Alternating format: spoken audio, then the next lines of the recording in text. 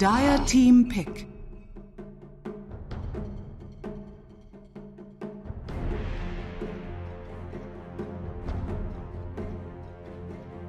That is a good call. That is true.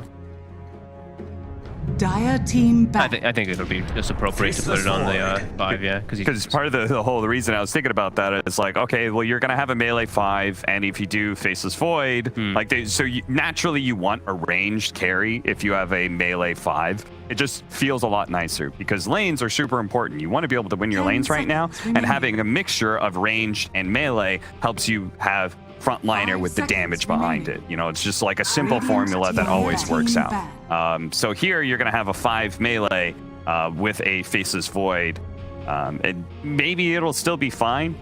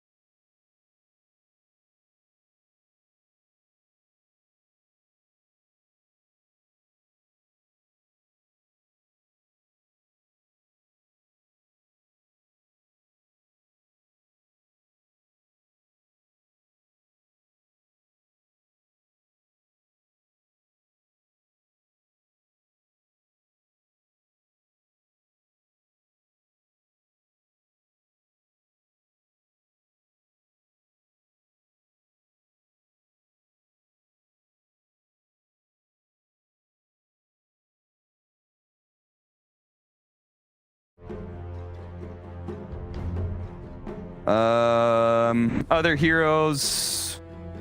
Slardar against a Baden. What are other melee offlaners? Slardar would be pretty solid too. And it gets taken. Okay, level up actually snags that one away. Okay. Oh, minus armor. Look at this. Snapfire Slardar. Oh, baby. They got really good Roche taking potential. Yep. They might even have potential to do level 1 tower. I mean, it's an Abaddon and a Snapfire. They don't have any summons, though. No summon. They're missing the Nature's Prophet thing. Yep. Could you tank it with the Void and then just jump away after every couple of hits? No? Nah, that's not a Oh, and then Puck can tank it and Illusory. yeah. You get the salves going at the same time, you know? Yeah. No? Axe. Axe is, the one that's still in the pool. I still like I like ET the best, but oh, there you go. You get your wish. Yeah. Okay, I think that actually fits pretty nicely. Could have done Legion Commander, actually. Yeah, Legion looked pretty decent too. But yeah, ET is definitely the best because you just want to win lanes here.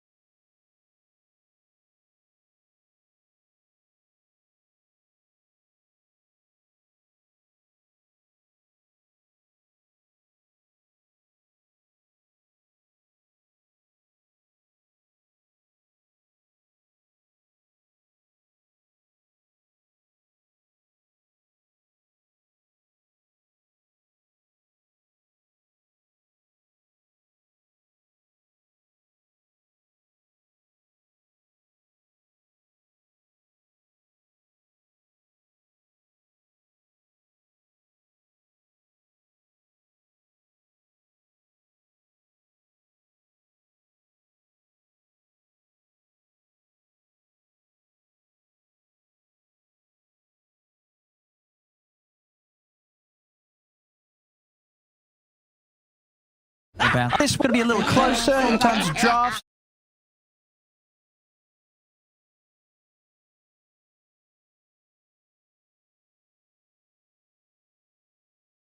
love the fact that no bounty hunter, they have more laning presence. They have this ET into the void lane. They have an Eye Gyro that should be okay, and they have the Void Spirit Puck matchup. So on paper, they have 3 lanes that should somewhat go their way. I think that the main thing though is simply for me is I think there's a lot of threat from a Snapfire Slardar lane where you can't undervalue the amount of damage they have. And Fog mentioned it on the panel, this IO has the potential to just feed. If you ever miss position, you can test a pull camp, you do a little bit too much in the lane. That's when this lane goes too much favor towards the starter. You get 2-3 kills. Now suddenly a Gyro isn't the strongest carrier there. So yeah, I think it's all about the story of the off lanes right now. Can the Slardar find kills, and can the ET completely punish this void, making it go to a jungle? I hear that can't really jungle. So yeah, off lanes are so critical for both of these teams to go well. Well, let's see. Let's have about that. We don't really get to see much action nowadays. The ENZ just getting really happy with the all chats. Bless him. Yeah, I think we had a bit of love there from Daki to. So I guess what a level up and Brain, they're at the same boot camp. Yeah, they're at the same facility. Same facility. Yeah. So of course Daki, a fellow Greek, shouting out to his Greek friends over on Brain. Yeah, that must be really weird. Like I think so. Remember at TI9 qualifiers, we boot camped at the same place as OG. Actually. Well, there you go. Yeah. Oh, yeah. No, it was just I can't remember what actually. But it was for one tournament they were doing, and they were qualifying. And oh no, it was the open qualifiers for like Disneyland. That was it or something. And then we failed, and they didn't. So it was really weird. Them happy off that. This one was always mine. Oh well. Oh well. I guess. Yeah, moving on. Nice memories. You know. Yeah, that was the European version of Chaos. It was like Ghana, Milan, Kezu, Misery, and HFN. It was like a hybrid EU stack. Oh yeah, I remember that one. Yeah. What wasn't? Oh mate, my memory's shot. But yeah, that was a weird time because it was like they keep doing their. Oh yeah, you ended up making it to TI that year, didn't you? Yeah, we did after. Yeah, we had that one team we had to pass on through, but yeah, we got there in the end.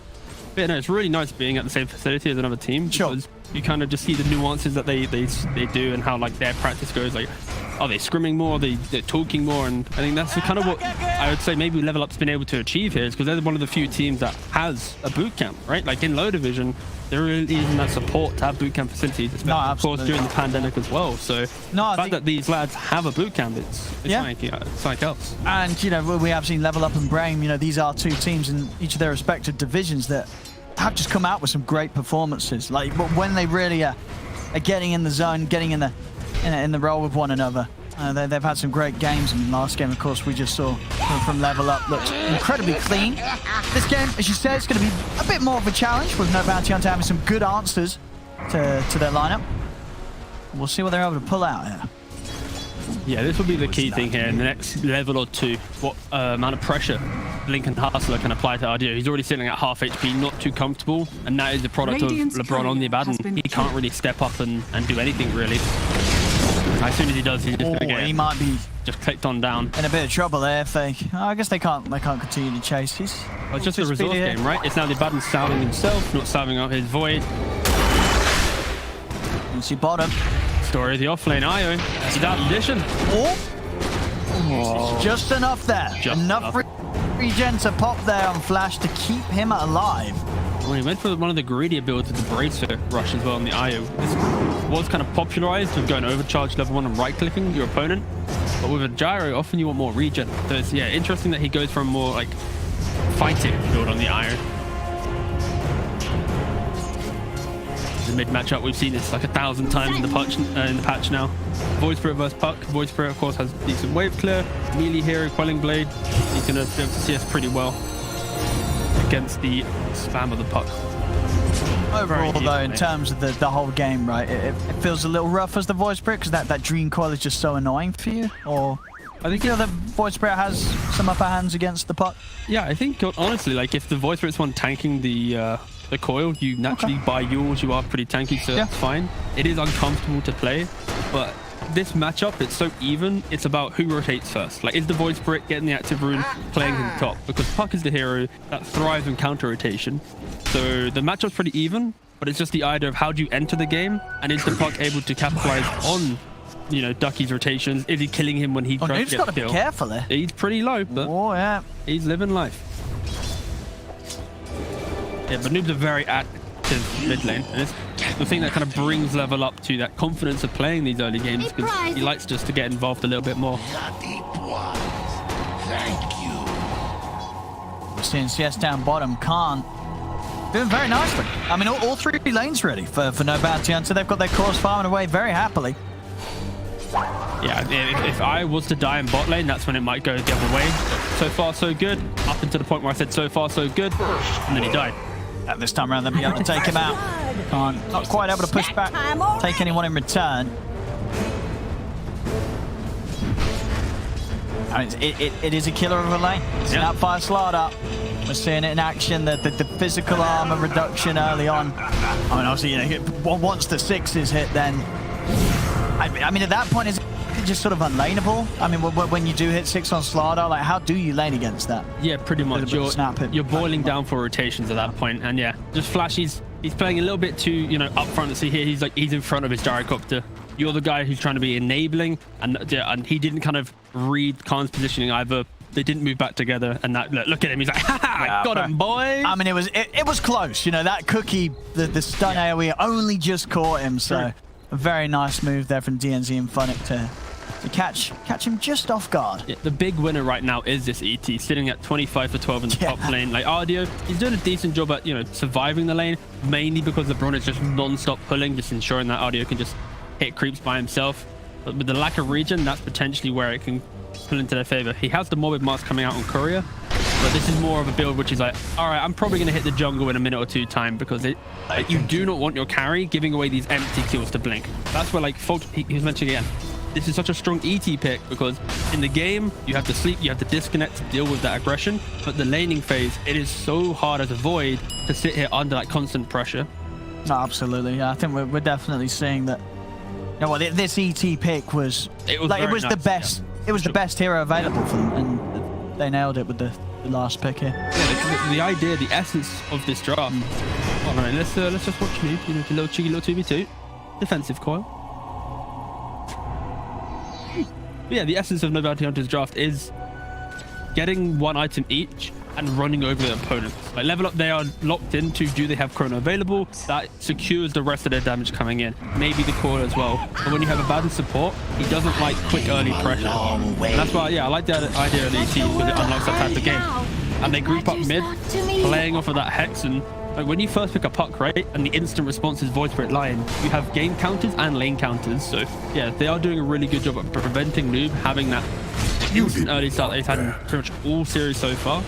One early kill just offset him a little bit. Oh yeah, this is a really, especially compared to the last game, for No Bounty Hunter, an excellent start to the lane. Much better. And now this is the window of the game which is most critical, because they've killed Puck once, he's wasted coil.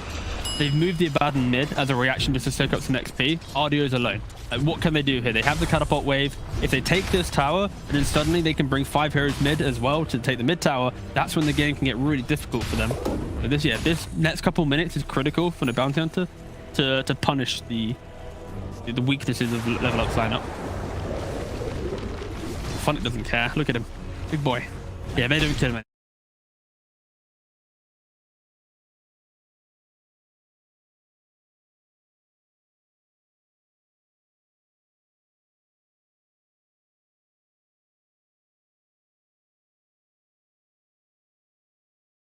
Lane counters, so yeah, they are doing a really good job at Copter, maybe a TP rotation Voice Spirit, you get a kill, or a Lion. Same thing for top, right? If Blink oversteps his mark and they don't have enough heroes in, that's when they die.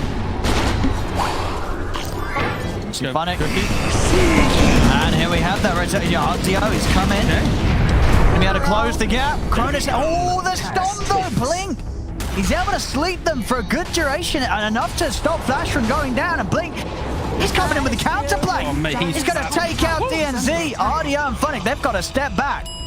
There's nothing more satisfying than watching Elder Titan. I mean, that two-hit someone. Yeah, and these stumps. Now, ET is one of those heroes that as a Void, it's not nice to play against. If you don't catch that ET in the Chrono, now pre-BKB, Blink, he's going to be able to have this incredible area of coverage with the Spirit, with the Stomp, and it obviously heavily limits the follow-up that you're trying to come in after the chrono with. Yeah, I think both teams really great awareness. Like, I love the rotation from the Void. You're playing into a lane that you can't really farm that much. Instantly go bottom, kill the carry. And then the heads-up play from Blink to kind of mirror that movement, not allowing the Void any window of comfort because, again, you rotate bottom, you turn that around, you save your IO, you kill Snapfire. Like, yeah, both teams just being very kind of aware of their opponent. I think often in these games, they can get too comfortable with just accepting moves occurring. Like, oh, okay, TP bottom, whatever, just go play top. So, yeah, really good just heads up play from Blink just to keep himself in the game of applying pressure.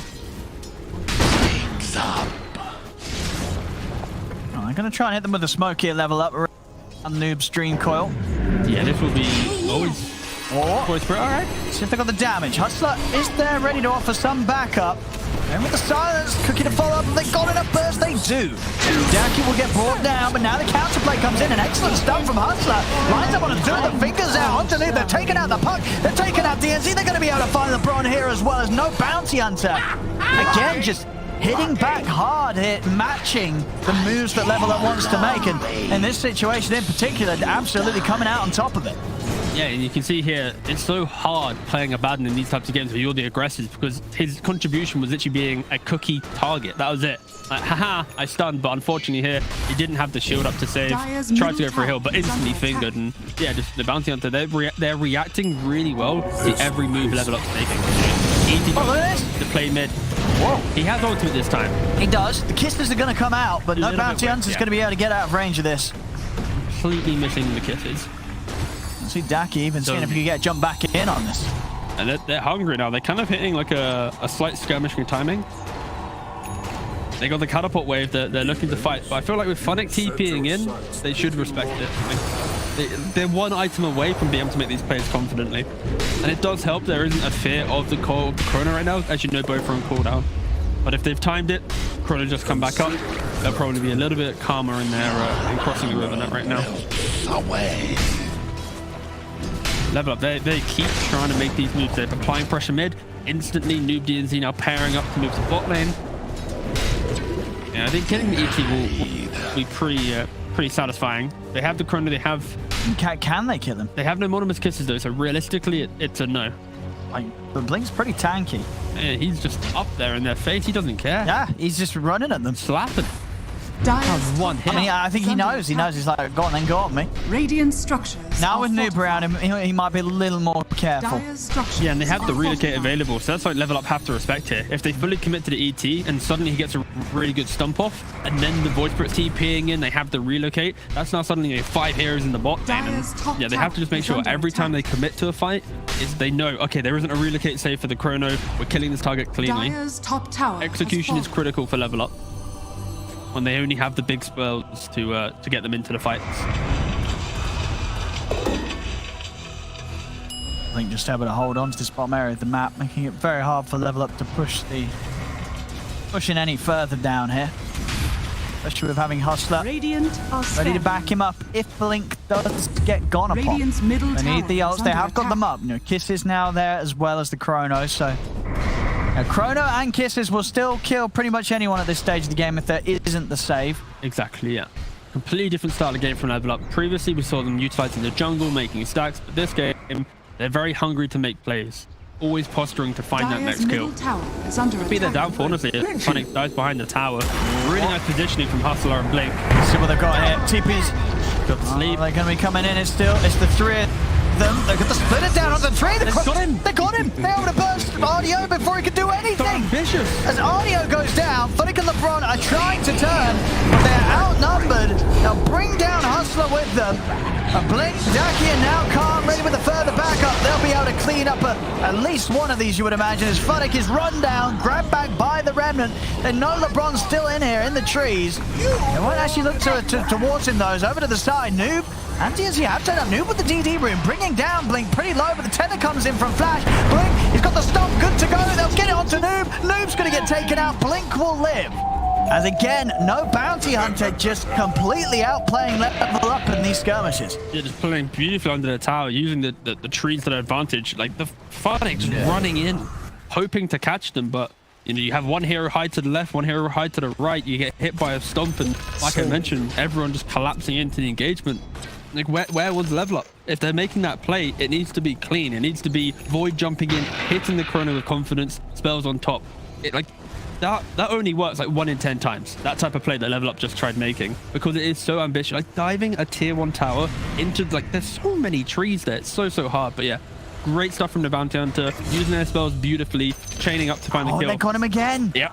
Just Noob having a rough one this game.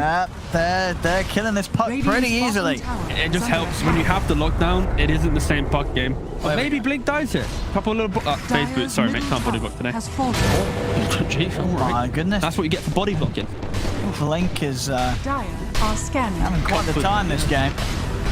Radiant's bottom tower is The under level up attack. though, the way that they really get themselves into this game, they're down by 3k. It is utilizing that snap fire. He's going to step up and get the tower tonight. Maybe. Oh, God, denied. Hey, He just lad. walked up underneath the noses of 4 heroes. Mate, they're Gets the tower denied. Oh, come They're on. terrified of him. Oh, God. How'd you let him do that? And Blink is, I mean, this last pick ET is just fitted in so perfectly, and he is having quite the game. I mean, they all are. Two components from Ags. Yeah. That's going to be disastrous. Nice X. But yeah, for level up, they're 3 to 4k down. The biggest thing they can do right now is make a smoke play outside of Roshan, maybe kill the ET, kill the gyro, kill like a key component to the fight, then instantly utilize Lil Shredder, Corrosive Haze, and just get yourself the Aegis on the Void. And that gives you that confidence to make these plays. Like the Void himself, he's having such a difficult game. He's got Mask of Madness, Treads, and pretty much small stat items. They have to find him some kills right now, because just farming jungle, there's no way you can keep up with farming against an Eye Gyro. Even killing Ducky here will be worth some value. Yeah. But how are they going to do it? Okay, start with the coil. With the coil, that's pretty much a guaranteed kill, unless... They're going to have to use both spells now. Oh, the he had the illusion rune. They didn't click on him. They didn't click on him. Oh, no. Oh. Illusion rune saving Daki there. They can't get him. Yeah. Can't even get him. The Chrono, they were just like, all right, we can't waste both spells on a casual Void Spirit. I mean, do you think if they check and they see the illusion rune, you absolutely do just drop the Chrono for that kill? 100%. The only way they lock him down after the coil was going to be that silence. So, yeah, they just didn't realize he had the illusion rune, or they thought they had the damage. Zark stuff coming out. Yep. And up top now, they're knocking on the tier 2s. Dire's structures 16 minutes are in here. fortified. It's really speeding up. No bounty hunter. You're going to have Khan going straight to the BKB after the Maelstrom. Throwing some more spells to annoy Funnick a little bit. Just tickling him. Nothing more, nothing less.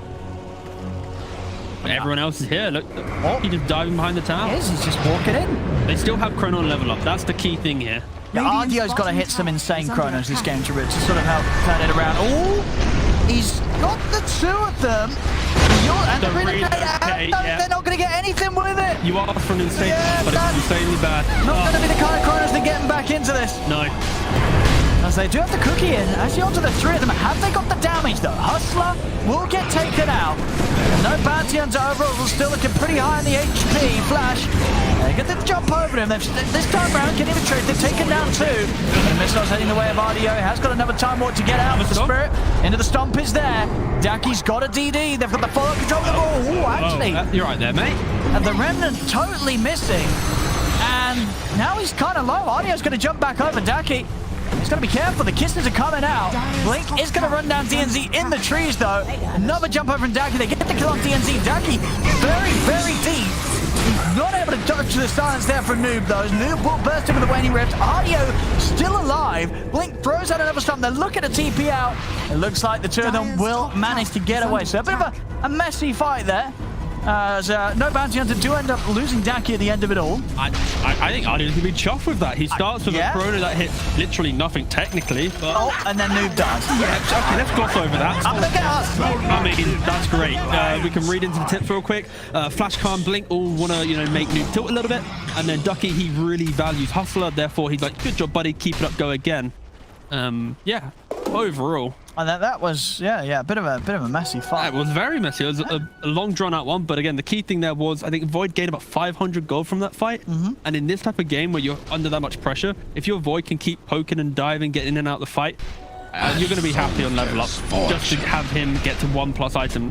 Because realistically, if he gets to like S and Y +1, this should be a somewhat comfortable game for him to at least frontline and tank up some more of this damage.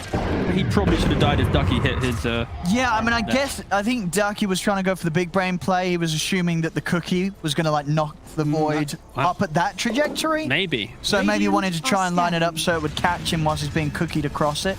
But of course, it didn't end up being the angle that the void was stunned and cookied in. So yeah, misses it altogether, unfortunately, for no bounty hunter. Because probably would have been a kill, you think, well, if they did get that grab. Yeah, they were already on top of him. Like one little bit extra grab into damage here, he would have died.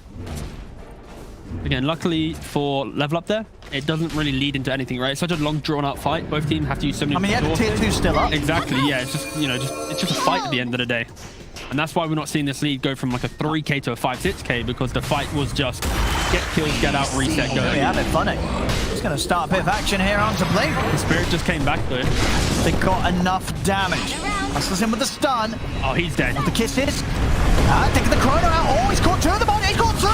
That's it. They relocated into it. They came straight into it.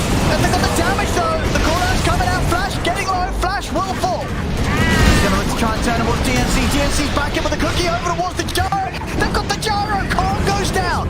Remnant to Simile. Ducky will get the kill, but he's the last one left alive. He's got to run. He's out with the jump, but Ardio's in with the chase. He was in range for the time dilation. And now he's in with the mask command as the bashes come out. It's a team wipe. There's Ardio there. But he laid down the chrono and was right. The Io and Gyro, they came in relocating into just the edge of the chronosphere. Yeah, the start of this fight is beautiful because the vision is all about level up here. They kill Blink at the start of the fight, and then look, they relocate into the edge of it. Great chrono from Ardi. I mean, the exact tips of the edges there that he catches. Both Hustler and the Flash Khan combo. Could have asked for a better one there, and that's what they needed. That's what they need. They've been struggling so much in this game, and they finally kind of unlocked the entire fight. I think the comfort of their bounty hunter, they felt so good with how they're playing. Blink with the confidence of his tankiness, and he just unfortunately gets picked off. He was 500 gold away from his axe. Like, if he had axe there, completely different story. He's going to have the BKB effect on him. He's going to be running back at them, and then suddenly that relocate's going to be in a different position. Game could be, but level up. They identify that small window that they can make a play in. They punish them, and now they bring that lead from 4K to bounty hunter down to only 1K. Yeah, really good move from level up there, just to get themselves into a level footing in the game. All right, does he now miss the next chrono and hit a good one after? Like, what's the pattern right now? Because I think Ardio after that, he's going to be in the zone. Okay, he's going to be in the zone. I expect big things here from Ardio. Big things. All right, all right. Just making sure that you're doing the caster curse, not me. Just cool. I can take that box off now. Now that lead certainly closed down a little bit there. But Ags on Blink for the next fight.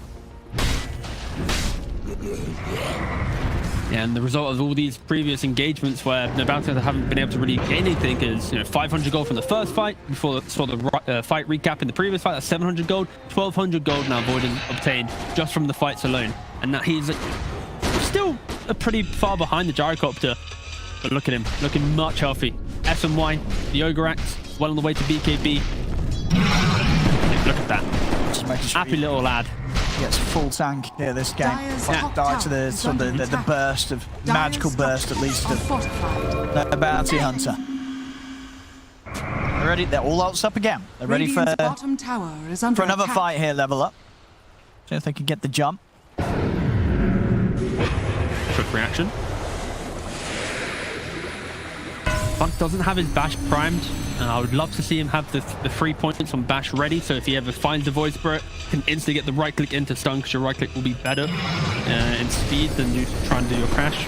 Yeah, the discipline from Bounty Hunter to get out of here. They respect the timings, they respect the damage that they can bring, and realistically, their fight construct is based around pushing out the lanes, baiting out with the Void Spirit, and then having kind of the turnaround effect of the Ira relocate not into a chrono, the ET with the sleep. They can't take a pure 5-on-5. Their team fight is, not up to scratch compared to the Coil, the Mortimer Kisses, and the Chrono. Yeah, push out lanes, reset, or they can smoke and just try and find that key pick off. But again, it's all off the back of the line right now. There's a lot of pressure. They're going for the smoke option. I mean, who does he have to get the jump on? Realistically, the puck, kill him off straight away. Yeah. and then you get to play from there. You survive the chrono.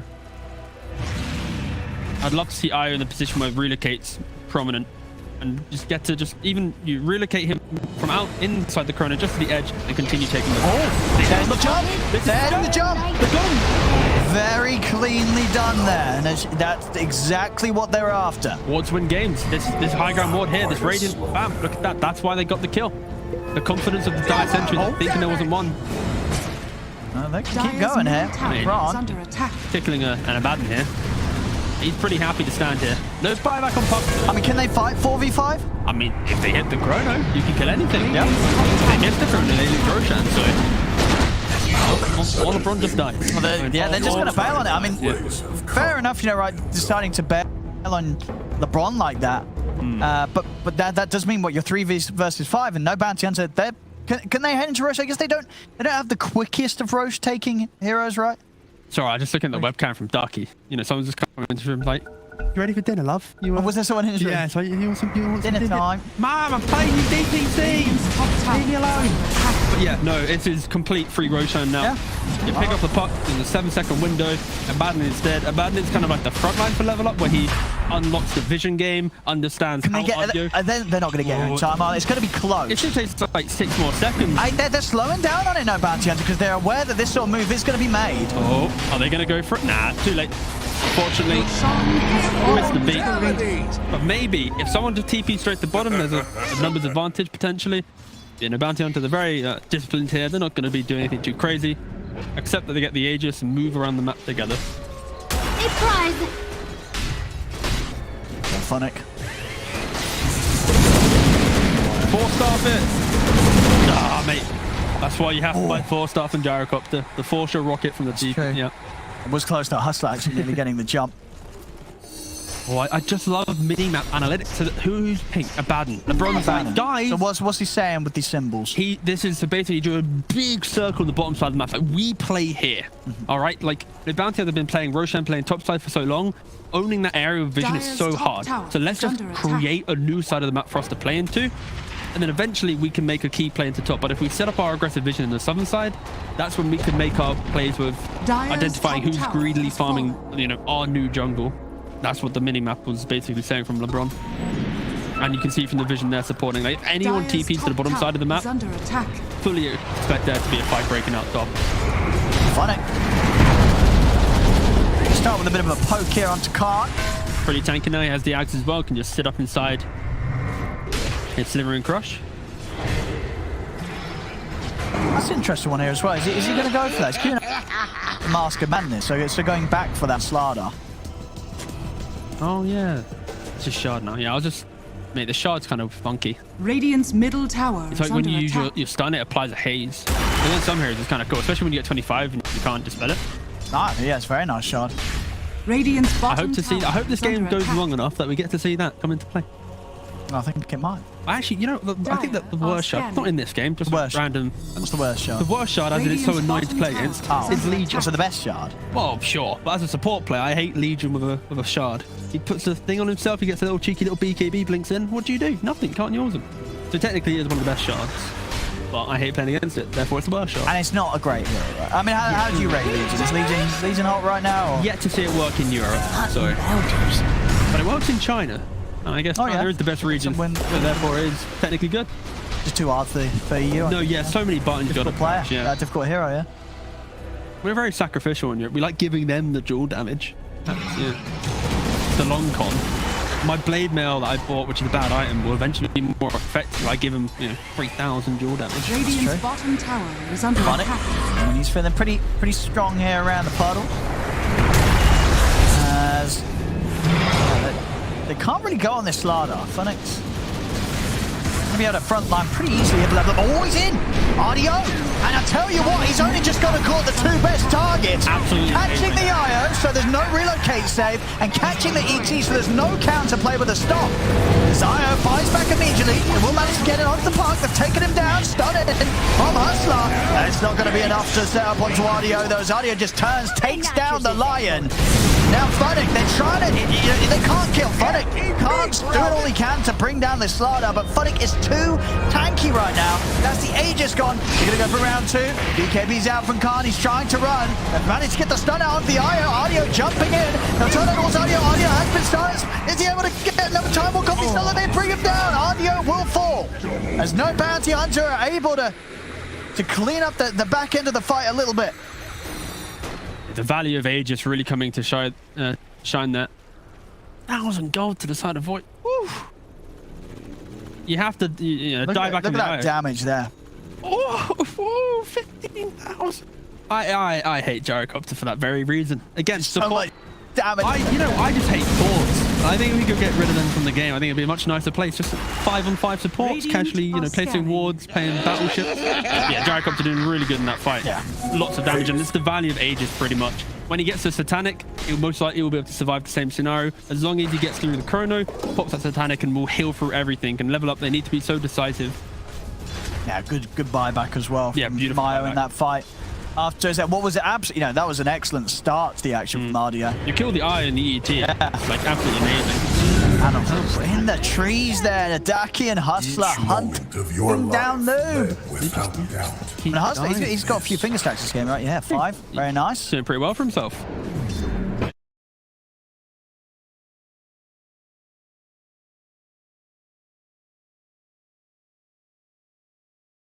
Crunch running down mid.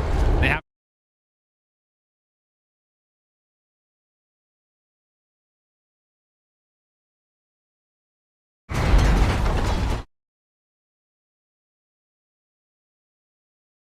He's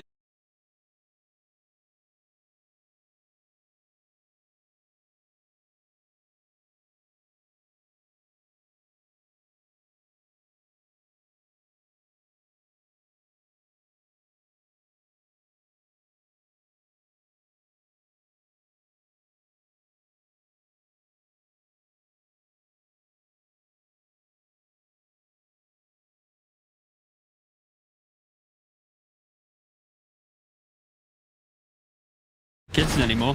I mean, yeah, no bounty hunter. They can stay here if they want, or they're gonna respect. Okay, they're gonna respect. They know Chrono's up. Okay, I respect that too. Popping the tome as well. Ardio getting himself up close to the level 20. Shards out. Ooh, the fake back. A classic in Dota 2. If you ever play with your mates and you want to win some games, hit the tier 3, walk back, smoke, run back, kill them. It is into the ults though. How long on Kisses? Kisses should soon be up as well. It's like 50 seconds or something, right? 62. Oh, okay. Sometimes. So no Kisses at all there. Definitely a bit of a difficult fight for level up to take, but they're gonna look smoke to on take smoke it. action, Owen. As I said, without the Kisses, that they are gonna lack quite a bit of damage. And Ducky's so surprisingly tanky when you go for obviously the Kyre and Sand build, the Agnums. Like, yeah, it's gonna be hard to kill him. Dire's top tower. Level up, is not under committing to attack. both teams. Smoking, but not fully committing to the smoke itself. Kind of accepting, well, I don't want to make a play, but they're not showing on any lanes really, so it's kind of hard for us to have confidence moving into these high ground areas.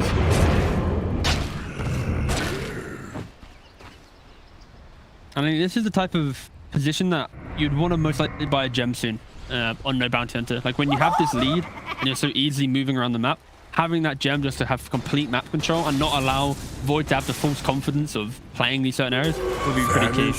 I guess the only issue with that is like neither of the supports naturally like buying and being sacrificial and invest so heavily into a gem. There's good usage of sentries will most likely be the play for them from here on out. Sure. A little surprising that no one in level up is using the quiver, right? It's kind of difficult. I think the robe's pretty good for the puck, and then other than that, like, I mean, for RDO as well, you wouldn't sort of prefer just having that extra damage. You think the cloak is survivability valuable? The game for him. Yeah, like, just look at his itemization, right? Like he went for the SM1, the BKB, and into a shard for the next fight coming, right? Like he's playing completely for. If I can soak up enough of this damage, then eventually we'll win the fight from just survivability. Because no bounty hunter, like, do they have finger? Do they have cooldown? Is he? Oh, I heard an O. The jump on LeBron. I mean, Hudson knows there's someone else around here. He's not going to be able to find you, so we'll just be LeBron going. Holding back on the finger use. Oh, he's level 3. Why didn't he finger him? Come on. I mean, yeah. It's a 40-second cooldown. You want to get the stack. Get your stack up. Come on. He was being too polite there. He was rather He should have polite. just dropped the ult. But you know what you can do? You can be polite to a bad... Actually, I guess he wasn't level 18 before the kill. It's probably... yeah, that's true. Yeah, he just got the 18. He wasn't... There we go. Well, yeah. So he was concerned about the cooldown. Yeah. But then again, though, I feel like he just... drop it. He should Get that stack. How dare he hold it for a real kill? What a sensible man. God damn, sensible. Now there's a shard. And this is like level up's kind of main kind of timing is playing around for Roshan. We spoke about it on the panel. They have Lil Shredder, they have the haze. This is where Void, without the accelerant of farm through Empower, are naturally going to have a way to keep him in the game. They've not been able to contest any Roshan so far. I mean, yeah, and now Khan's just stacking up even more. He's pretty much got the money for the butterfly. He is a big boy, that's for sure. 44,000 damage. I mean, he's going to be tough to kill. I mean, they're not anywhere close to any sort of MKB. Yeah, I think Skadi is going to be the key play. Yeah, mitigate the healing, prevent the Satanic and the IO really enabling that gyrocopter, and then potentially you can eat through. But you know, we speak so long about how Void's going to be the guy who's surviving the fights, but where's the damage after the Mortalist Kisses? It's not like they have layers to the damage. No, right? I mean, it's used to, if they can live out the fights long enough, but that's only going to get harder and harder to do so against the Gyro that's as just fat as he is. You know, Khan is 24k net worth. The closest thing on level up side is 15k. Like, this Gyro is huge. Yeah, like he's even backpacked his boots. Like, he only wants damage. He knows that he is just this walking turret. This could be the play. Bottom Noob is setting up potentially bottom, or he's just trying to skip the next wave. Yeah, most likely skipping the next wave. Or the one after that. Or he's just hiding in the trees. Pastor, do you really think... Are you actually looking for him there? No. He doesn't have scan. Mate, if he had scan, he'd be using it right now. Oh, dude, they're looking. I guess they saw the blink when he went deeper into here. Oh. Dire's bottom tower has fallen. You're right. Very, very good. All right, now is he going to go for the next wave? This way, Hustler's still in the area. Still sort of around. Shows. There's Hustler. But he now knows He's still here. But he used his blink already. Nice little game of cat and mouse there. Now he's got the BKB. All right, he's not going to die to release the lion. Oh, look at this setup. They're trying to get him with the chrono from the back lines. Yeah, you have to kill everyone else but the gyrocopter. He is too much of a beast. Oh, it's a one-man chrono. I mean, at the heel. Oh, the relocate was stopped. It is. It goes into the chrono. His flash goes down. So it kind of works out. The IO is dead, but Flash buying back though, of course, immediately. They blast off to the side. LeBron's trying to charge in. And they've lost LeBron. They've lost DNZ as well.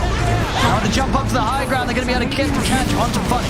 Buybacks come out from the two of them. Khan in with the damage, the finger as well. Funny's still alive though. They'll be able to keep him alive. Ardio taking huge hits here. He's got to jump back up to the high ground. As they're charging in on this, Wasp will push them back. They just can't kill Gyrocopter. And he's so tanky, Khan. Satanic BKB butterfly, not even having to press the BKB. As that's their bottom rack's gone, they can't push this back. It's just like the first game. The Deucer. It's like, oh, this big farmed ranged hero is taking our base. And he's killing all of us without even looking at us. They used the Chrono, they killed the IO, sure, it feels great, but instant buyback once again. Under attack. How do they stop him? They can't get anywhere close to him. Daki's going to start jumping in on the back lines over towards LeBron and Funning now. Over towards the puck. He's caught the puck. And the finger's out. Noob's gone. Daki there controlling the puck. Funning's going to try and jump in with the crush. But it's too much damage this time around. Funning can't live throughout this all. Ardio's going to commit in with the BKB. He's got enough damage to take anybody out there. He's looking towards Hustler, but flashes in with the tether, and Hustler's fine. Turns with a Hex. He's got the catch onto the board. Follow-up stun. He's going to be able to jump out with the time walk. Ardio. He's actually going to jump back in. Looks to get Hustler. Now with a reverse time walk back out. Ardio still has to keep his distance here from the four of them. They've lost 3 here on level up. It's down to Ardio and Funning to try and hold against the 4 of them. Got the setup. Yours. And they have the damage. Stop buyback, Ardio. They'll come back in for one more shot. The top racks are going down. Funix in with a 4-man crush. It's going to be the jump in from Ardio. Ultra kill for Khan. Ardio's able to bring down Flash. But now it's Ardio against the world, and they'll tap out. There's no bounty hunter. Dire's middle I mean, as barracks you say, are under really hitting back in game 2 with the same energy that Level Up hit them with in game 1. Yeah, this ET just did so much work in the laning phase and his kind of early presence. Ardio never really got a moment to play the game, pretty much. Like, sure, I think there was a couple good chronos, but just the idea, the essence of No Bounty Hunter and how they kind of grouped up and played, it was beautiful. Just, yeah, really good stuff from the Bounty Hunter, just stopping Level Up from playing. And I think Level Up, they put too many eggs in the basket of giving Ardio a good kind of mid-game with the minus armor, but they never went Roshan. Like, They never got the Roche themselves, yeah.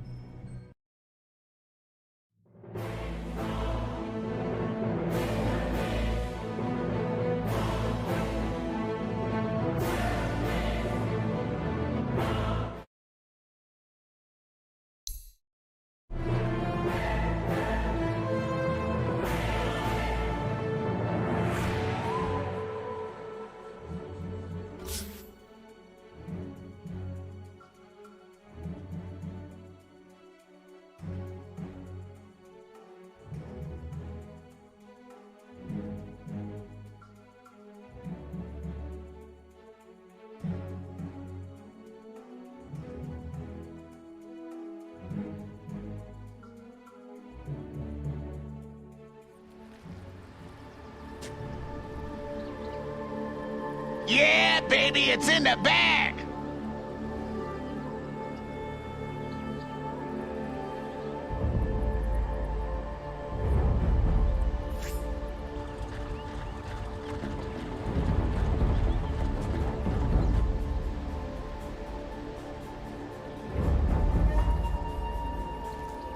Thirty seconds to battle. Soak it in! Yes!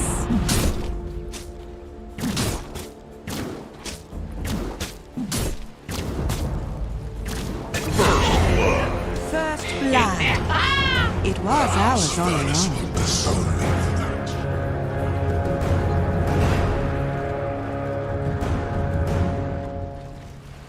The battle begins.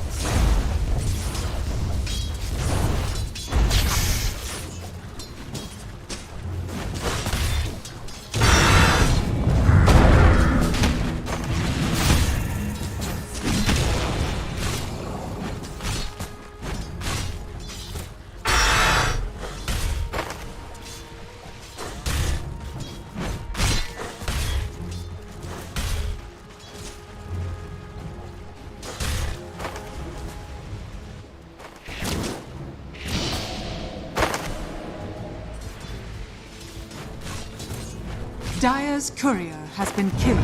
Perfect location.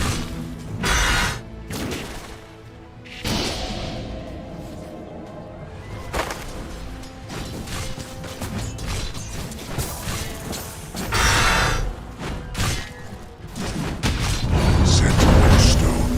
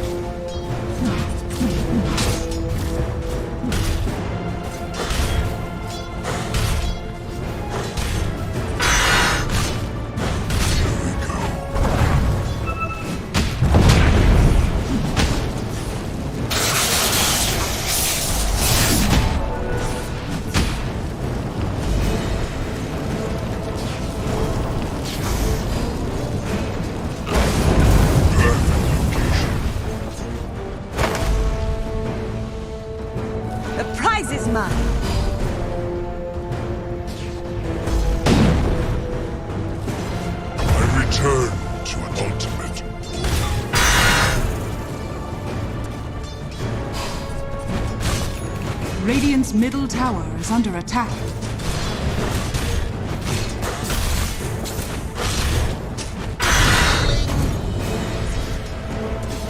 Denied!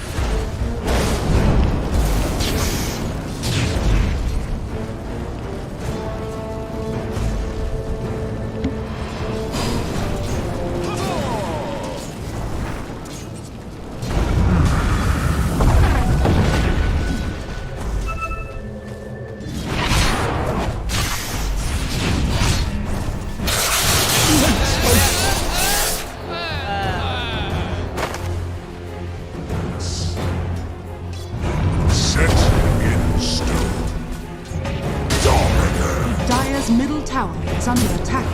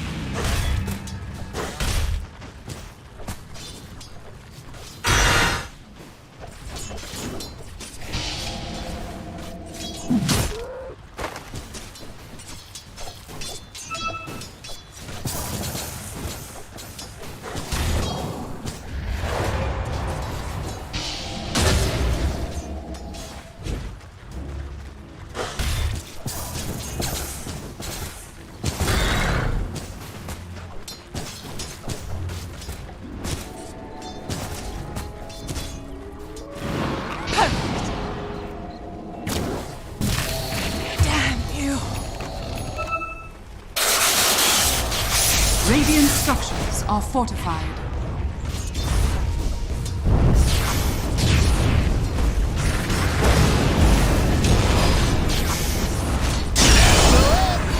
Dire structures are fortified.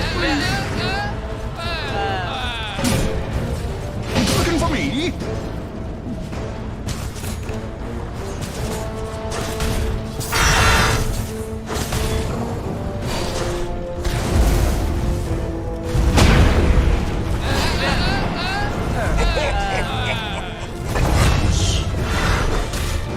Killed you without batting an eye.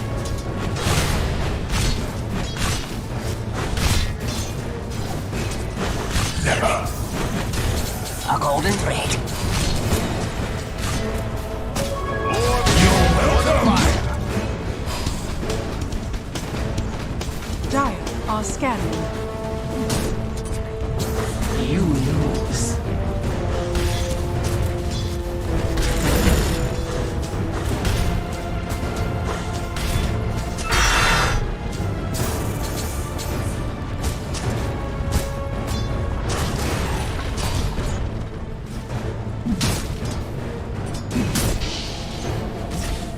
Rope it in!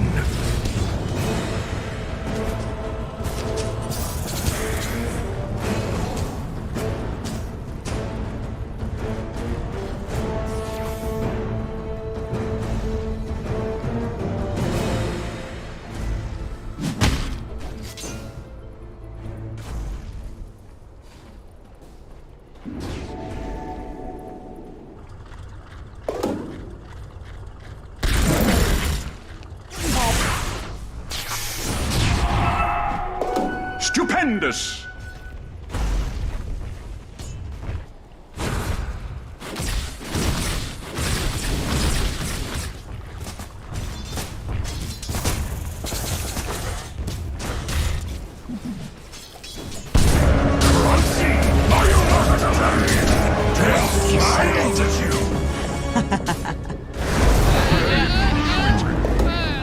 Should've warned you, Storm Spirit. She likes fruit.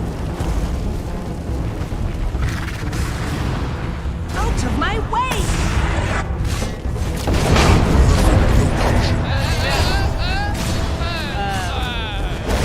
Dire's middle tower is under attack.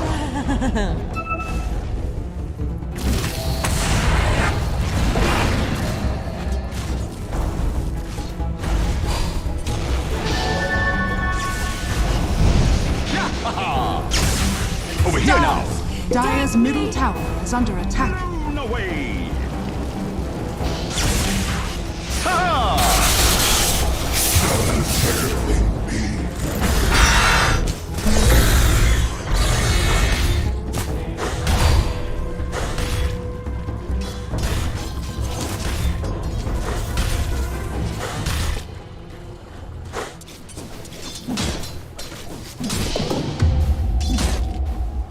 Radiant's middle tower is under attack.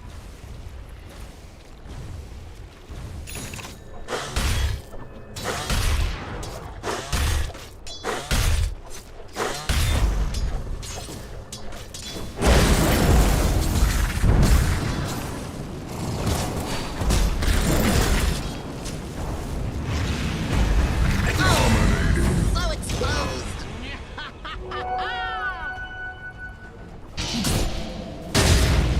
Dire's bottom tower is under attack.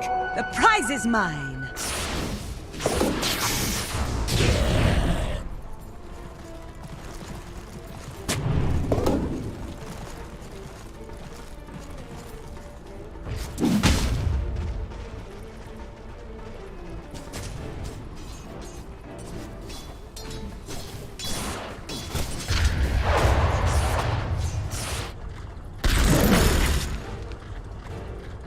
Dire's bottom tower is under attack.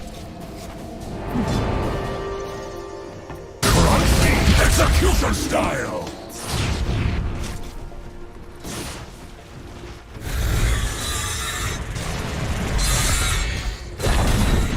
Dire's bottom tower has fallen.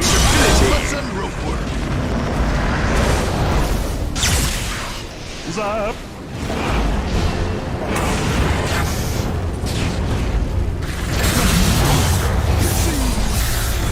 I'll have the brisket, but I also have your head. Dire's middle tower is under attack.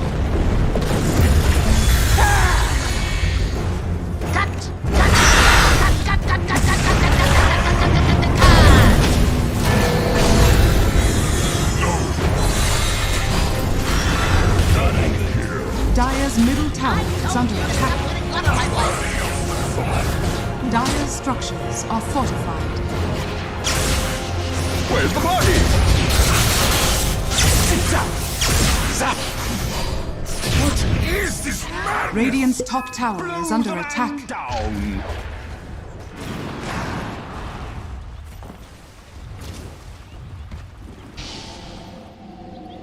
Radiant's courier has been killed.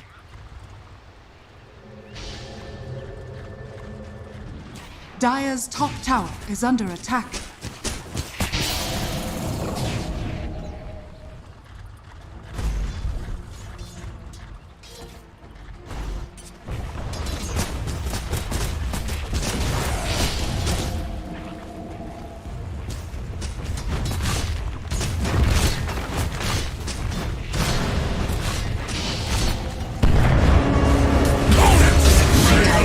Dire's top tower is under attack. Radiant's bottom tower is under attack. Dire's top tower has fallen.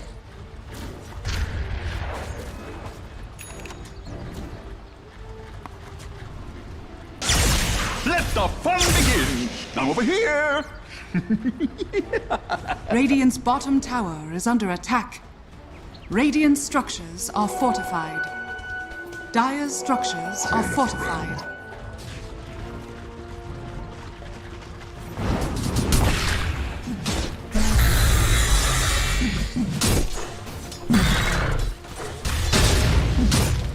Shadows take us.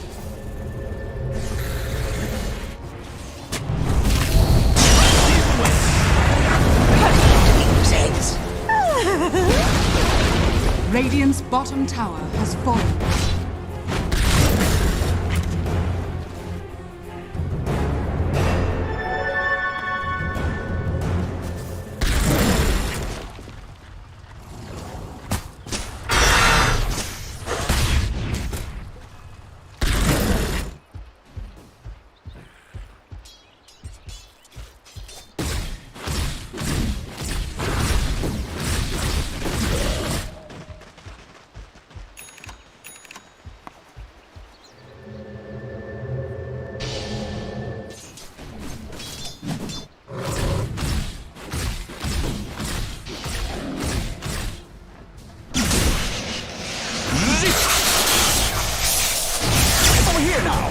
gonna be a massacre! Looking for me?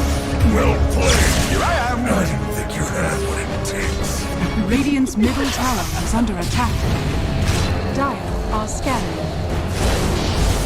Radiant structures are fortified.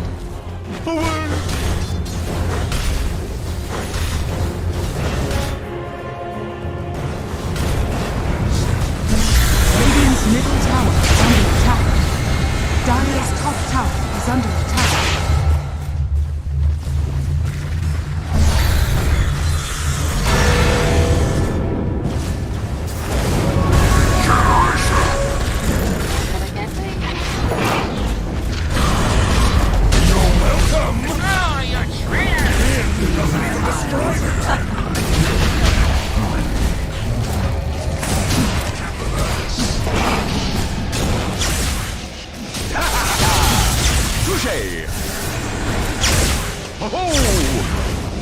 Dire's middle tower is under attack.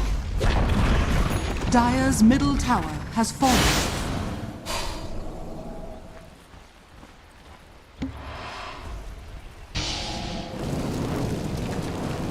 Shadows, take us.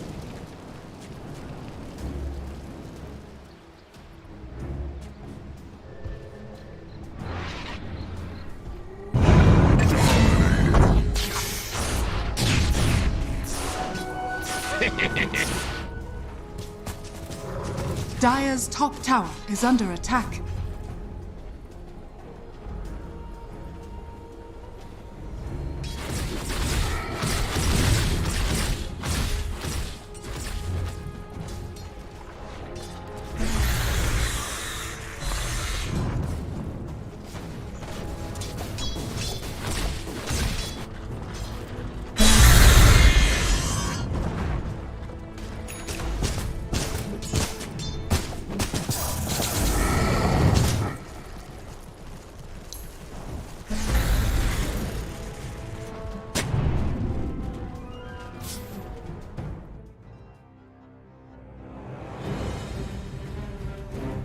Dire team pick.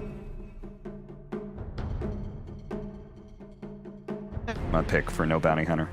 I think he's just been really. He loves his line and his Nyx and Earth Spirit with his ping. You know, he is playing with some ping. That's true. Might cause some problems. And then it kind of does give him pretty lane to a lifestealer at least. It's kind of tough for you to back up any of them. Is they're gonna go Dottle again? It looked really good before on DNZ. You know what's funny for no bounty hunter is that Io is Hustler's most successful hero. He's got like a 91% win rate on it. Oh, okay, that's pretty cool. So they've actually got 2 IO players. Not that, not in this current situation. I feel like this patch, IO's just going to be consistently a 5. But I mean, if they're picking the Coddle, they probably want something to also spam. It did look pretty good with that Pango, honestly. Like the way that they were able to just like force the wave in. Gyro does suffer a little bit early on to be able to force the wave back out because he only has a little bit of that flak. Oh, okay. So Roar versus that Rage. Have seen this picked a little bit in other regions still. They're doing like Dominator builds, I saw. I don't know if you want to do that versus Lifestealer so much, but... Yeah, and do you really want to do the Axis build against Lifestealer either? No. Like, I'm not sure if either one of those things feel good. Yeah, I wonder what build he would actually go for. Maybe he's just the solar buyer. 5 seconds remaining. Just goes kind of regular Roar, Boar, and Solar Crest deal. Yeah, something along those.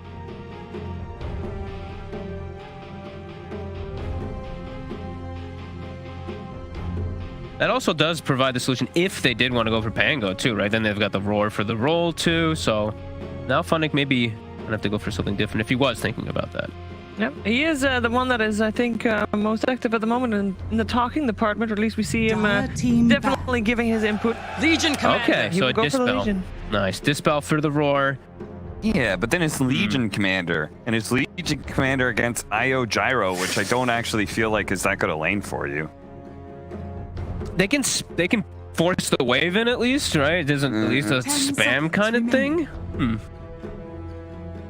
It's not a hero that really takes huge advantage of like stacks and stuff like Bristleback does. Like if you done that kind of coddle combination, you shove the lane into, and then you're just stacking ancients, and then you're able to farm off that later. I don't think Legion Commander does that nearly as well as other heroes. No, definitely not.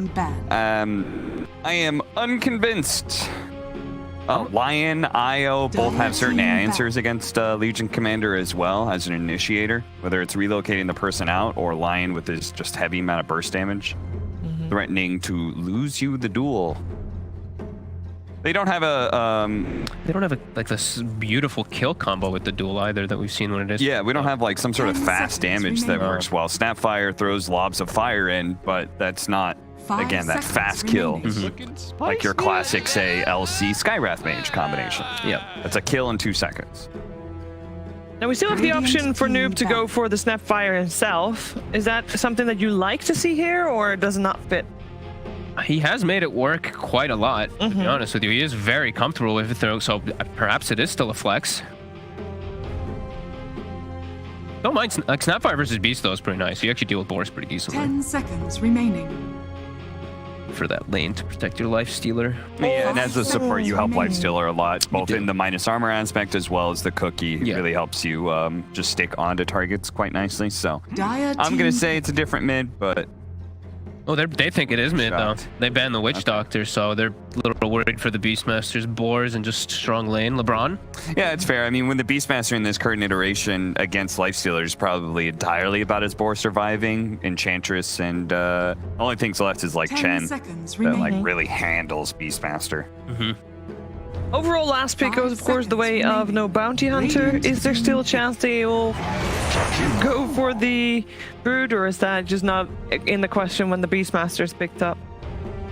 No, I don't think that they can do the brood. There's also like the Legion there. I mean, I just hope they don't go for it. Yeah, I hope so. It breaks your whole draft dynamic. It messes everything up. We do have a nice Jakiro coming out, so that does mean that our Snap is probably played in the mid lane. What plays well up in that mid lane against Snap is the question that no bounty hunter is trying to answer. To be honest, I'm not like fully certain on what the weaknesses of Snapfire, like what you're supposed to pick against it. So I'm mostly just looking at the rest of their draft. And Beastmaster is like, it's gonna get you nice solid stun and will get you a lot of information. But I still think you want something that's just pretty active. Any of the Spirit Boys, or that type of hero. I think that's why they banned out Amber. Taki also is. That's like his most played stuff. He loves playing those, like really get into the backline heroes. And yeah, they do have amazing disables as well. So mobile heroes. Whoa! What the? Okay, so are they doing mid gyro and then Ursa Io as a lane? That is a gyro for. That's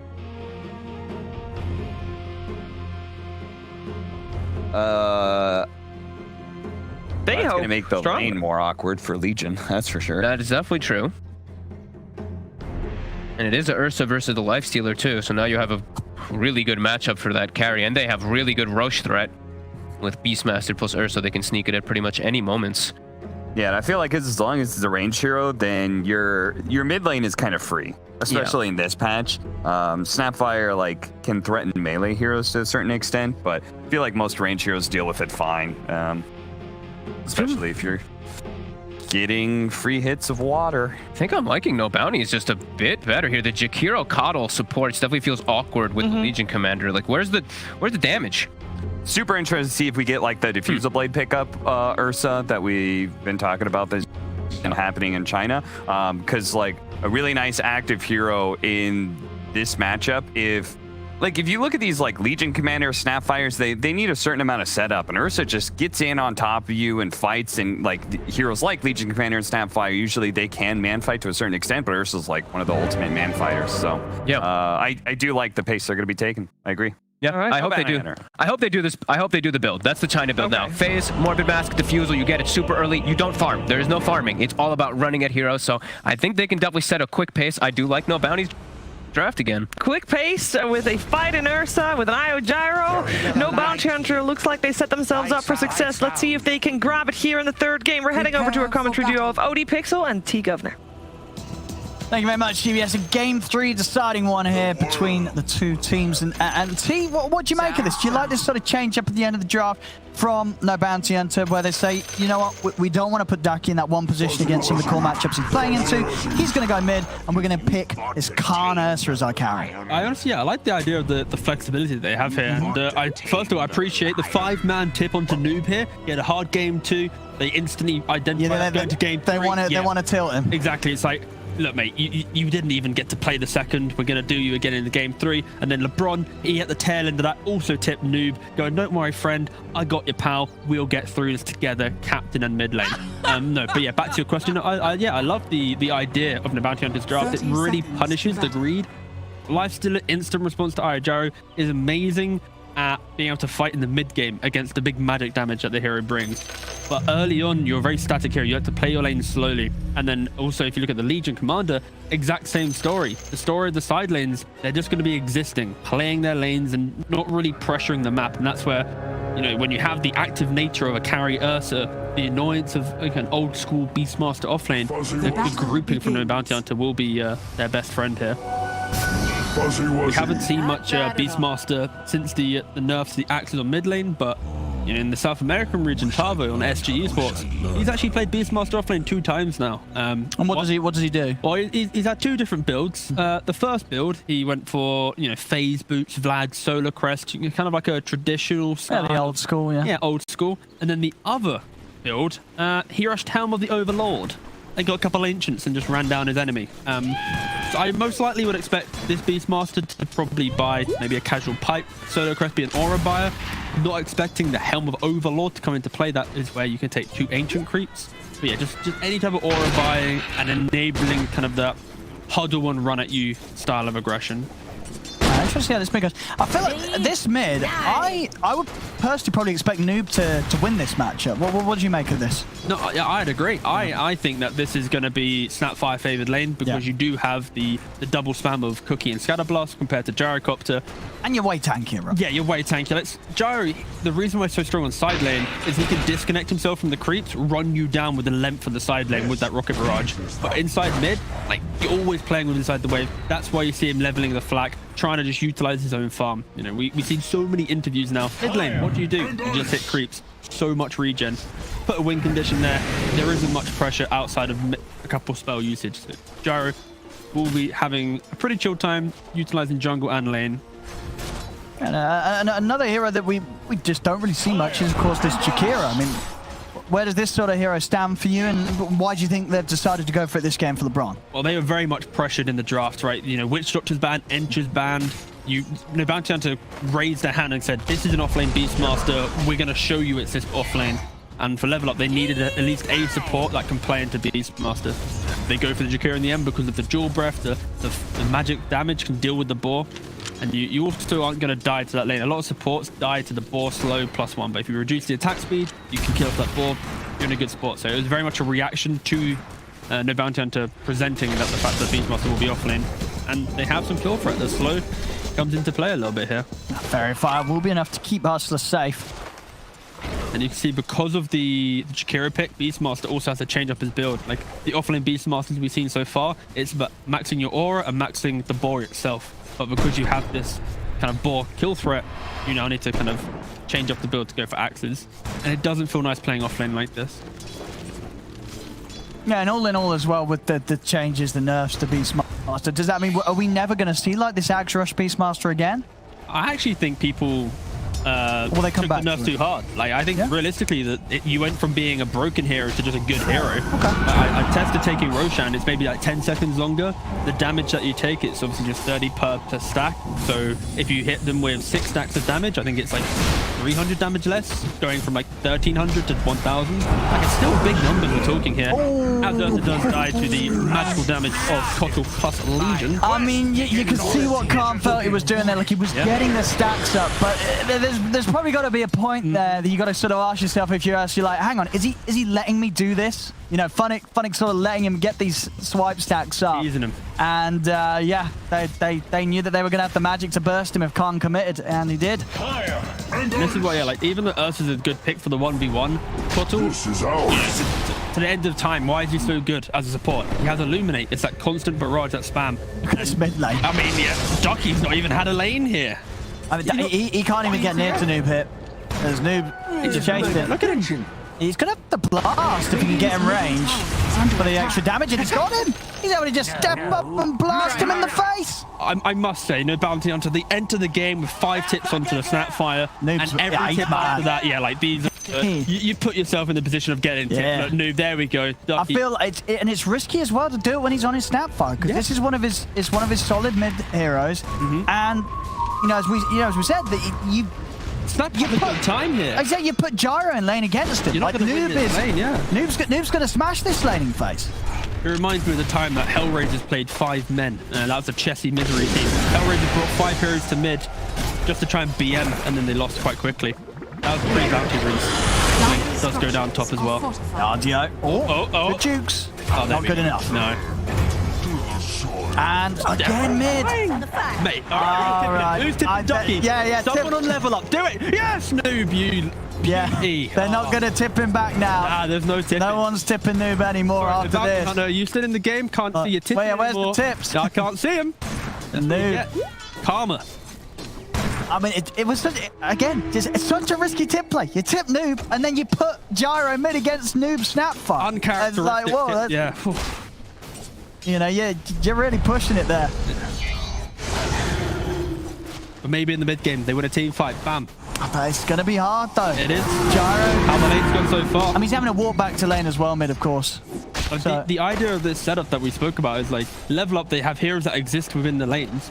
But I guess because of the support duo, they're the ones really winning the game right now. Jakira's stopping Beastmaster from playing. The Illuminate spam is enabling the Legion to play. So you might think that the Bounty Hunter has the better presence, but just the supports alone are giving the cause like this elevated performance, which will offset the ability for them to really group up early. Because if they have like the extra 1k gold, it's going to allow them to get that extra bit of something before the Bounty Hunter. I mean, the mid lane is going to... It's going to be one of those games where the mid game, they're not going to have a mid hero. It's 4v5. Gyro is not, he's not the best mid heroes by far anyway, as he is. And if he has this sort of beginning, Daki's gonna. How can he turn up? He turns up to a fight, he's gonna die every time. Yeah, well, luckily for Gyrocopter, he does have a lot of magic damage to bring to these fights. I guess the main issue is because he hasn't been able to level barrage from mid, he's very flat. Well, he's all flat. Yeah. He's leveled to hit the creeps. He's not leveled to really run at heroes. So they're gonna hit a very rough part of the game there pretty soon in No Bounty. Very difficult for sure. And like we're not even seeing stacks being made right now. There's been so much focus on enabling. And when I mentioned the idea of the supports again, Jakira prevents top lane being left alone. Look at this. The cookie. Very cute. I mean, he's got the TP out. I mean, that was pretty close, but he's away. But again, he's away. Away from creep. Money changes. It's going to be more time where Daki's just not able to match the farm with Noob. Question, Owen. Would you be upset if after this Gyro performance so far, if he smoked himself back to mid lane? Like, if this was your pub, would you allow him to smoke to mid lane? Not for sure. I mean, we don't use smokes on my MMR anyway, so That's fair. I wouldn't even notice. Do you know how to open the shop to find them, or? Nah, you wait for the RNG of the invis rune. I see. I mean, it's rough here for the Gyro. I mean, he's so aggressively farming. Oh, that's... No, he's not. He's fine. I thought Noob that was a risky point to be. Yeah. Got a nice little stack here of small creeps as well. Yeah, with the lead that he has, 4k net worth at 7 minutes. He's instantly gone for the boots of travel. He has such a level advantage. Level 9. Level 9 at 7 minutes in. Jeez. That's got to be some of the quickest leveling we've seen. I mean, he's got to be pretty well for himself there. Yeah, he's having the time of his life, and that is now going to be the thing that will offset because, again, we've said it so many times, the side lanes are pretty static, but when you have this mid lane level advantage coming in, it's going to completely change the momentum of the game. I love that bot's timing as well. It's going to be the fastest bots on a Snapfire. I'm sure it is. I'm sure we got a snap. It might even be. Can we compare that against all heroes? Like in terms of just overall, like are there any other heroes that are getting bots as quick as he got it this game? I mean, like if a Leshrac player wants to grief the game, they buy it pretty quick. Sure. Like yeah, there's lots of bots rushes, but this was just that quick. That early. Good. Yeah, for sure. See, it's big ult here with the kisses and the ice path as well. I mean, this game is... They're making this look pretty easy, this game 3 level up so far. Yeah, the tips just feel new to another level, honestly. Maybe Radiant's first was level bottom 6, tower but is under again, the lanes have just not gone so well. Look at the net worth right now. It's Snap, LS, and Legion all just up top. Not bad at all. So hard to pressure them in lane. And Moves travel are bugged. Oh, I bugged in 30 rupees right now, so no stats for. JJ. Hey. All right, can we at Radiant's least get a bottom stat for amount tower of is balls under killed, attack. please? So I can. Amount of what? Balls killed from beast. Boars killed. Oh yeah, we got that one. Yeah, we I got just that. wanna- One. That's that one we I can do. Blink did feed some spiders in game 1, so Radiant's that's bottom still a tower. lot. Yeah, I mean 9 minutes in. That's the Jakira effect, to be fair, and that's why their ban's so heavily tailored towards, you know, Twitch Doctor, and Jakira is pretty much like third in line for dominating an offlane Beastmaster. And why we don't really see him played in the offlane anymore, because like Necrobook kept the hero alive. It is interesting to see some Dire's teams middle tower in is SA, under attack. now in Europe, trying to bring it back. Got to be a bit Radiant's careful up bottom top tower as is you under know. attack. Got backup coming in. Dire's middle tower Nice. is I'm under just attack. running down Flash here. He slows. Oh, he's going to be able to get over the Wolf Blink, actually. Oh, good dual breath and ice path though from the Bron. Is it enough magical damage to take down Flash? It is. Flash will fall. Some of the roar, but the backup's in. Phonic steps up. TNC will go down, but they've got the duel out onto Blink. Blink falls. Buybacks are coming out. They're trying to redeem the fight, but Khan's going to go down. Hunter also going to get chased out here. Flash has tried to come back in to help out. He's not going to be able to save Hustler. Oh, I love that tip from DNZ. Absolutely ruthless. He's like, mate, you just bought back for Oh, the nothing, kissing! and you're gonna die for it too. Oh, look at that. Oh, it's The value getting of that tip was filthy. This game 11 to what? 7k lead. Radiant's top tower is Yeah. under They attack. are destroying them here in this game Radiant 3. structures are Yeah, fortified. if you had to give it MVP right now, it's tied between Support Duo and Noob. These 3 players have completely broken down this game and picked apart what easily could have been a scary death pool from the Bounty Hunter. Like, we cannot disregard the fact that they're drafting the Bounty Hunter. It is so threatening with 1 item each. Like, when they group up and play around the Dota together, like, Level Up can't do anything. Like, they don't have the team fight. They don't have that kind of the defensive spells to use. So, yeah, the fact that they found that kind of weaknesses and picked them apart is big respect to Level Up how they've approached this game so far. Yeah. Oh, they were thinking level up stars. The MVP is going to be whoever made the call to put Gyro mid against Noob Snapfire. He's having a lovely time. Yep, that's it. Noob is going to be smiling all the way through this game. Got the Ghost Scepter now. It's going to be going for that E-Blade. Nice pause. A little bit of a break here in the Mike. action. Mike? I'd love it when the teams pause and one guy also always goes to the toilet as well. It's just like, Is that what's happening? We're watching the webcams. We can see you. Is everybody yeah. there? And everybody's there. Leaving? No, yeah, No, check everyone. Yeah, no, check, everyone's here. good. Yeah. No. Oh, nice. An honest pause. Regeneration! Unconventional. But we did it. Radiant Level up. structures Going to go for these are tier 1 towers. They've hit that spike of we can just do anything in the map right now, and they're moving from tower to tower. And you see how Snapfire with the Boots of Travel, with the Ghost Scepter, isn't really going to be dying to anything right now, other than like a 3-man rotation. I think even if that happens, they're not going to care too much. But he's now off on an island, farming the area of the map where no one else can go, but can always box in when required. Yeah, pretty good map play right now from Level Up. tower has fallen. The Beastmaster, he is going for more of the kind of aura build. He's going for that Solar Crest in the pipe, like I mentioned. That's expected. I mean, something to sort of It's just going to take a beef lot up of your time, stronger though, cores right? as well, maybe. This is like a 24-minute timing now coming for the Beastmaster, when he will be happy to really enter any Dire's engagement. Or top Blink, tower Blink is could be under in trouble attack. as well down here. He's He's looking, stepping up aggressively. posturing. He is on his own, though. Oh, he does look pretty dead. Oh, no. He gets a nice TP out, he might make it. But they're already in hunting in the trees, Blink. Yeah, he does look pretty dead almost. Oh, It's a nice juke. he's going to turn with the he's raw. going for the And he's going to go for the TP. All the stuns have already been used. Oh, Blink. LeBron. Lovely escape there. Beautiful stuff. But why does Macropire not kill trees, though? And that's the main takeaway. Why does a big fiery wall of death Well, not kill trees? Macropire quite clearly is the combination of ice and fire. So the fire that would usually burn the trees is just nullified I've immediately seen more by the fire ice. in the animation, Owen. There is more fire than ice in that. Actually, wait, Macropie is just fire, isn't it? There's no ice. Never mind. That logic's out the window. I don't know. Why does it not burn trees? Yeah, I convinced some of the chat. Yes, fire and ice. Yes, oh, wait, hang on. I'm sorry, but I don't want to pick you apart on your Macropire analysis. I guess Macropire can we both literally agree that means large fire or something. Can we bring back, can we have the petition right here, right now, that why should Macropire... But they're fireproof trees. I mean, is there any fire spell that does kill trees? So a little green... I guess Light Strike Erase. So a tango, a little nugget of green thing, like leaf, can knock down an entire like willow tree. What, mate? But a massive fiery volcano spewing thing doesn't stop the tree from dying. I mean, apparently so. Alright, I'm upset. Blink. He's come down here again. This time around, he's not got a TP. It's still on cooldown for 10 seconds, thank you, Blink. You're killing the trees for me at least. So now we have the version of a true Macropire. Thank you, Blink. Axes will always work it. That's true. And Blink. He's got the backup. So they're going to be able to... Oh, they get on you as well. All right. As soon as he's out, well, they killed the Jakira in time, so the missile immediately redirected onto the Lifestealer. It's under attack.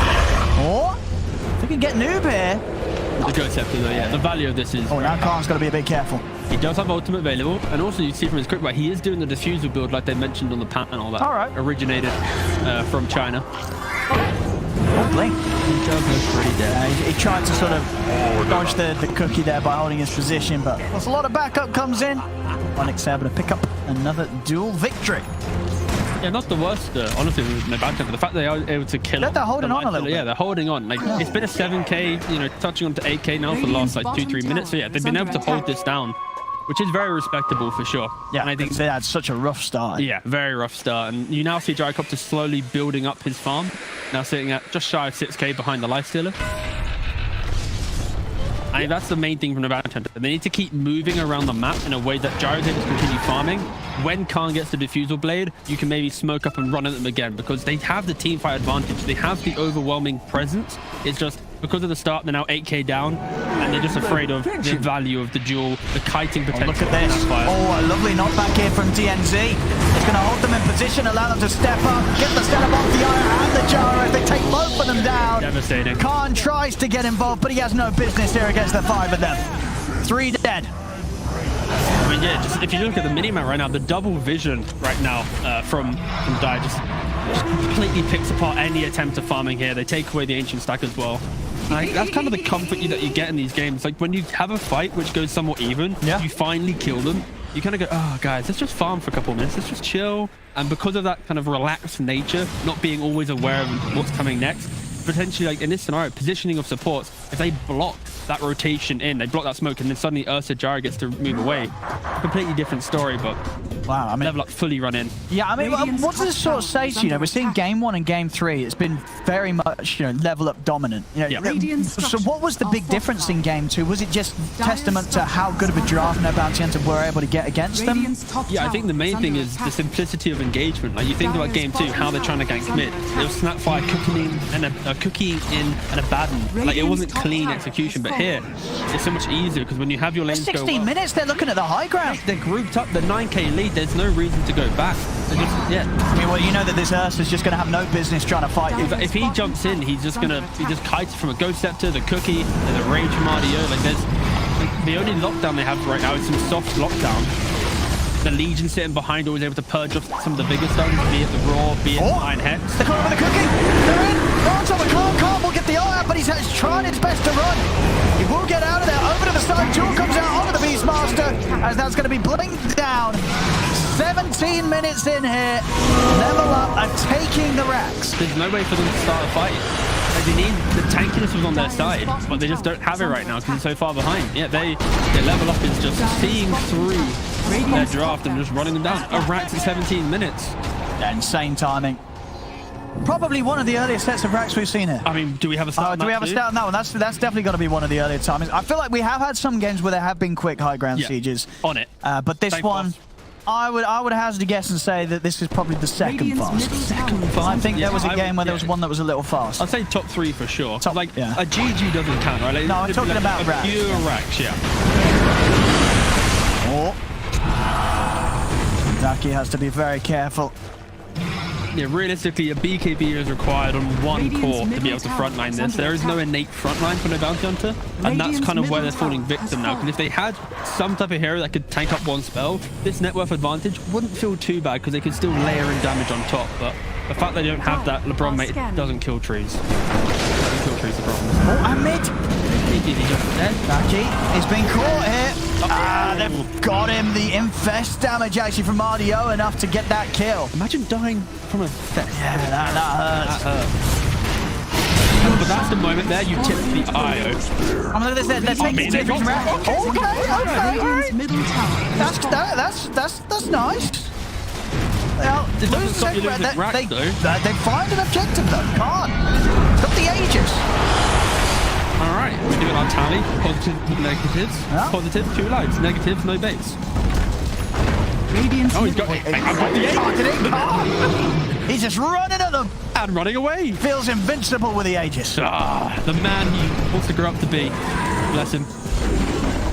And I think Radiant's Lifestealer, middle he's just such an has fallen. amazing hero against these physical damage lineups because you naturally have, you want to buy armor, you want to buy halberd at some points. Great, disarm, you want to buy AC. Like, the hero itself is so well built for these type of lineups and you can play so comfortably into these Ursus and whatnot. Full halberd as well on RDO. Vlad's I mean, I'm sure this is coming out with the team. this is probably the quickest double raxing in the DPC. I mean, Yes, 19 minutes. 2 to sets of move racks, to, yeah. Full sets as well, you know. Melee, range, the whole That'll lot. be at 22, mate. Hey, here we go. This is a nice kill. That's great kills. Same time, no down bottom, Khan. Hang on, what's it? How did he get out of here? He went for a little bit of a wander in the woods. He is a bear off. No, Khan. Off. All right. Well, Oh, well, yeah, they find Noob, but quickly lose the carry twice. On the start of the map. Level up. Radiant's bottom Get tower themselves is another under tier 2 attack. tower. All right, we're looking at maybe potentially the quickest mega creeps in European DPC. Then it would be, yeah. I I think think- that yeah. would definitely be it. If they push now for Yeah. tier 3, I guess they're going to wait for Noob to come back up. No, they're But no, that they would just be the don't care. quickest megas. Dyer's top I mean, tower Noob's got is bots, so under he'll attack. instantly be back Yeah, here in yeah, 10 exactly. seconds.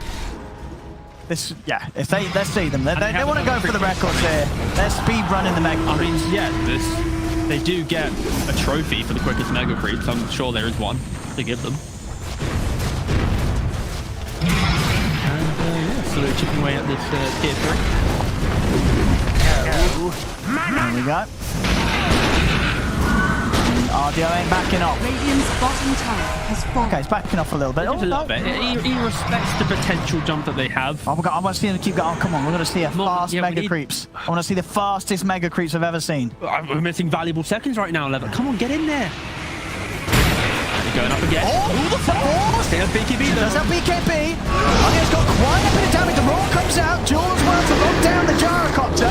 Audio looking to take down Khan, and now in come the kisses from the start of it all. Khan trying to move in onto the Legion, but Funnick, he's still alive. They can't kill him off. And Funnick, he'll be fine. They've cleaned up 4 of them. 2 buttons. Oh, they won't let them get the megas. Hit the Rex. You got like 8 Oh. seconds. 7, 6, 5. Oh, look, there we go. I was right. It was the second fastest rack we've seen. Oh, amazing Second stuff. fastest They we've didn't seen. get the mega creep. They didn't. It would have been a record. But either way, it's easily. a fast game Mate, time. to be fair. 21 minutes and 26 Very seconds. good stuff, yeah. I mean, level up, as I said, game 1 looked fantastic. Game 3 looks even better. Game 2, it's going to be something for them to sort of analyze, look back over.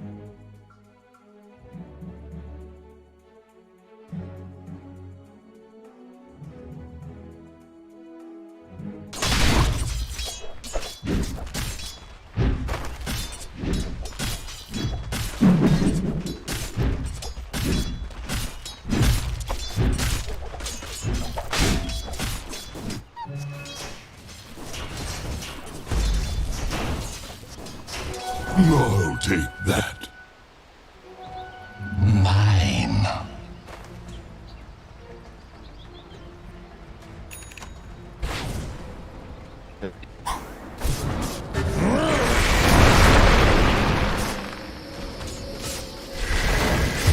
Dare strike the god of war!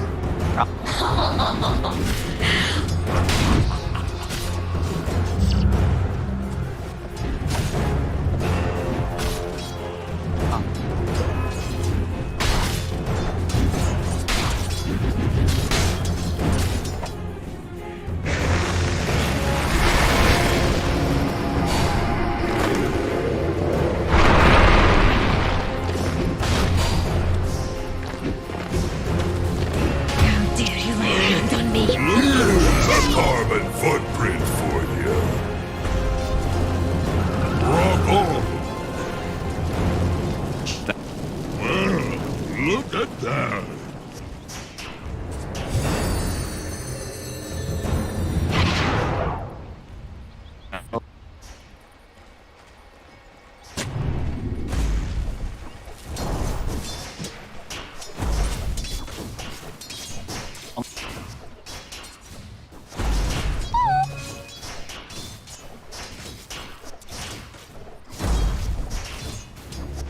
Not yours!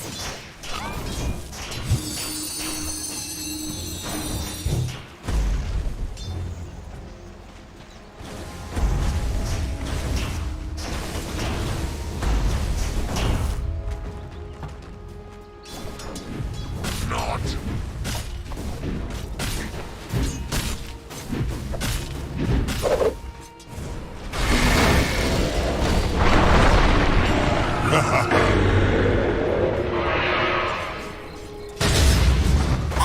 Execution style!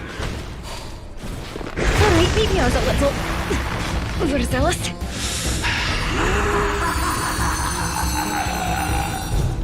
Radiant's top tower is under attack.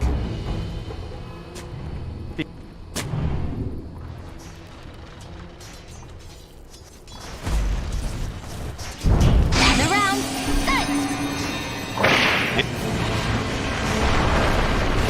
No such thing. You made to that. Now, die. In my blood, you are. Look out!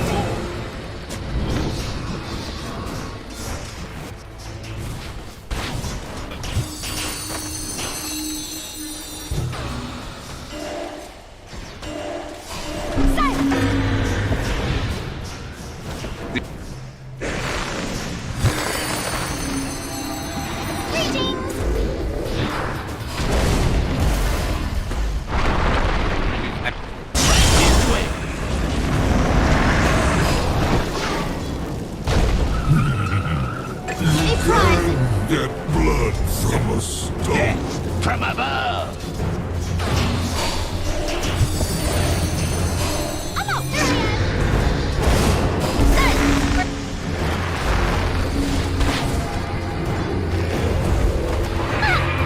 It is no great matter.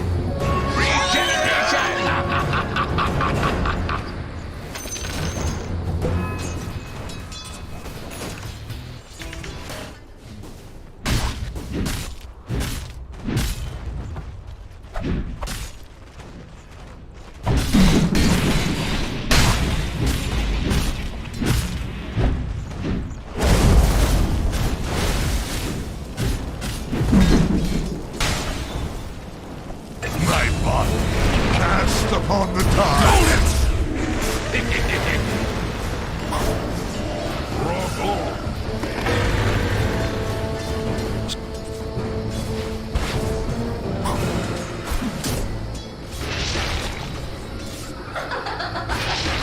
Crunchy. Ha ha ha.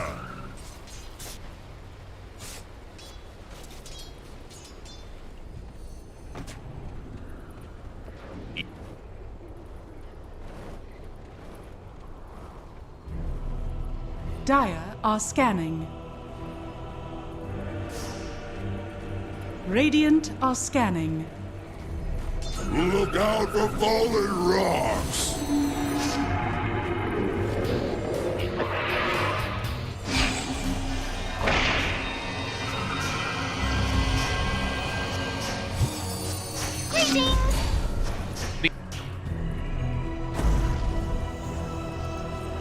Silence! Here I am!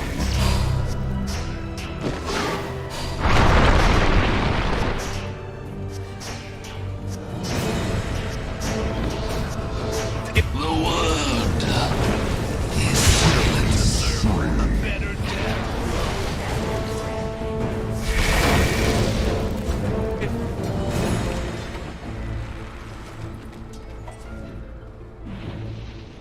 Dire's top tower is under attack.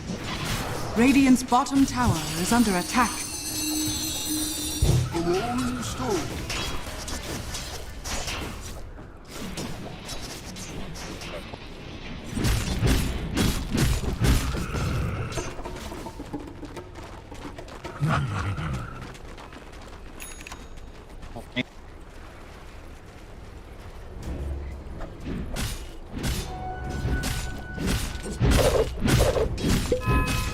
Mine!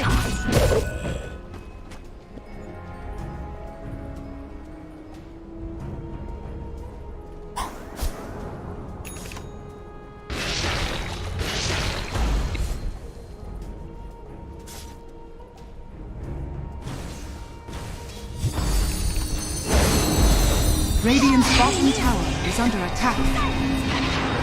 Dire's top tower is under attack. Fight the bleed!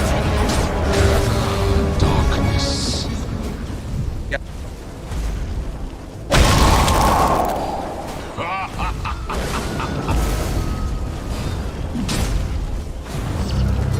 Let's see them try to catch us now. Behold! Look out for fallen rocks!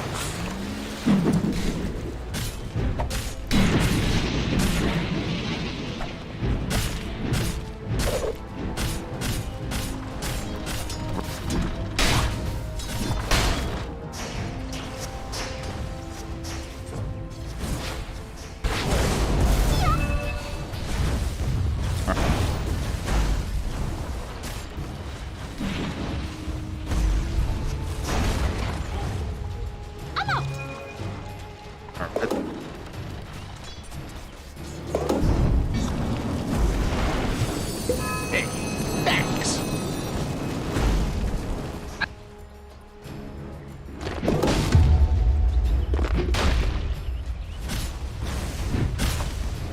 Radiant's top tower is under attack.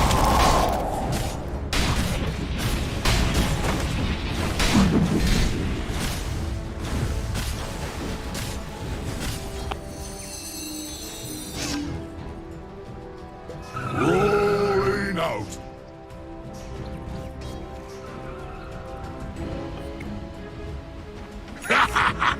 Radiant are scanning.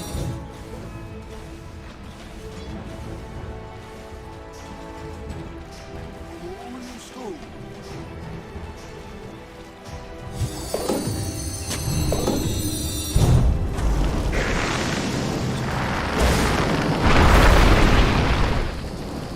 Look out for fallen rocks! Radiant's top tower is under attack.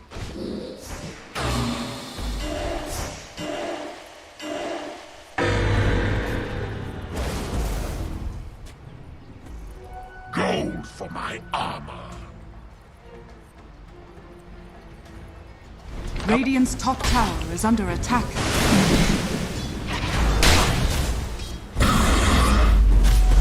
Double damage around!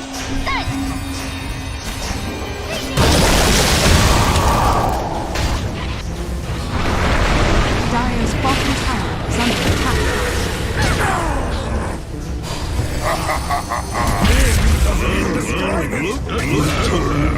Dire's bottom tower is under attack.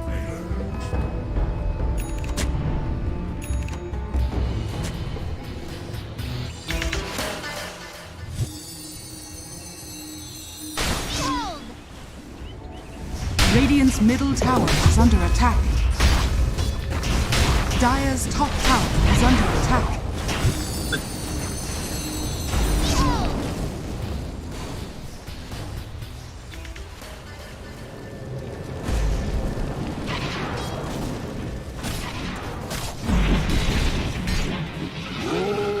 Dire's top tower is under attack.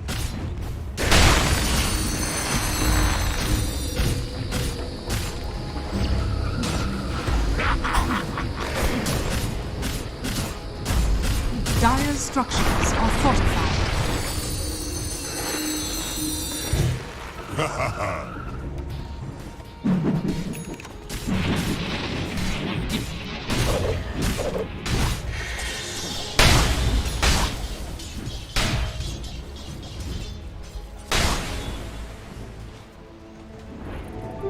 Sneak attack? What for? Radiant's middle tower is under attack.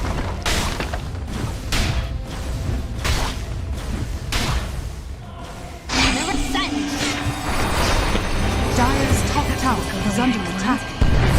Radiant's bottom tower is under attack. Puck out! Greetings! Hi.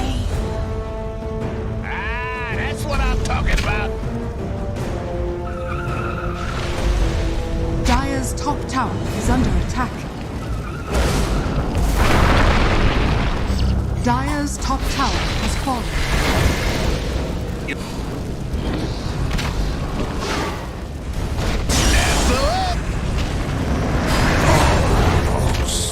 Wicked barbecue. Dire's top tower is under attack.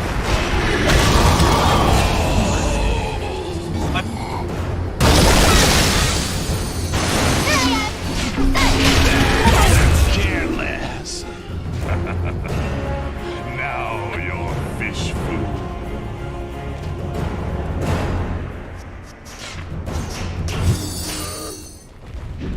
Dire's middle tower is under attack. Dire's structures are fortified. Execution style! From the shadows.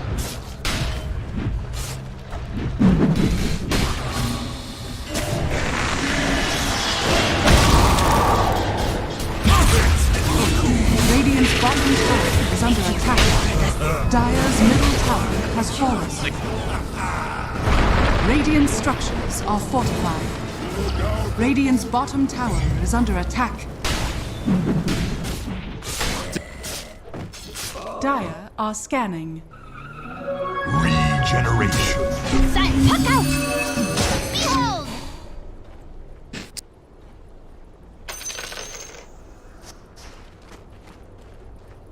Radiant are scanning.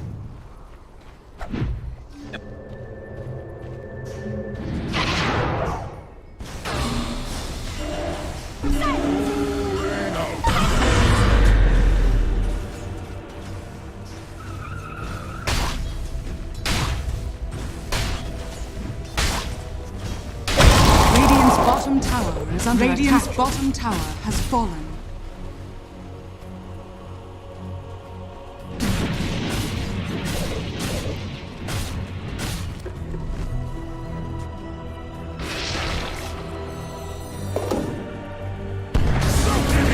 Radiant's bottom tower is under attack.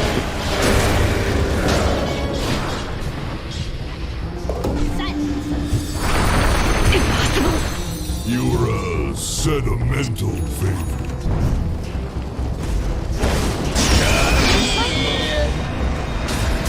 Dire's top tower is under attack. Make a henge from my stones.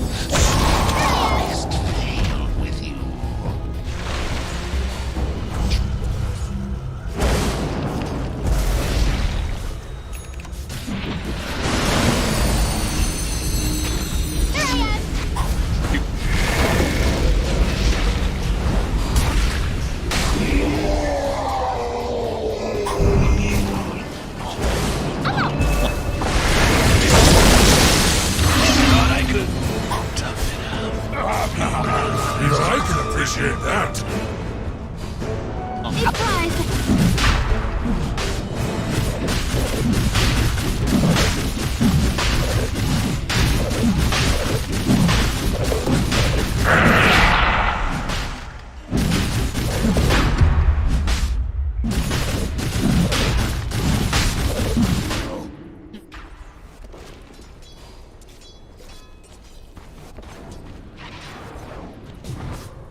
Ah, yeah.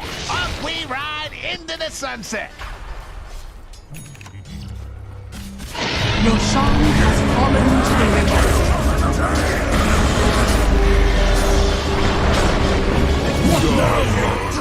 We're the team Jacks, aren't we?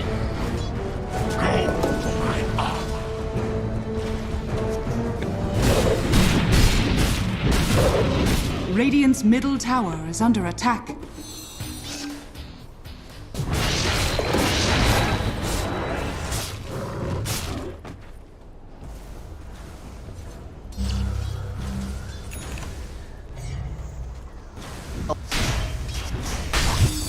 Radiant structures are fortified. Dire's top tower is under attack. Dire's courier has been killed.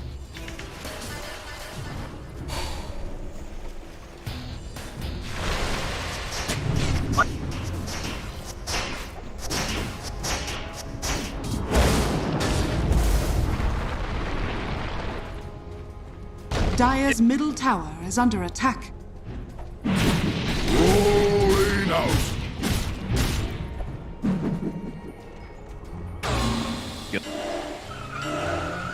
Radiant's middle tower is under attack. Radiant's middle tower has fallen. Dire's top tower is under attack.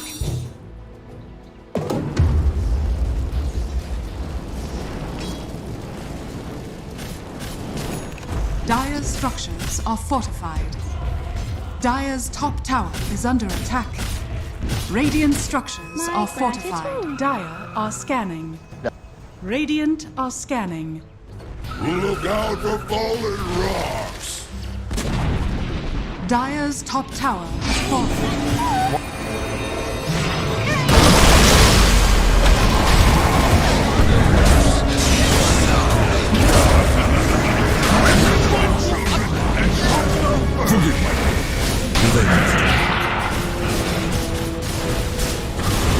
Dire's top tower is under attack. My life. Doesn't even describe it. Dire's top tower is under attack. Rolling out.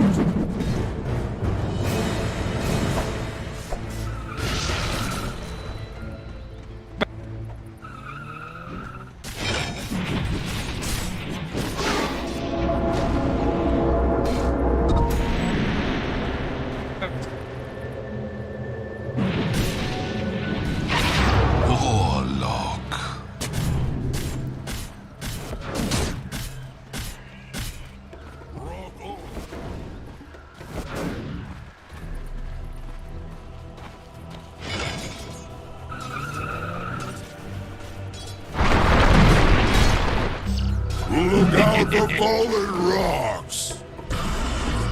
Regeneration!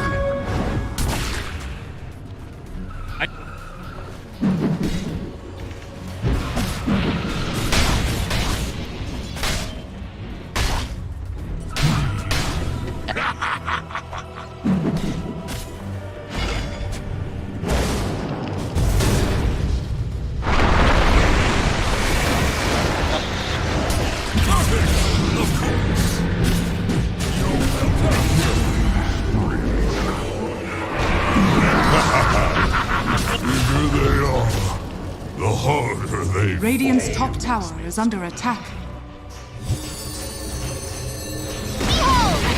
Radiant's top tower has fallen. Dire's middle tower is under attack.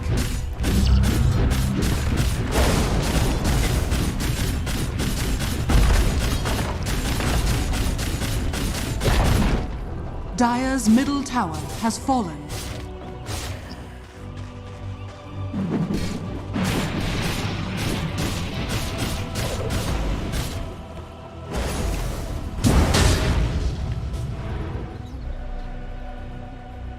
Dire's bottom tower is under attack.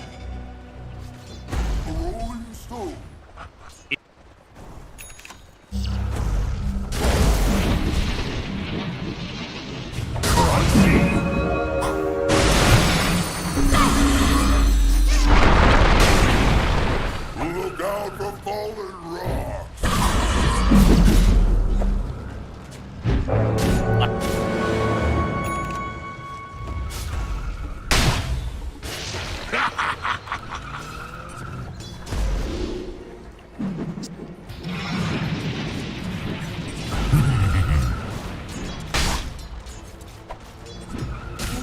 Fly, my pretty, fly.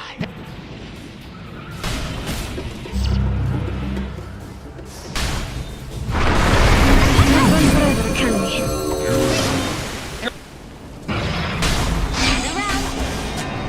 Soak it in!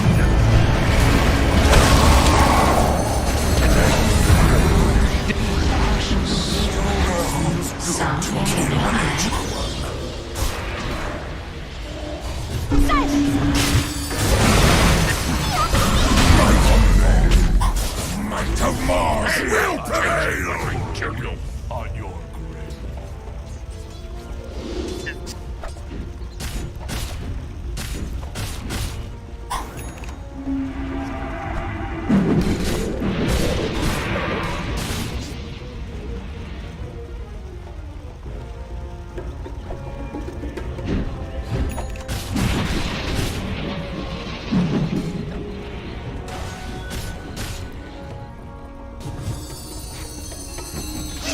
Radiant are scanning.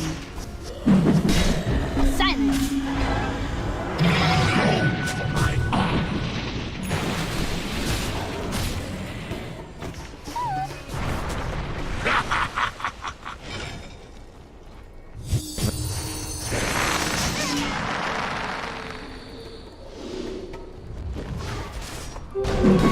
Invisibility!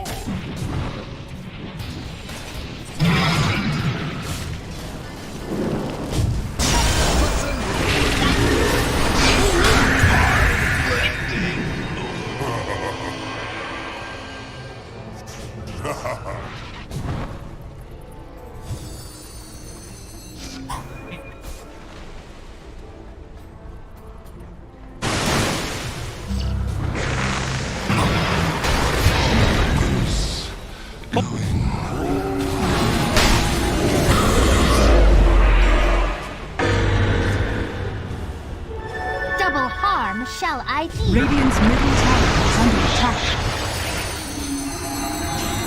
Silence.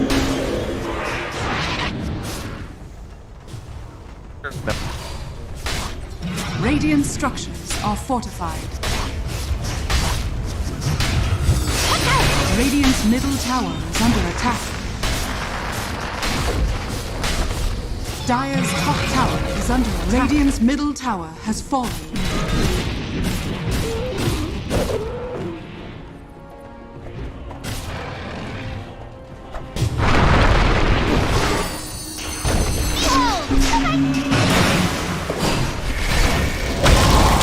It was everyone out ready to rumble. In place. A tight son.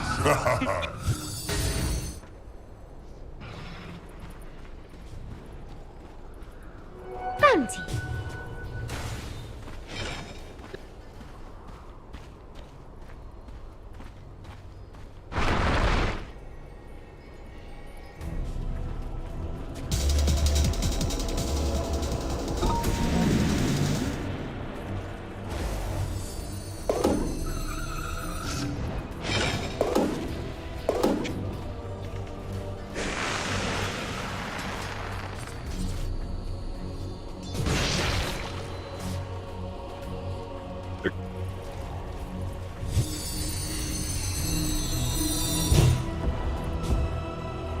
Dire are scanning.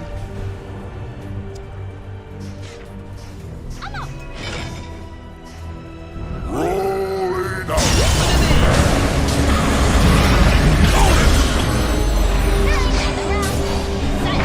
Silence.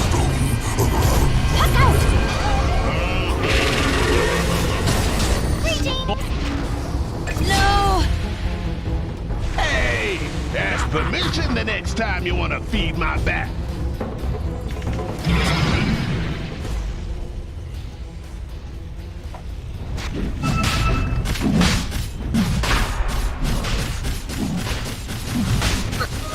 Arcane mystery.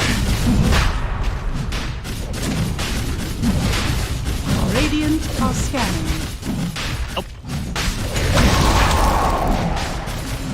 Roshan has fallen to the Radiant. Perfect, of course.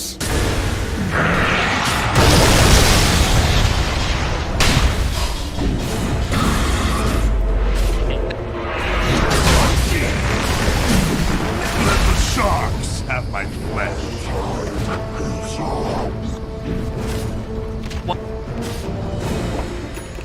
Radiant's middle tower is under attack.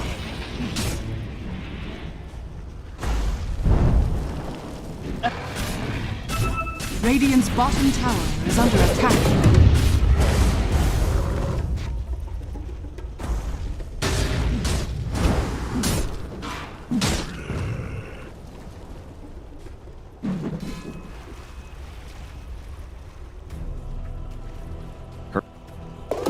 Dire's structures are fortified.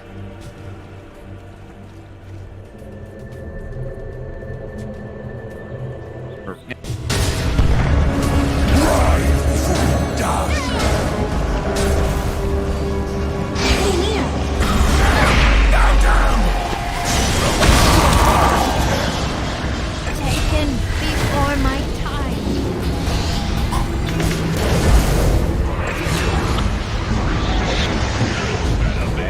Case of lane rat there. Doesn't even describe it. Triple kill.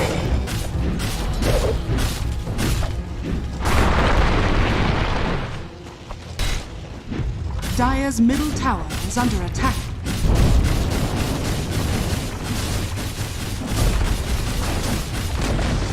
Dire's middle tower has fallen.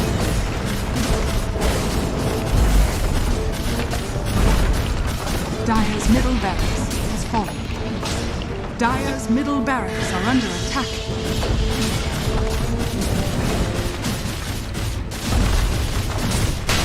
Dire's top barracks are under attack.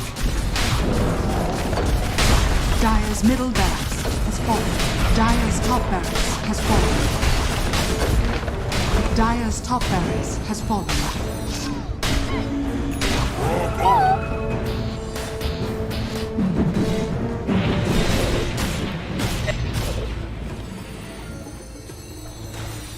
Radiant's top tower is under attack.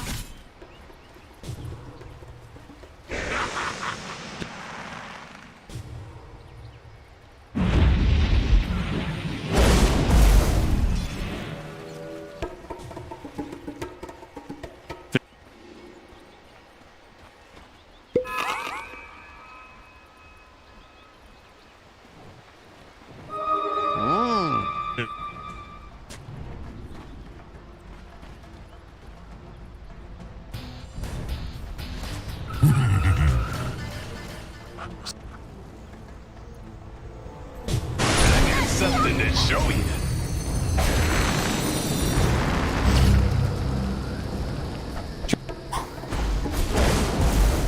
Look out for fallen rocks.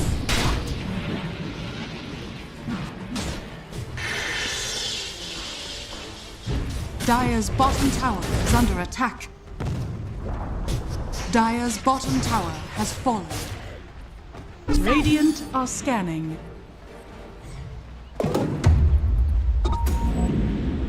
Dire's bottom tower is under attack.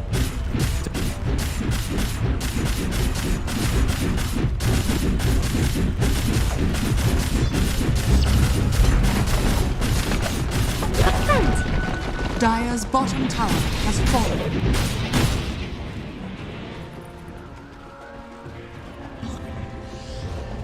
Dire's bottom tower is under attack. Double damage.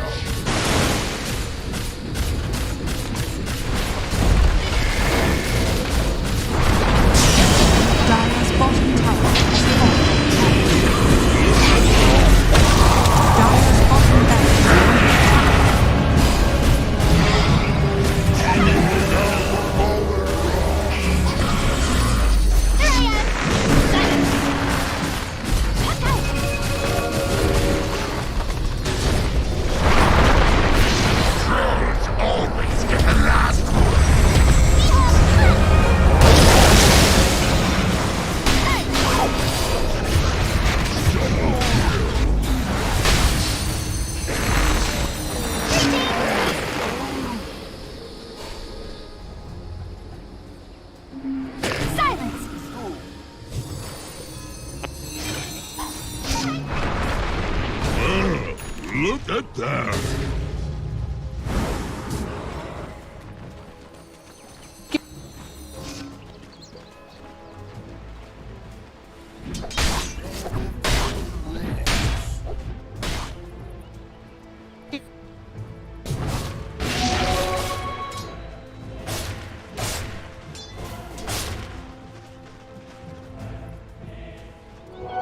Whoa! Sit firm! Let chaos reign.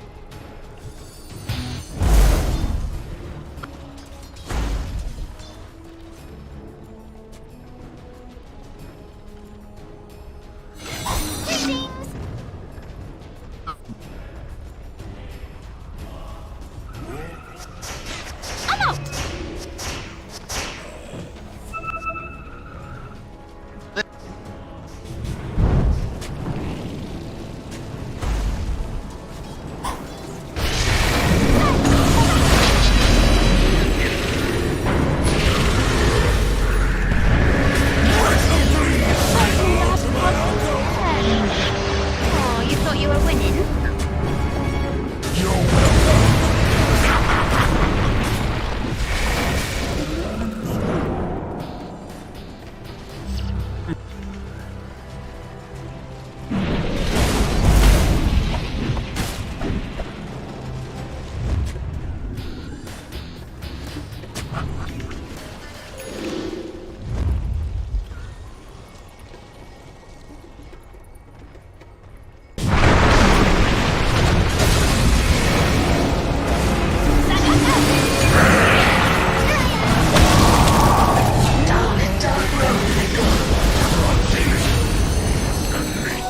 Gold for me. Dire's middle tower is under attack. Misunderstanding. Radiant structures are fortified.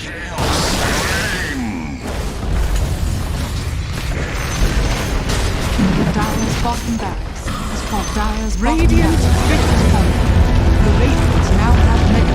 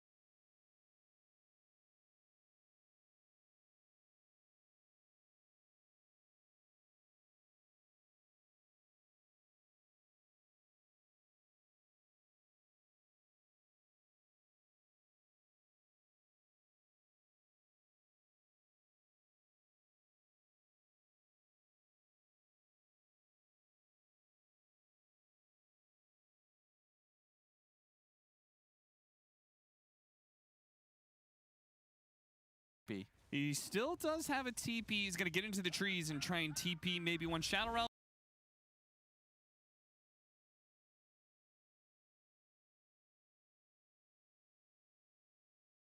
Up, but they just need AoE damage to kill him.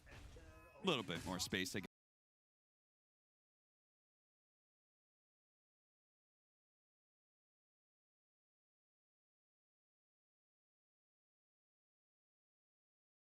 Yes. Looks like he's playing one of those Aghanims Labyrinth.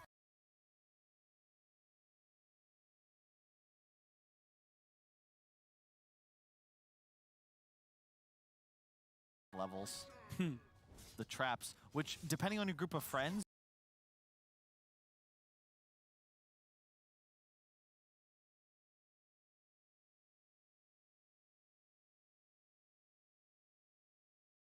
you either were auto skipping or always going for. The caster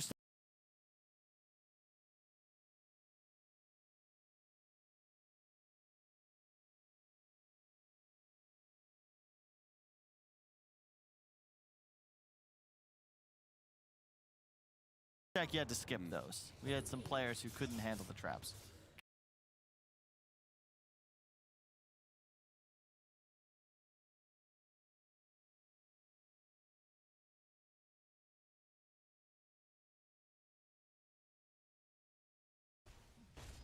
What will be the play? Let's see. Aether Lens on the Pugna.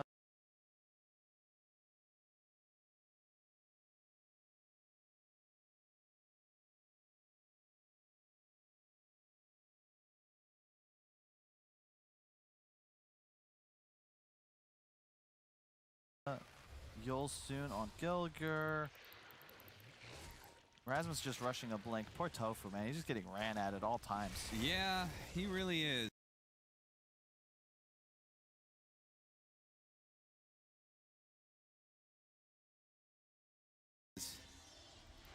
Cold Feet will get him some distance. Over there in Triangle.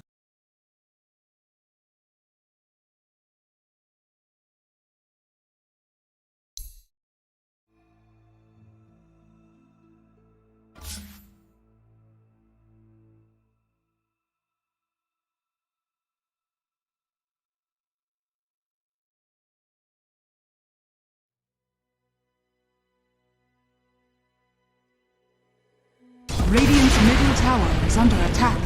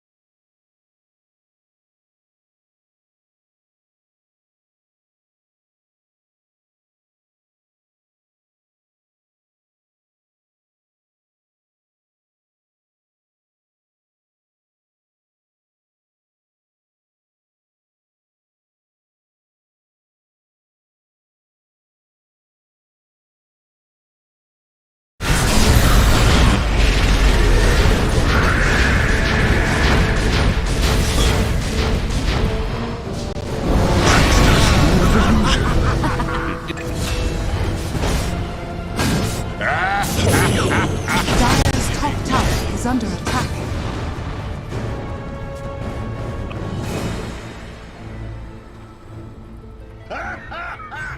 Dire's top tower is under attack. Dire are scanning.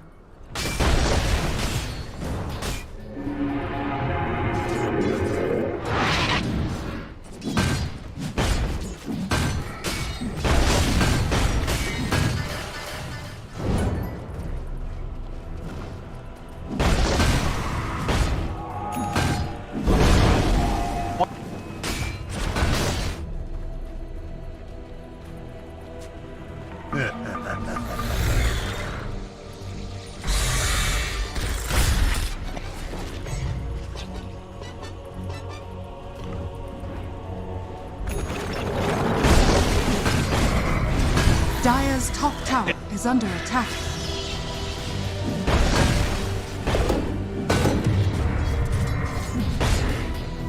That was hot.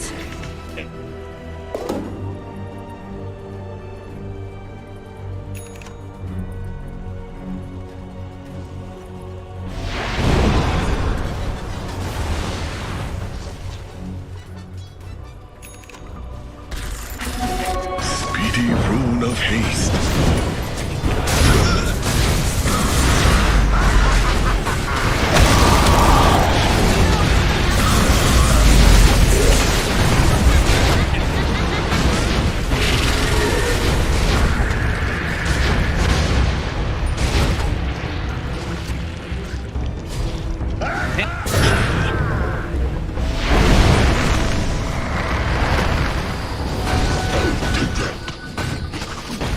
Burns, doesn't it?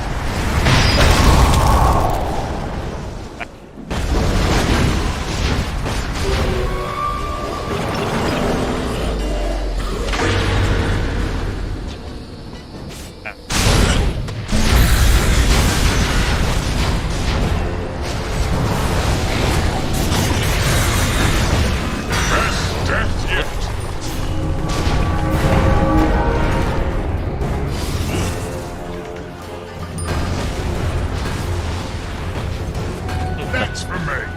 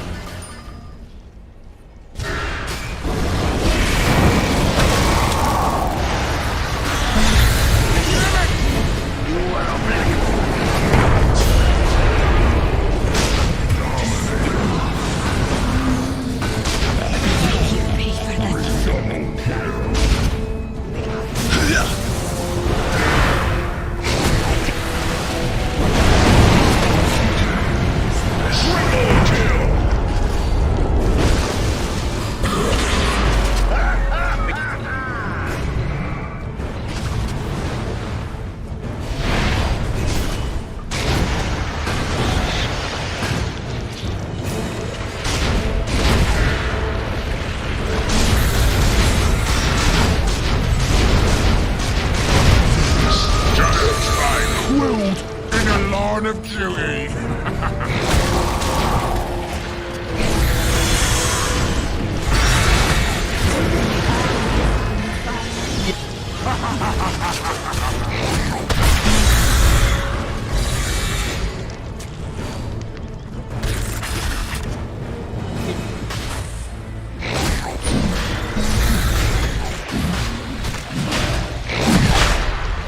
Radiant's middle tower is under attack.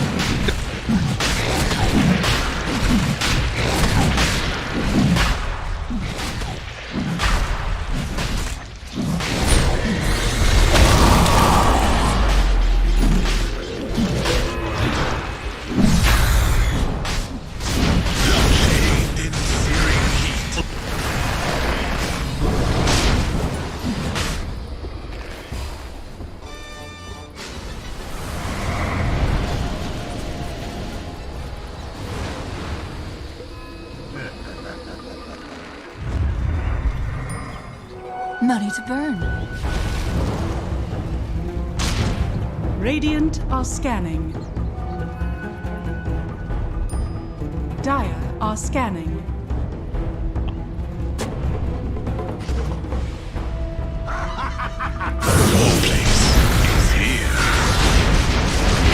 Dire's bottom tower is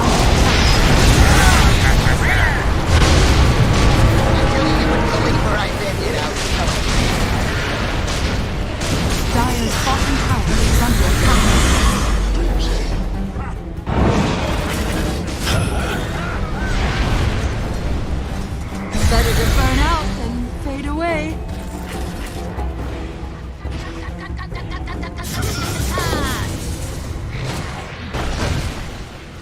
Dire's bottom tower is under attack. Dire's bottom tower has fallen. Radiant's top tower is under attack.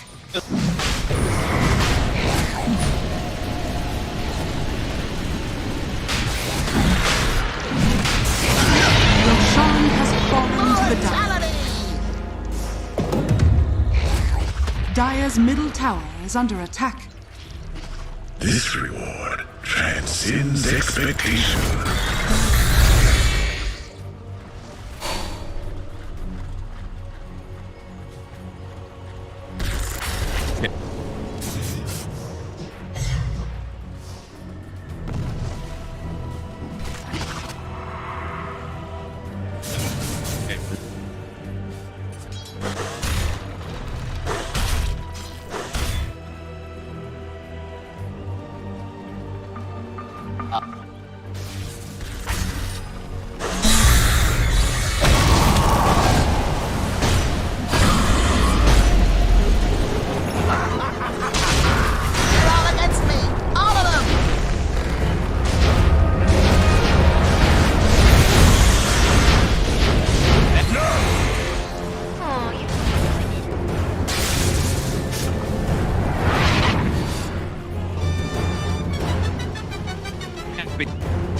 Dire's top tower is under attack.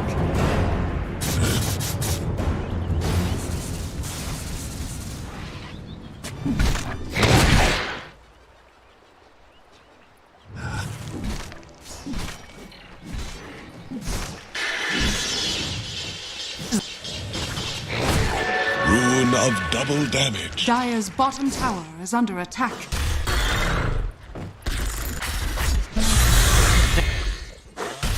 Fix it all.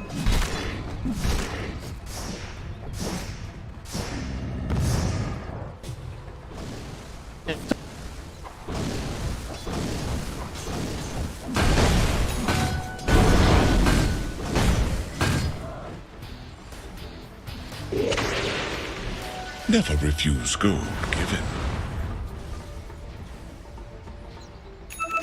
Dire's top tower is under attack.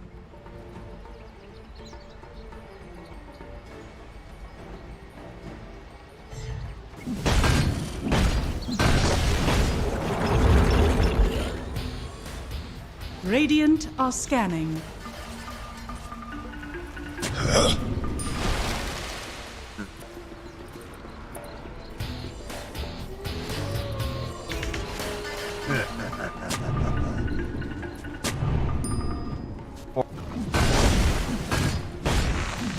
Dire are scanning.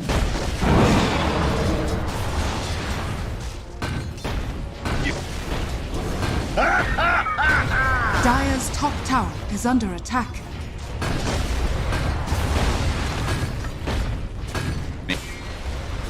Radiant's bottom tower is under attack. Dire's top tower is under attack.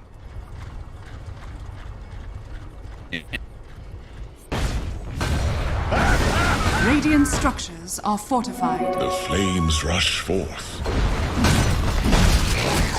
Radiant's bottom tower is under attack. Dire's top tower is falling. Dire's middle tower is under attack.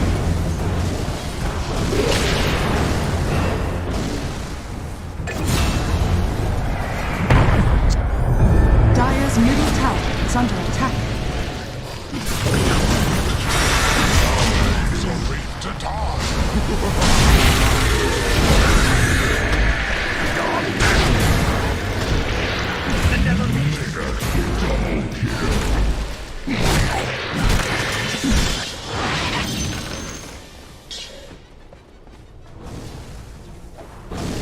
Radiant's top tower is under attack.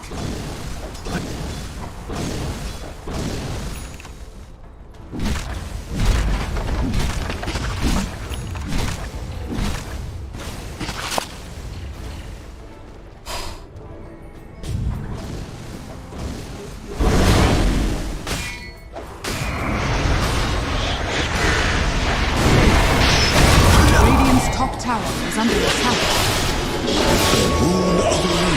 Radiant's top tower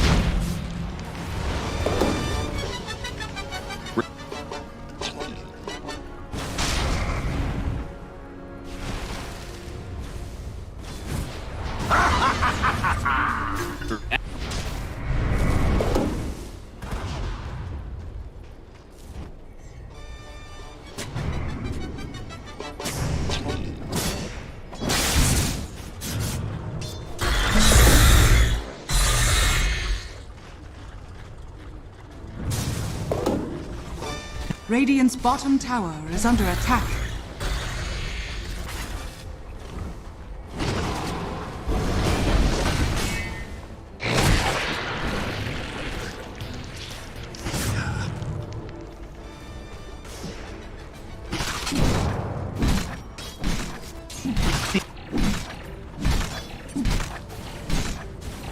Radiant's bottom tower is under attack.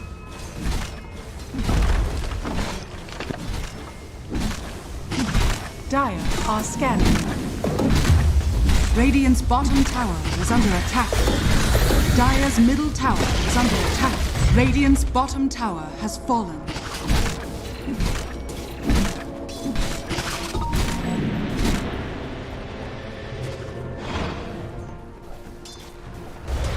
Dire's top tower is under attack. Radiant's bottom tower is under attack.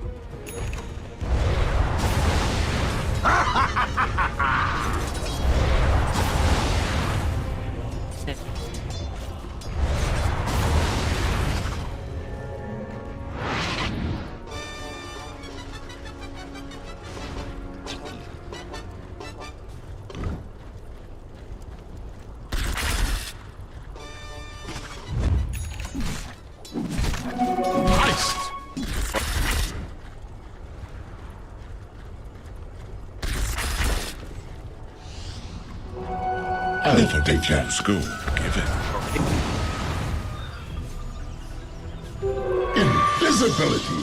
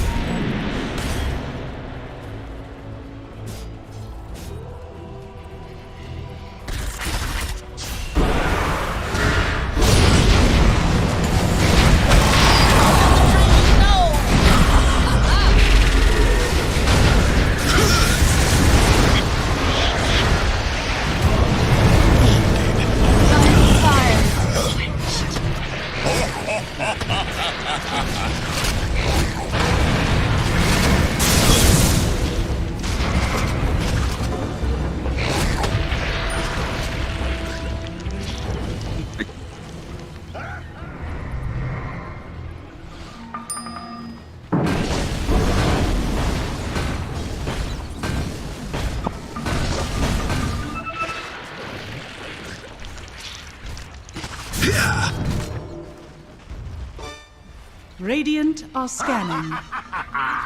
Radiant's bottom tower is under attack.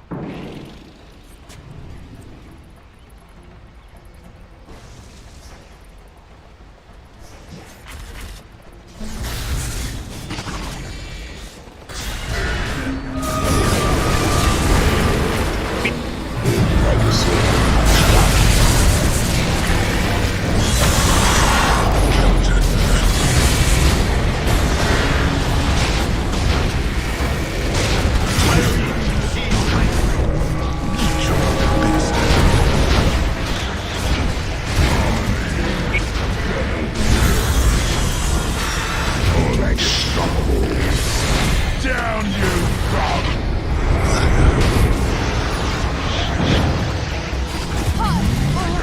Triple kill!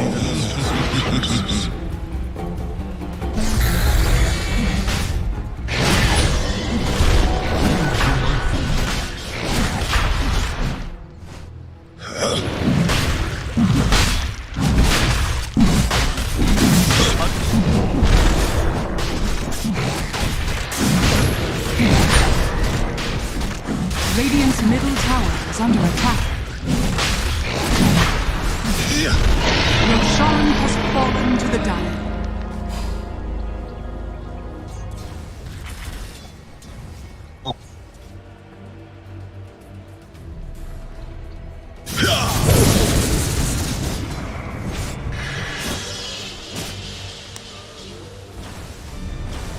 Radiant's middle tower is under attack.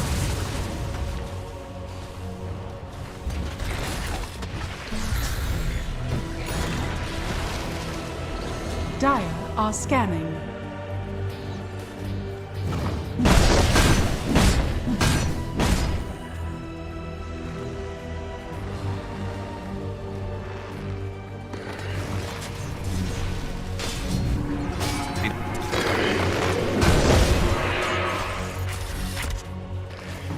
Radiant's top tower is under attack.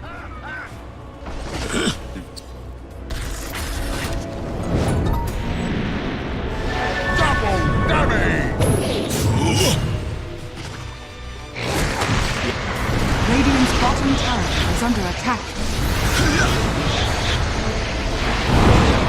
Turn the flame. Unstoppable.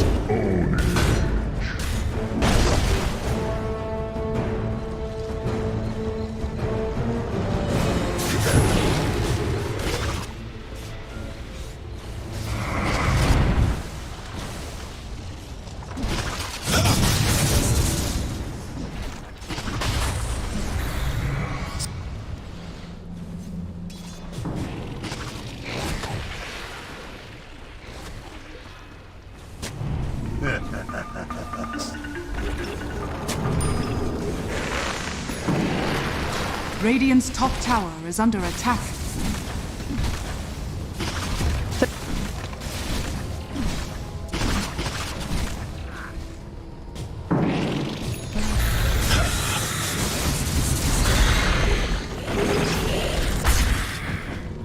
Radiant's top tower is under attack. Radiant's top tower has fallen.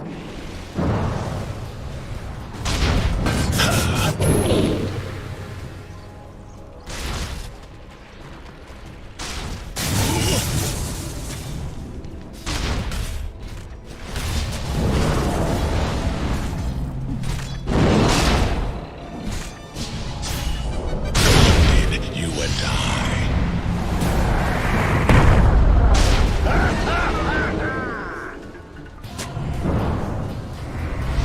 When you play with Rena, you tend to get burned.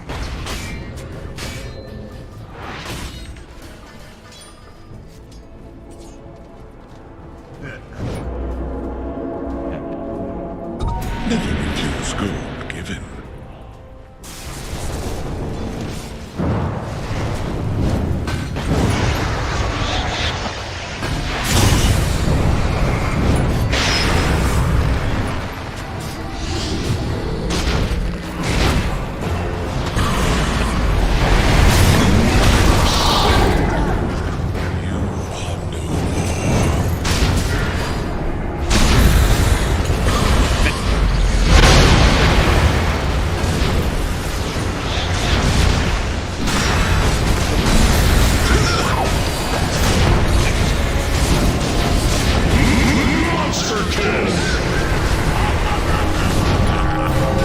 Chained in searing heat.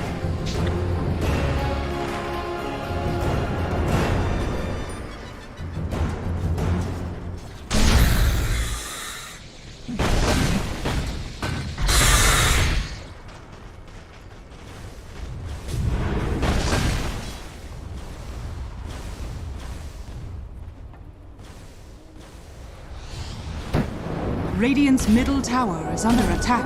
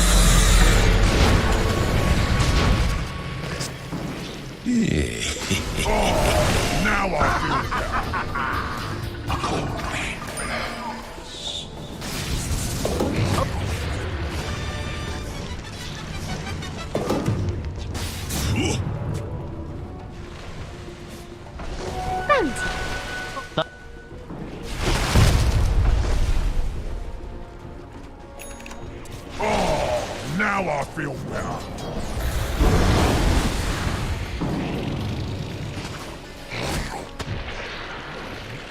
Dire are scanning.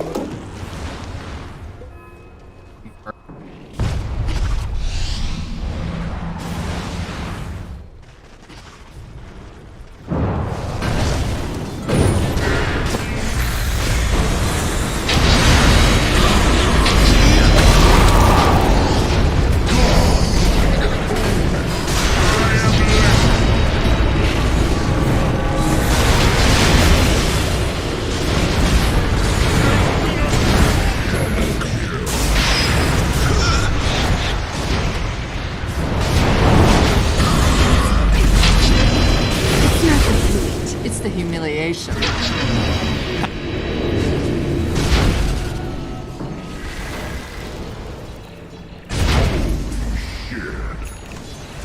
can't let you have that. The rune of haste.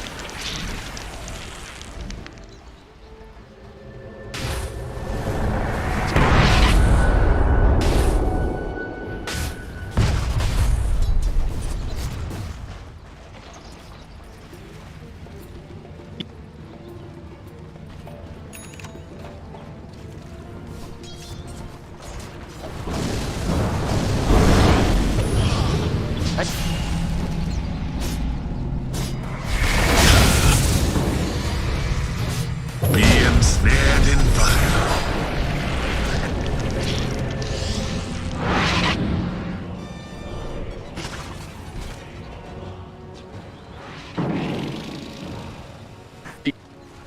Yeah.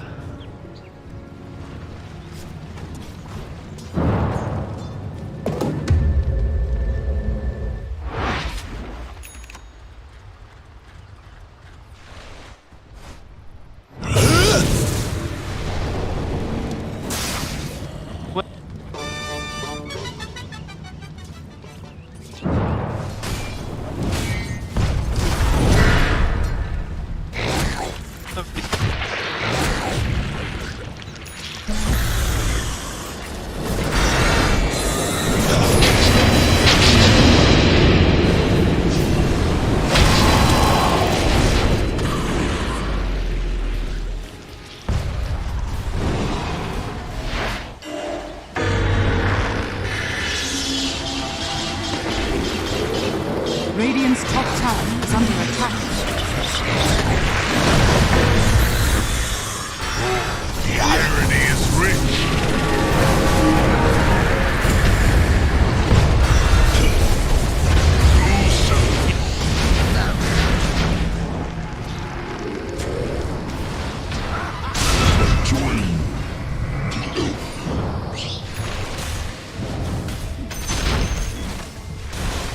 Radiant's bottom tower is under attack.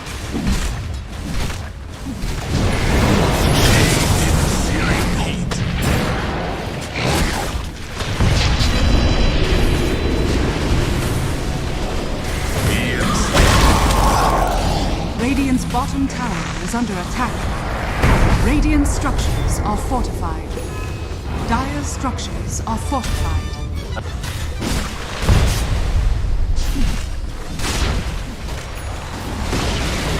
Radiant's bottom tower has fallen. Radiant's bottom barracks are under attack.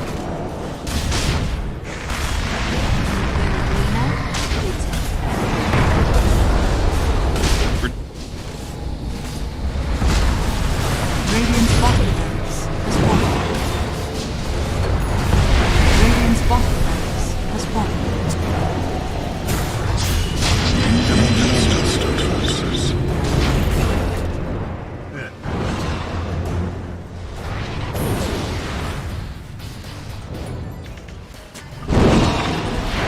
Never refuse gold given.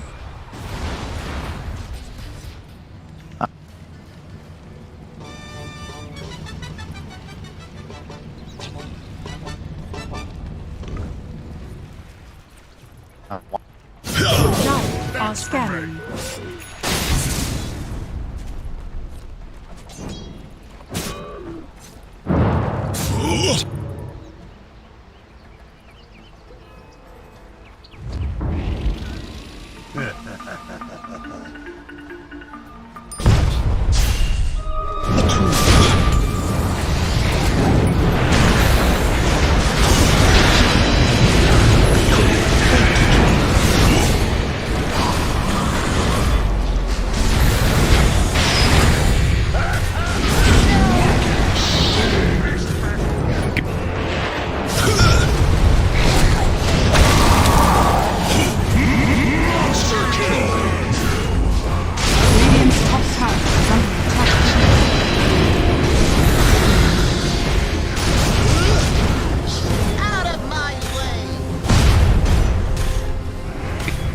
Radiant's middle tower is under attack.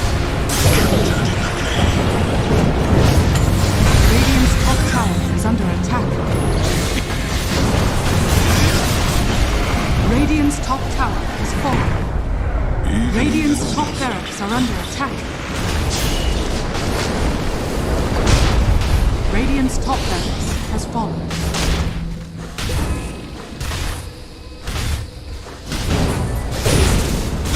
Radiant's top barracks has fallen.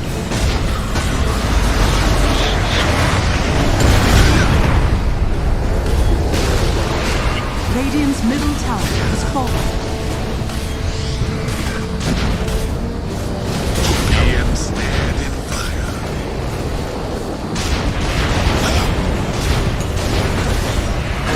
Radiant's middle tower has fallen. Radiant's middle tower has fallen.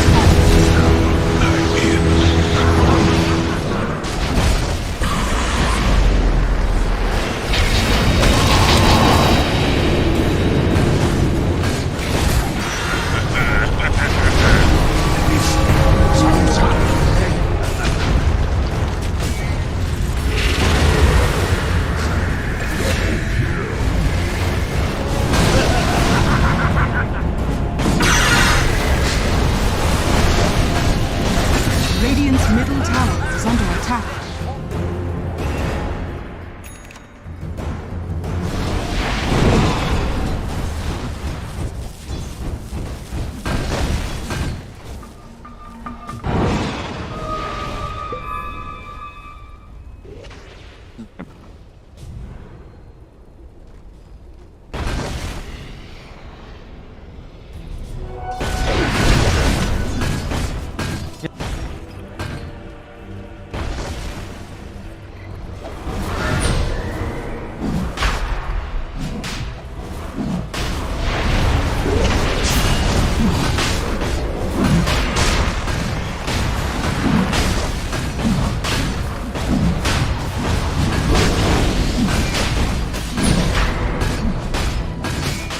Radiant are scanning.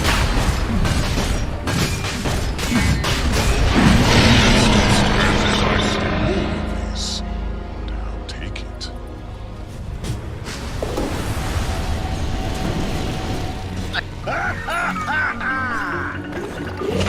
Lena?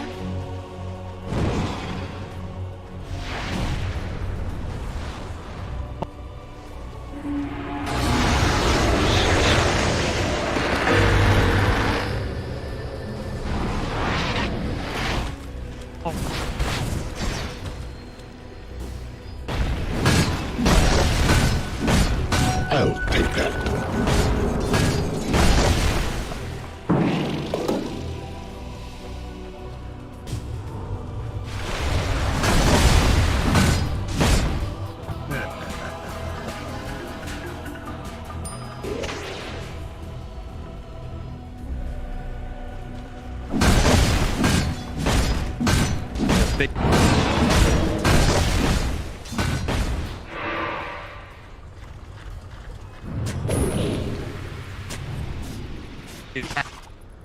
Hey!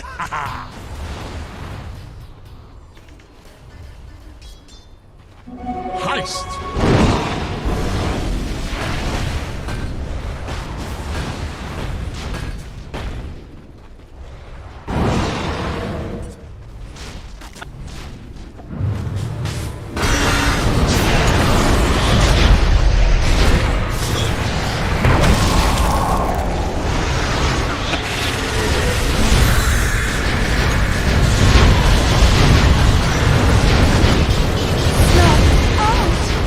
middle tower is under attack.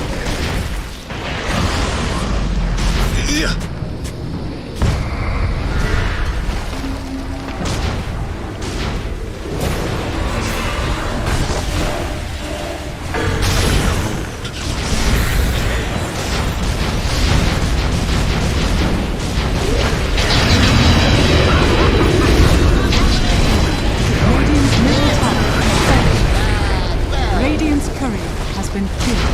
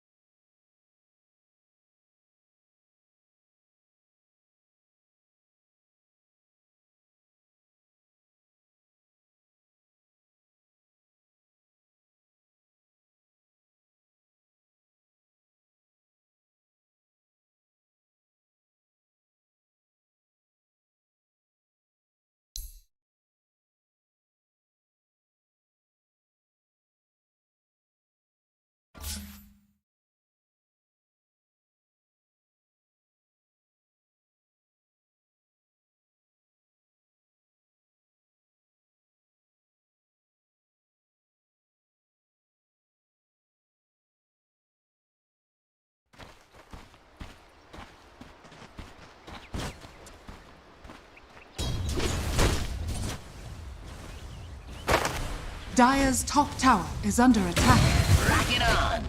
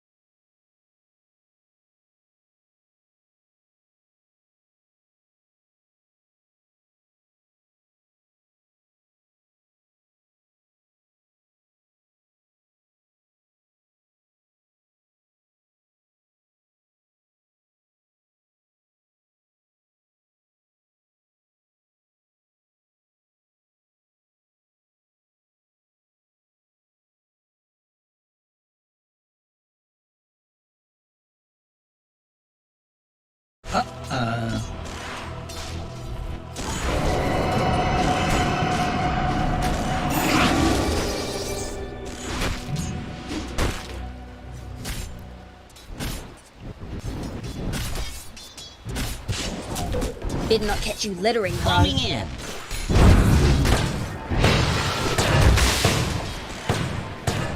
A prize.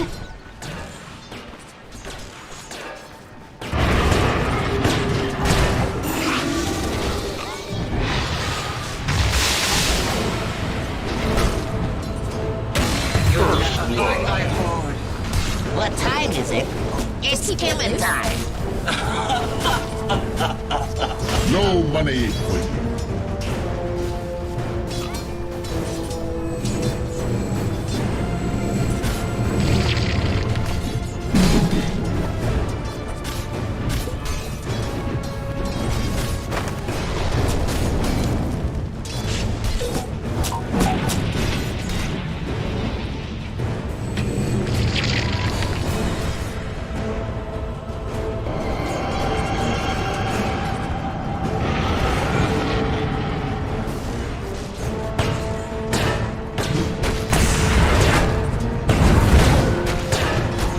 Dire's bottom tower is under attack.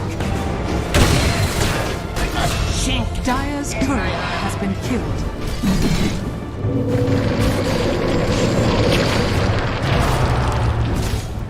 Rising agony. Know your place.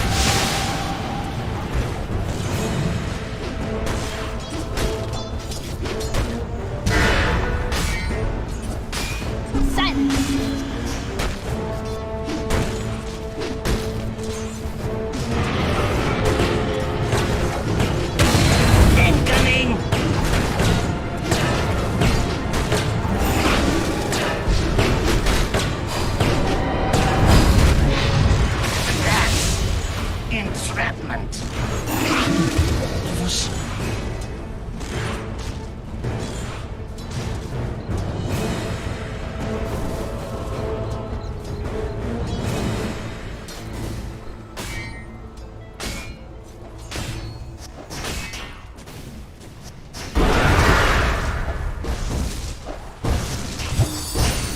Behold!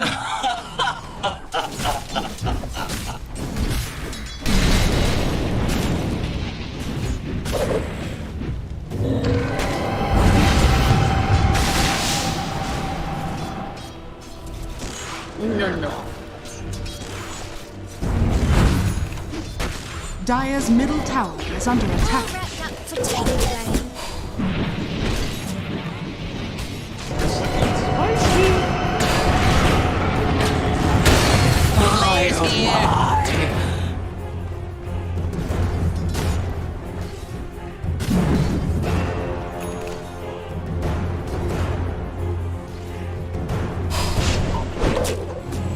More fun this way.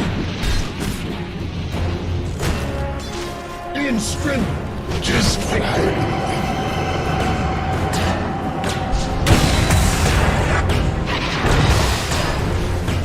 Radiant's courier has been killed. Dire's top tower is under attack. No. Radiant structures are fortified.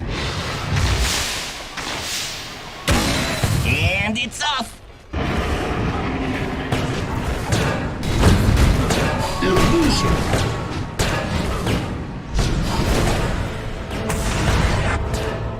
On my works.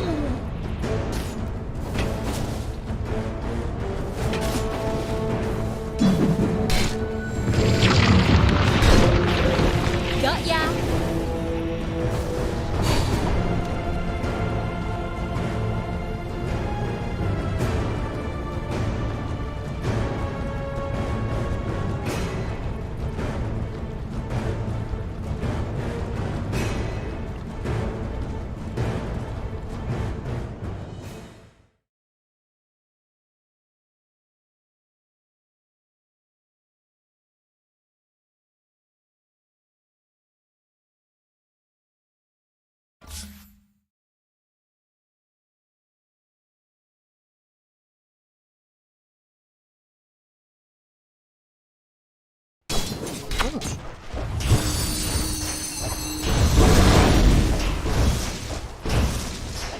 Denied.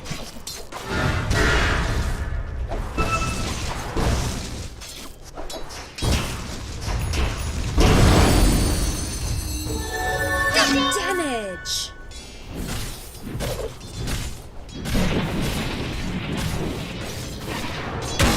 Do it with flair.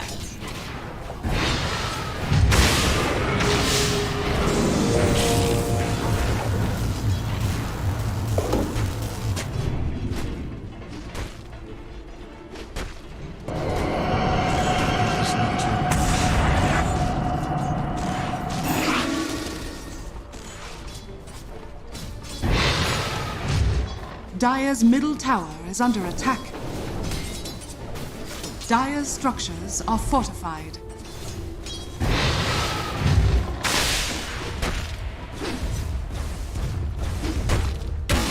Coming in.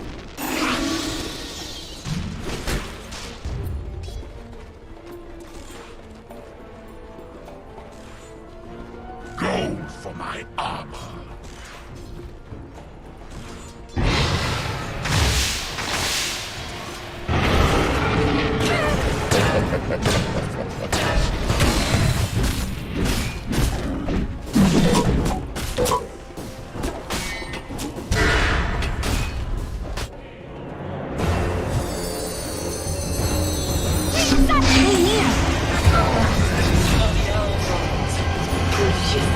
Radiant's courier has been killed. A strange time to hibernate.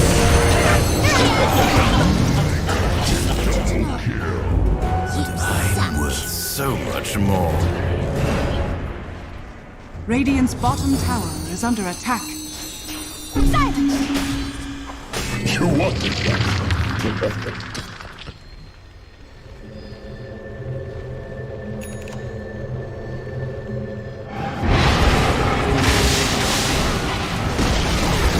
Radiant's bottom tower has fallen.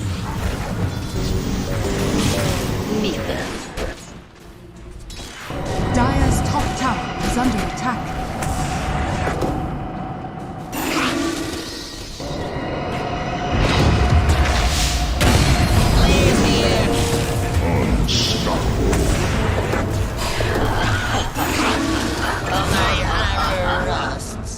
Dire's top tower is under attack.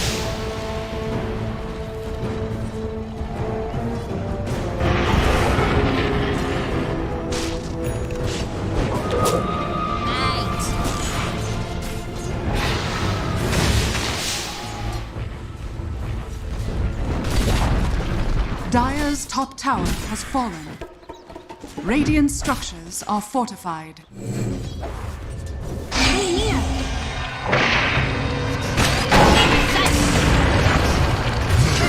A death If you are truly some sort of dragon, you must be a juvenile form. Radiant's middle tower is under attack.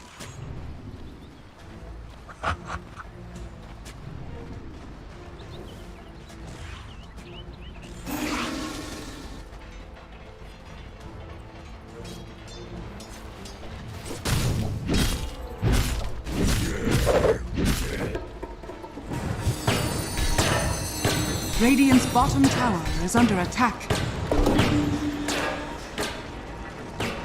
My gratitude.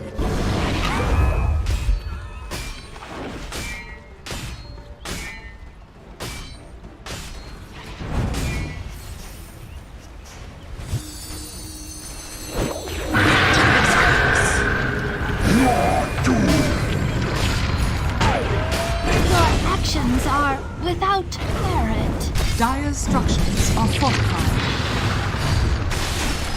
Radiant's bottom tower is under attack. Plan B it is.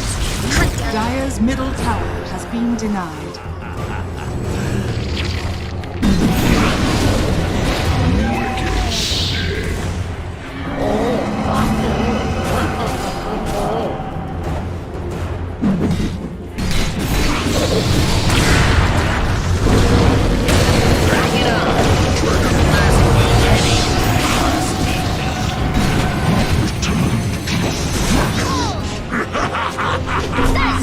Need to gather round.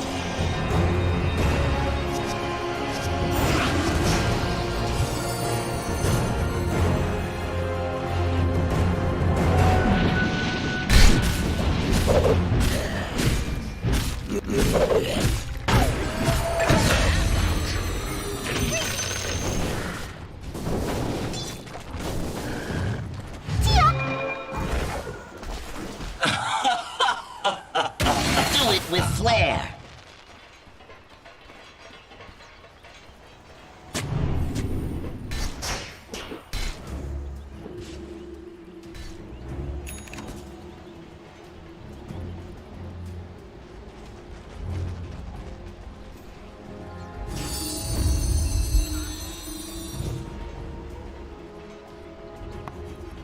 Radiant are scanning.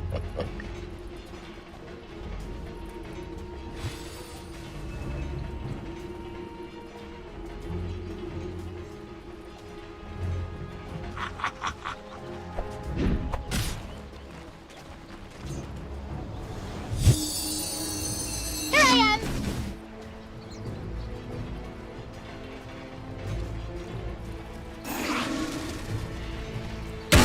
Incoming! Dire are scanning. Behold that. I'm up.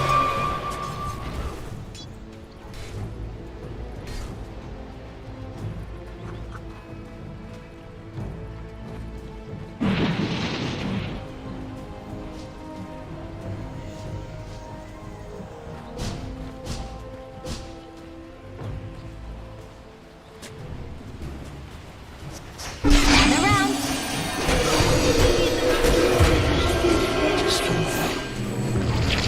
Radiant's top tower is under attack.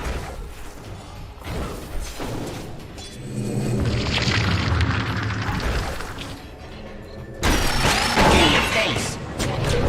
Dire's structures are fortified. Homing in.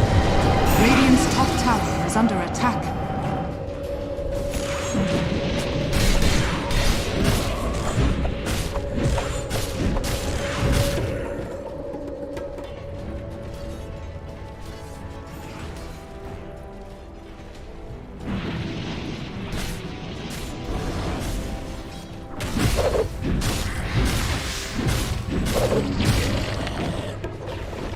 Go for my arm.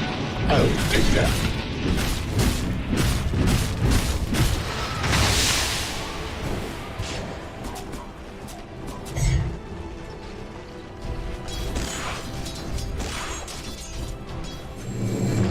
Radiant's top tower is under attack.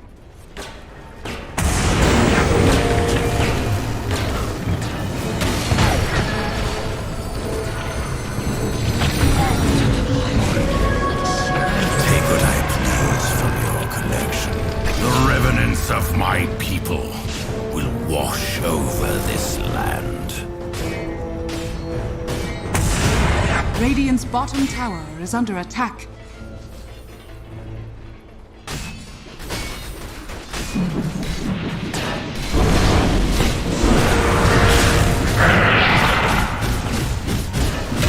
And it's off.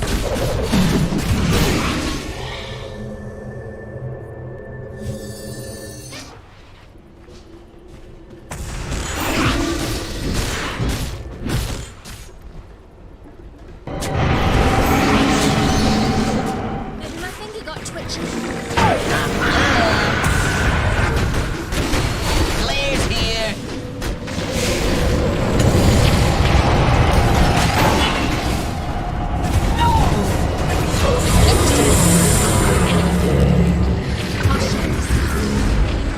Perhaps you'll be remembered after all.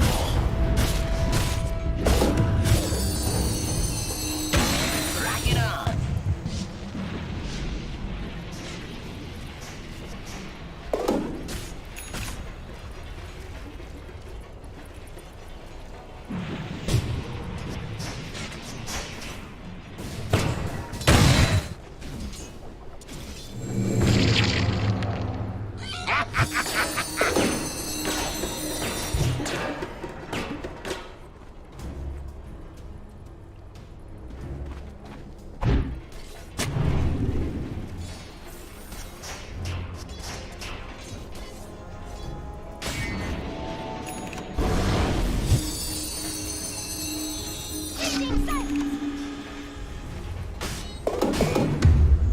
Radiant's middle tower is under attack.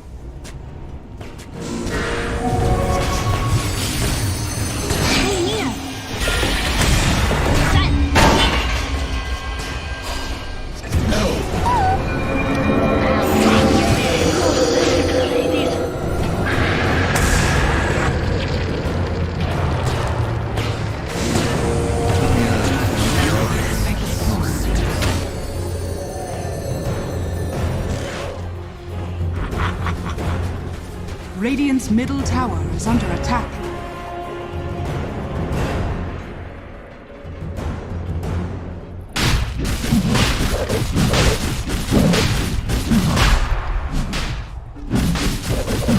Radiant are scanning.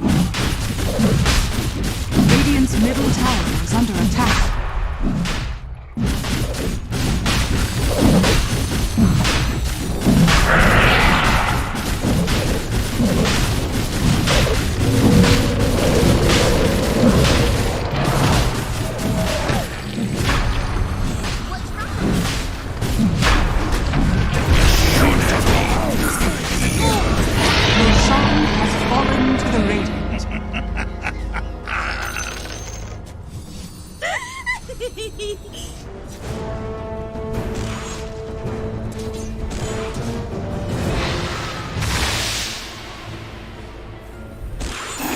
And it's off.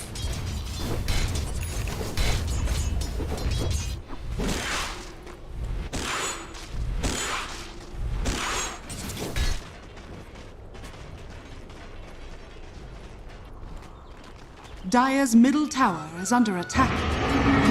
Stand around.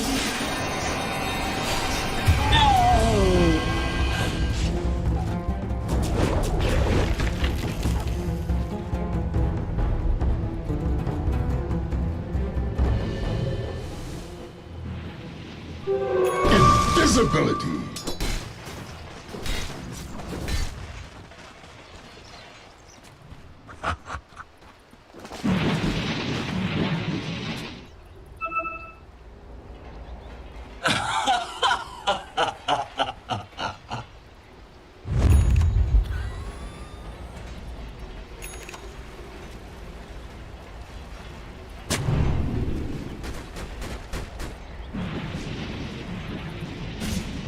Silence. Greetings.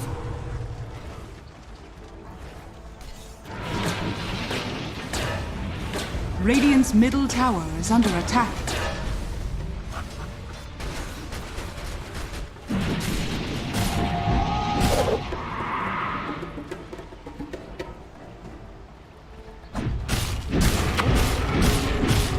A prize.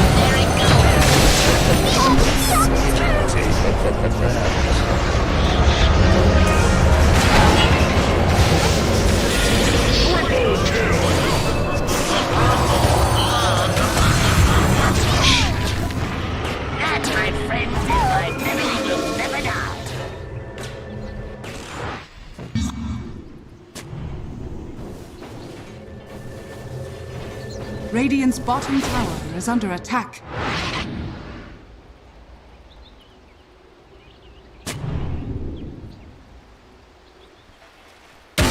Rock it on! Illusion!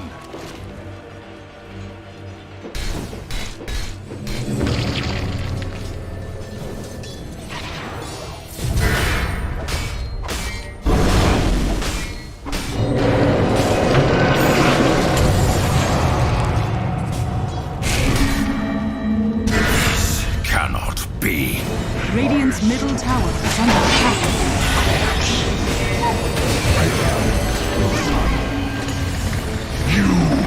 Radiant's top tower is under attack.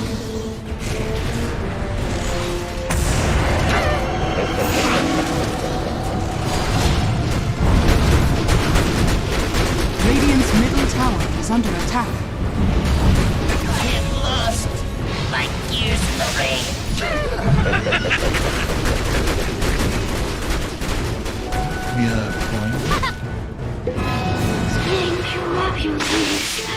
Double damage.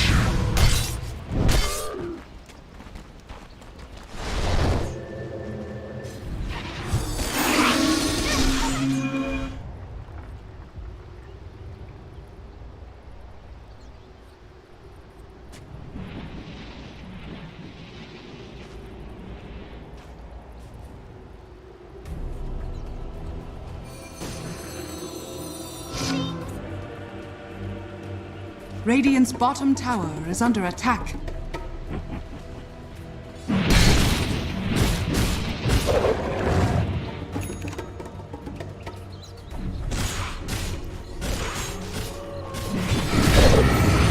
Dire's middle tower is under attack.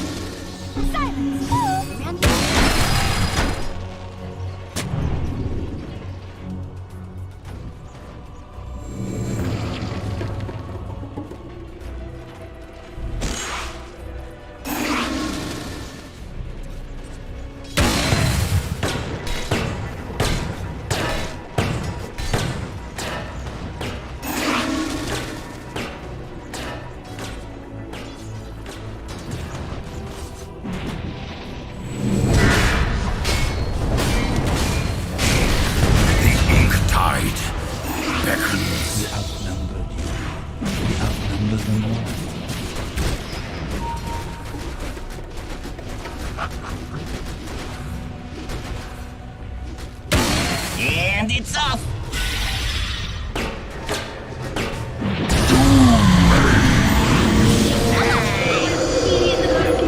Radiant's bottom tower is under attack.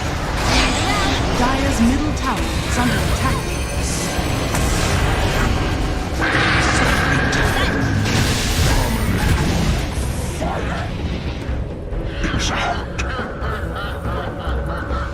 You go this way, and I'll go that way. Radiant's middle tower is under attack. Radiant structures are fortified. Where?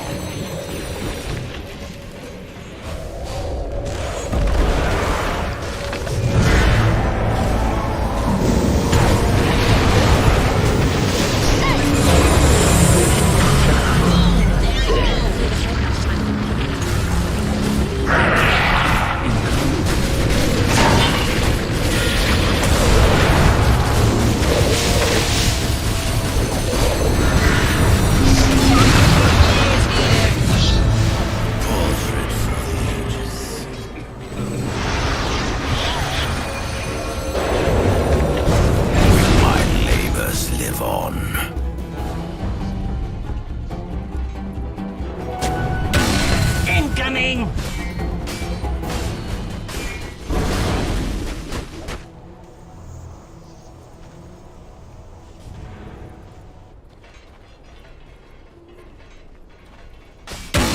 Homing in!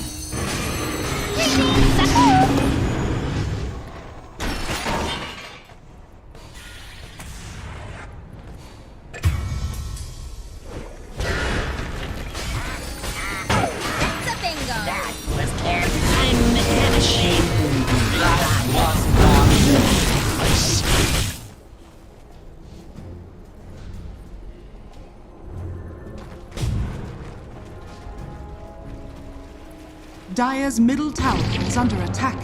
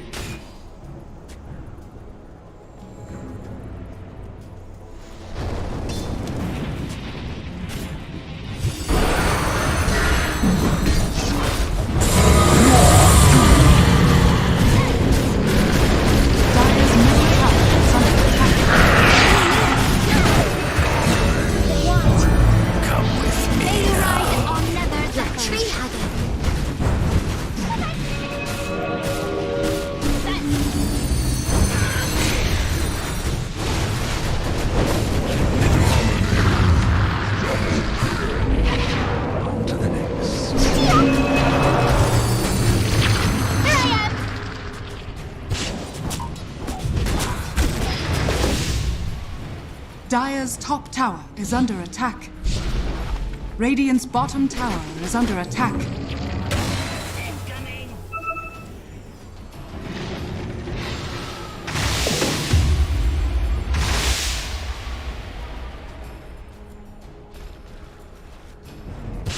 Dire's middle tower is under attack.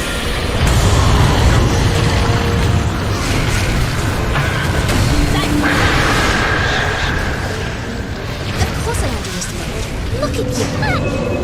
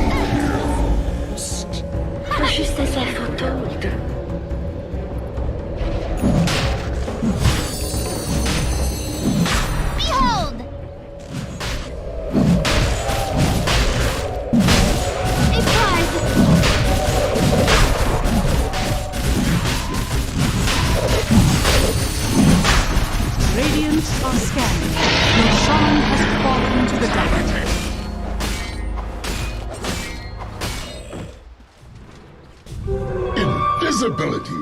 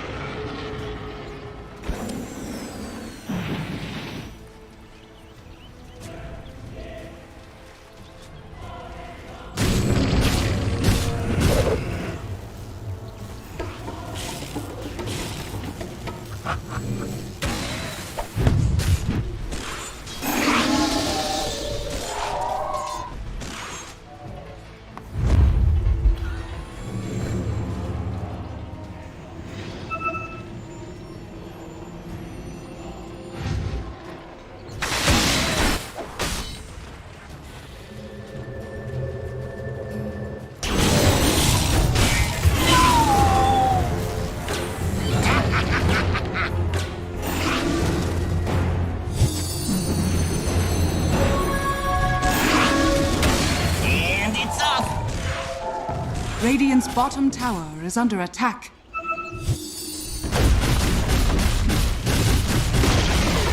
Radiant's bottom tower has fallen. Almighty money.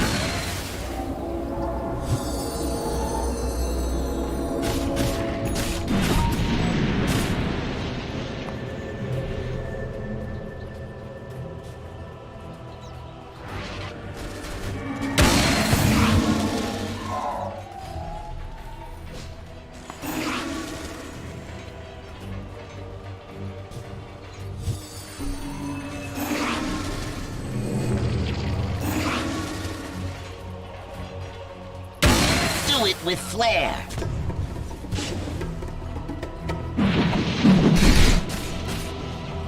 Radiant's top tower is under attack.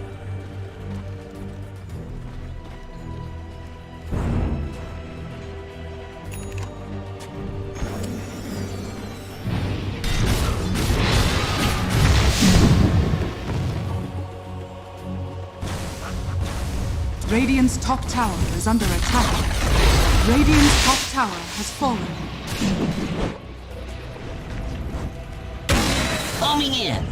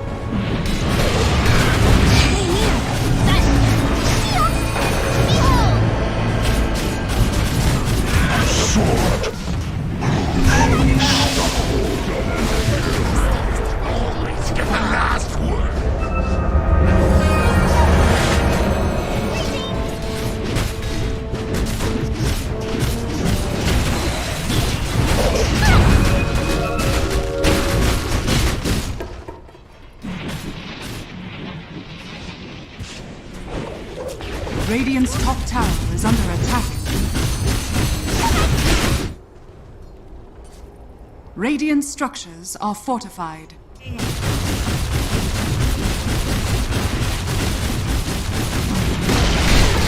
Radiant's top tower has fallen.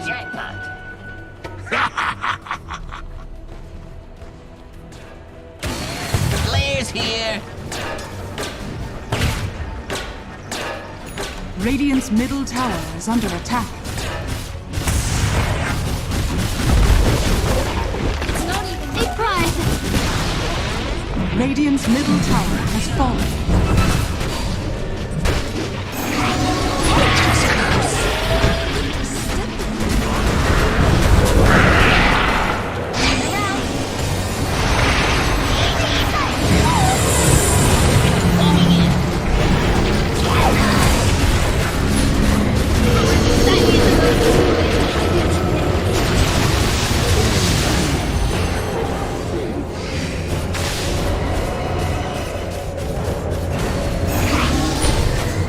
Radiant's middle tower is under attack.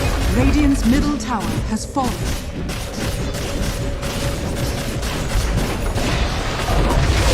Radiant's middle barracks has fallen.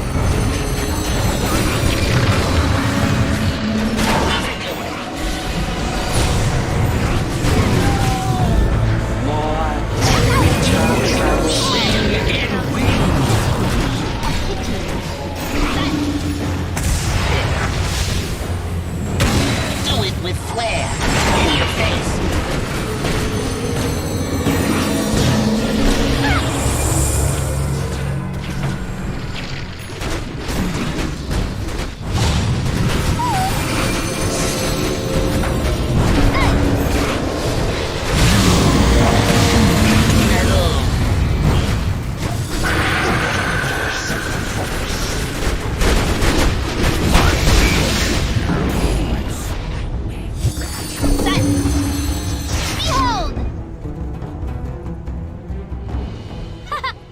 Radiant's bottom tower is under attack.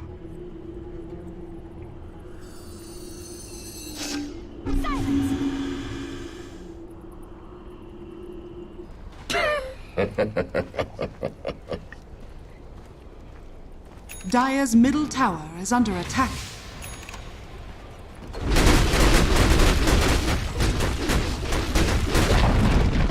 Dire's middle tower has fallen. Dire's middle tower is under attack.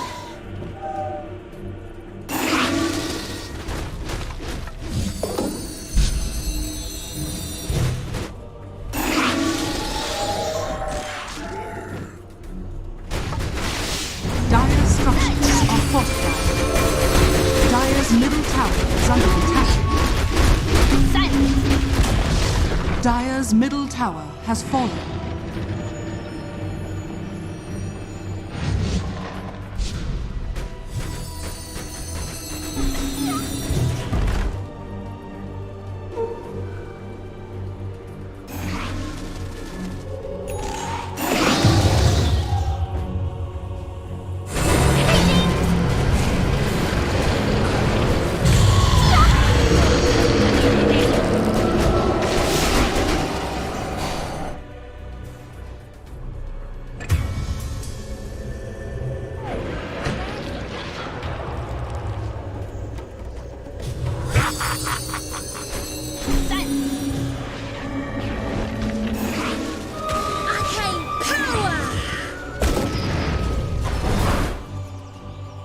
Dire's top tower is under attack.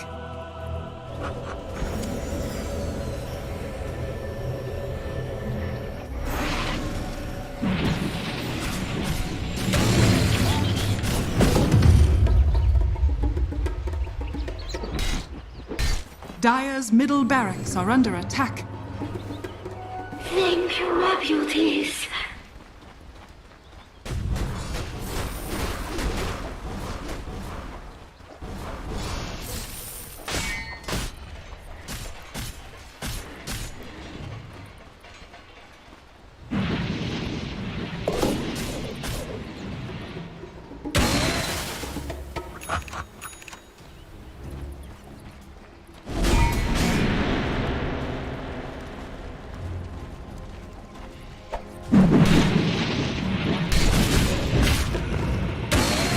And it's off. Radiant are scanning.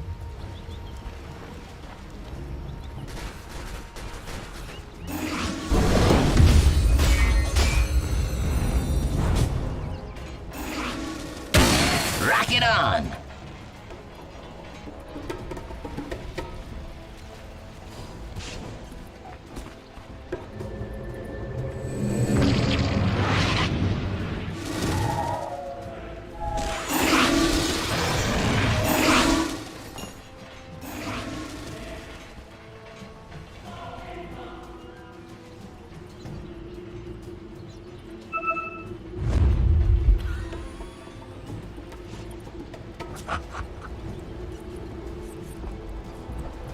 Radiant's bottom tower is under attack. Mighty money. Focus.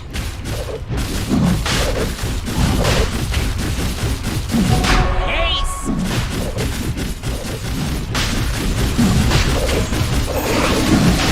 There it goes.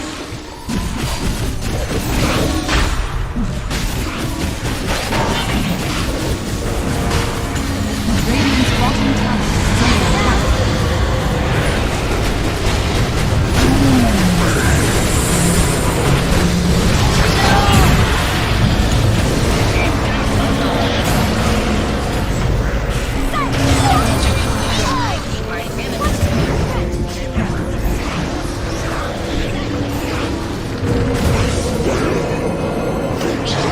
Come back and die again.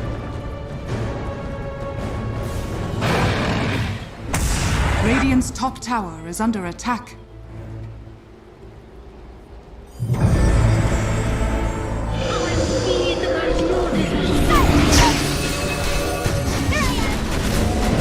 Radiant structures are fortified.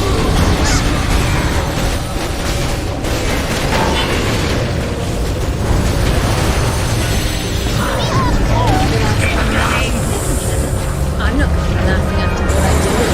It's just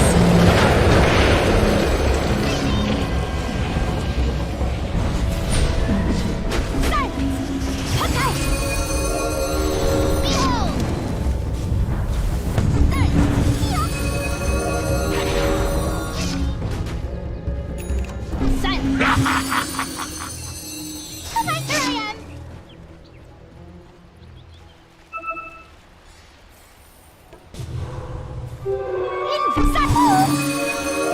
Behold, a prize.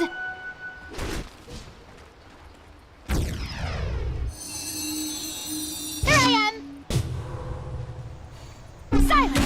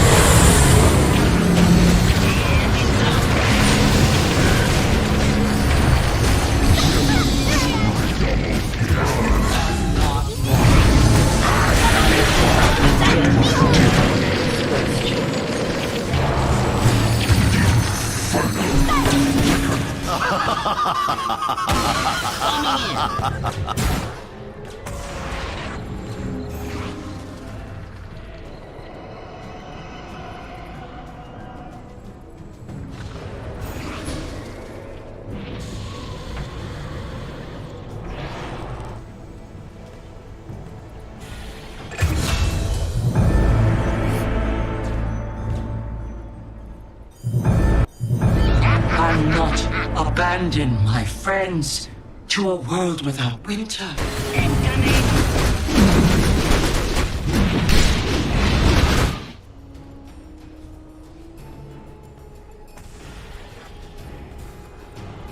Dominated.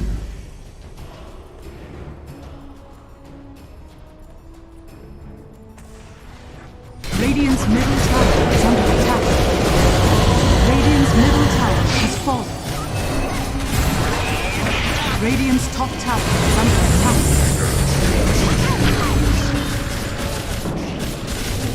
Dire victory.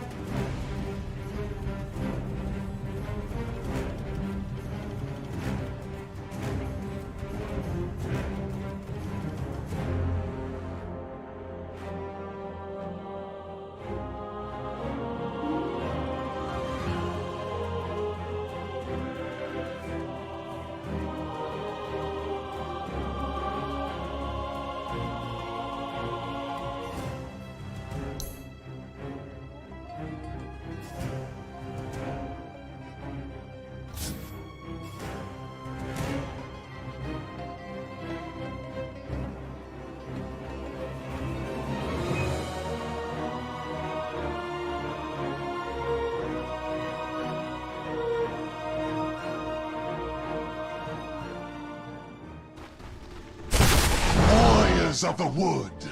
It's looking spicy.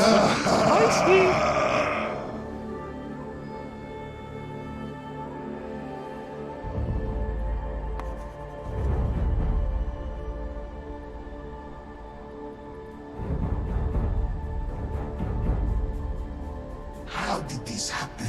How did this happen? Both bad. In fact, I saw it happen several times last night in NA. It's like, man, this is very disappointing. Your Ags is trash. Your Shard's kind of trash when you don't have damage items. Like, it's okay. Everyone else is Ignore better. what Trent is saying. Remember Garbage. the first Division 1 game in Season 1, all right? Rapier Ags on Dark Mago. He single-handedly comes back from a 72-minute game with his Ags, all right? Trent, that's just facts. You are completely out of your depth. Well, I don't know if you remember, but TI5, Ancient Apparition, hit an ulti on the Roche pit that won an Aegis, so That's just facts, Bowie. That's just facts, Bowie. So I don't know. I'll tell you. Well, I don't know what you're gonna do with that one. I guess I'm wrong, guys. Equally relevant, I think. I am gonna favor Thunder Predator, though. I like the Centaur. I have enough confidence in this hero, and I've heard if somebody popped into my stream chat last night and said, "Yo, Zyori, Elder Titan's the best hero in Dota," and something. Did he wear shades and a brimmed hat? I don't know who it was, but that anon really resonated with me, man. So I feel like Moose might be onto something here. I'm going with it. The stars have aligned, and the Elder Titan is going to come out of the astral plane and make this game an easy one for Thunder Predator. Trent, I'm tying it all together. All right, well, we've got to pause, folks, but it looks like we're close to resuming. I'm excited to say that we got the red man back at the helm. It's Gare Bear. He's here. He's ready. He's feeling sharp, and now it's his time to shine. Gary, baby, take her away. Thank you so much. Yeah, here we are back again for some Dota 2, a very important series as well, Theban. And a couple of questions for you. First of all, the disrespect for the Tiny. Dark Mago, the man of mystery here. Do you like that Tiny? The South American Tiny? I think they had a lot of ideas about flexing this hero till the very end. They picked this Nyx Assassin, seeing that there's a Lina, there's an Apparition, you can get some nice spike carapaces off. But for the most part, I do think Noping always think like, okay, 90% of the time, this is going to be our mid-Tiny. Yeah. And Dark Mago likes playing it because it allows him to protect his jungle and always be ready to fight. And that's the kind of way that they like Noping to play their mid. So it's pretty good. It's very good, and it fits the team's identity. Yeah, kind of giving HFN all that space, right, with Medusa or the Prophet. You want someone who's out there causing sort of hectic chaos and getting up in the opponent's faces. And then on the side of Thunder Predator, I like to ride with the King. I'm a big fan of him. Pairing him up with such meta picks as Centaurs, as ETAA coming out to play as well, which you've seen a fair amount from Europe, countering a lot of these healing items, the Timbersaw that's been so China is, of course, like all the regions, to be honest. Having some disconnect issues with Minos on the Wraith King, it looks like, but we should be back into game shortly. Now, my second question, on a scale of 0 to Bloodbath, where do you rate this game? Because both teams have some inordinate amounts of team fight and ganking capabilities. A lot of Bloodbath, that's for sure. Yeah, just Bloodbath out of Bloodbath. Yeah, there's Tiny, there's Nature's Wrath, there's Nyx Assassin always looking for fights with his Vendetta. Then on Thunder Predator, they got the Centaur, with the Stampede, either to get people out or go in. This Lina is going to be pushing lanes out, always looking to make plays on the sidelines. I think TP is the one who's going to want to calm down and not get too many fights going, especially before 10 minutes. And Noping, they're going to try to take these early towers and try to force TP to either give up those towers or come and fight them. Yeah, especially with both the Prophets, Natures and Death, as we are finally into game one here of this series, kicking things off with a smoke from Noping, moving out across the map very early on, and an equal response from Thunder Predator. It looks like they want to try and clash around the mid lane with their Observer Ward battles. Matthew gets there first, smoke pops. I think they saw that. They were pinging him out. Yep, just gonna walk up there, check it out. Oh, hello, Centaur. What a punk. Run right back down. MJZ does have a sentry ward, so we'll see if they get rid of that immediately. And Radiant Observer Ward, that's a cute little spot there. Watches out on the rune spot. Very hidden and difficult to de-ward, that Radiant Observer. Oh yeah, I've been seeing this quite a bit lately, especially on the first week of when the new patch hit. But not too many South American teams have been doing it. That means Thunder Predator, these guys, they're international team now, in the sense that they played globally, and they're definitely be studying up all the other teams as well, not the ones in their own region. I think one thing the DPC does do is it forces you to kind of just focus on your own region, and I feel like teams who try to expand beyond their region and look for ideas to other regions are going to have a significant advantage over their other teams in the DPC. But it's a real thing, isn't it? Maybe some people construe what you say as a joke, being an international team just going to the major. But so often you hear from, especially your tier 2 teams or, players and teams from Southeast Asia, South America, North America, when they go to these LAN events, they get to scrim against some of the big teams from China, from Europe.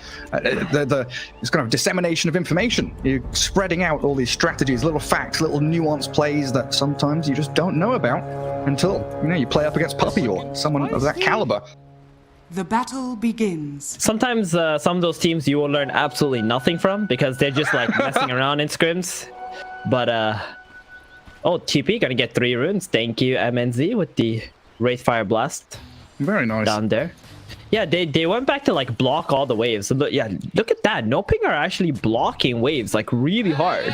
They just let the supports go out to take runes. Interesting. That's very interesting. Yeah, something that like for example, if you're scouting before your match, like these are informations that can help you, especially in the early game, build an advantage. If you know that supports are the only ones checking runes and the 3 cores of No Ping are always like going back to block, then you can take full advantage of that. There are games where you could possibly get 4 bounty runes at the start of the game. That's a huge advantage for you. Now, the knock-on effect, blocking up these waves, it doesn't seem like mid or bottom's going to change too much. Top lane, does that affect the lane up against Frank and Moose? Like, will HFN and Pandaboo have a better time because they block so aggressively? Definitely. You got double range heroes. You're gonna just right click them with the poison attack and send the treants from the back and like just zone out the 2 strength guys here. Moose just gonna go for the pulls here with his boots, and this is the right play here, but the big camp will be spawning. Oh no, it won't. Okay, he did get the block. That's very nice. Pandaboo already very low on mana now. He'd like to do this though, right? Yeah, that one healing sub is gonna heal him back to full. It's gonna be okay. And this is how you play against the Viper lane. You want to get the wave into your tower so the Viper can't really chase you down with that poison attack. And because he doesn't have any pull camps, No Ping can't really get this lane back at this moment, but there's a double wave pushing into them. Yeah, I need to get rid of that little ward that's blocked up the small camp. But as is normal. Oh, Pandaboo. Stomp. Yeah, he's getting double real bad for Pandaboo. Oh, that big hit. Double damage basically on moves. He turns to fight the Centaur, trying to give HFN the first blood. It's Pandaboo who claims it. Spilling Centaur on the floor. Trade back for moves there, but works out nicely for No Ping. That Fairy Fire was very, very sneaky there. I feel like maybe a double edge from Frank and just kill Pandaboo first would have been a better decision for him. But yeah, first blood for the Viper. He's going to be very happy with that. And he kind of wants to die there, right? He doesn't want to spend his mangoes, comes back with full mana. Now he can go round 2 onto one of these heroes with the poison attacks.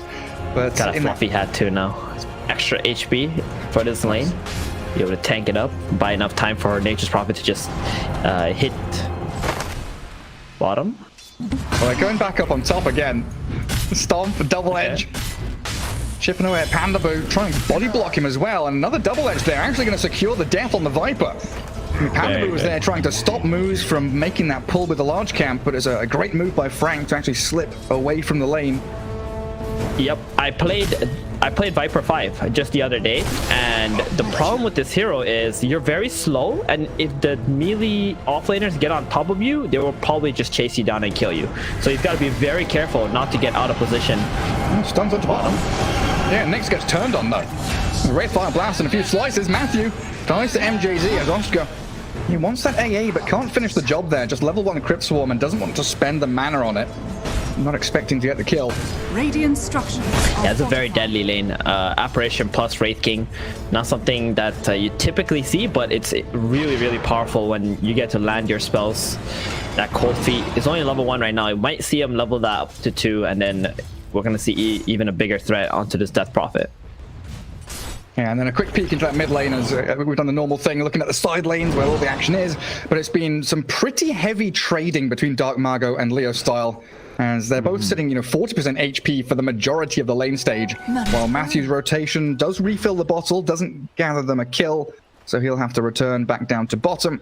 As we have some bounty runes spawning up, of course. I think this Tiny pick had so much more value because Lina came out first in the draft. Lina is actually a very bad hero against Tiny because she can be tossed into the enemy during the fight or just get tomboed, lose like 80% of her HP, won't be able to fight back, and if she's a support, she might just get one-shotted by a Tiny. So very solid pick here. I do expect Leo Style to make a lot of rotations, considering they have 4 stuns pretty much on Thunder Predator side this game.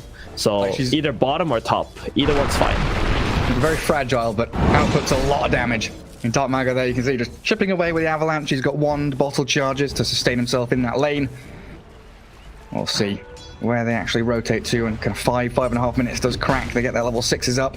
The only problem with Dark Mago for this lane is he can't outpush the lane faster than the Lina, because in order for him to outpush the lane, he's got to use those big cooldown spells and a lot of his mana pool. So the Lina has that one advantage over the Tiny, where she can just shove the lane and have a 10-second window where she can actually TP to a side lane, make a play, and the Tiny wouldn't be able to react fast enough. Frank, 5 poisons, level 2 poison attack is up. That's where the spell gets really strong.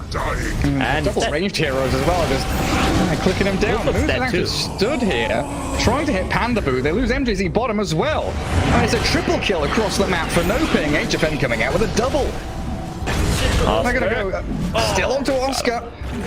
That's a good trade for Thunder Predator on the bottom lane. At least they just trade the apparition for the DP and MNZ. He's got almost level 5.5 now.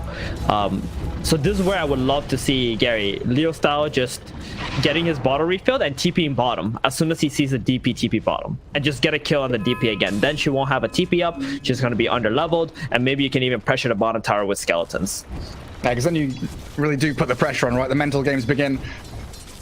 We'll see if that TP happens. Leo Style just for now gonna shove and clear the mid wave, as there is a catapult there for now, and they're gonna stomp Dark Mago around that top rune spot. Leo Style's in trouble. Spawns a DD rune. Leo Style though, zapped down and collapsed on by Matthew. Lena gets the rune but dies for it, and Moo is also just gonna get pummeled into the ground here. Dark Mago giving chase thanks to Pandaboo's poison attacks. Moo spots out some stacks, but unfortunately Dark Mago just gonna cleave straight through him. Leo Style must have had information that the Viper was missing, but he went for the rune anyway. Felt like this is such a big rune to take here, and could potentially even solo kill the Tiny at some point with a DD. It was just a mistake, and now he's actually TPing back mid and not bottom. So I feel like they're missing an opportunity to put some pressure, but he does still have the catapult middle. Maybe he'll do something with that. Maybe the call let is that go too. Minnow's saying that he's still pretty comfortable down here. He doesn't need help. Dyer's middle Leo still can focus on his game a little bit more. Radiant are scanning. It's just really good to take advantage of those situations where a hero dies in the lane, TP's back, and if you have a chance to kill them again, you just like completely destroy their game. So now just put your foot down. HFN jungling a little bit, grabbing up some neutral items now. It looks like his wave had pushed pretty hard in towards Frank's tower. So he's getting that free farm top lane plus the jungle. 53 and 17 so far for HFN. While Dark Mago smokes out of mid. Pandaboo gonna hold that lane as Matthew also smoked with a Tiny, wandering down to bottom. Minos doesn't have mana to use his reincarnation here. Oh, he does have stick charges. But the exorcism straight towards him. He's going to pop the stick. Reincarnation's up and ready now. Loses his first life. The focus onto the ancient apparition. Tombo down the AA, and now a dive under the tower. They're considering it. They're committing for it. Minnow's not going to TP. Going to try and cut through the trees. Dark Mago has his combo back up in about 6 seconds. And these Spirit Siphons, they can't catch him with any more stuns. He's got phase boots up and he's speeding. Gets away. He just got the level 6 on Frank. That's unfortunate.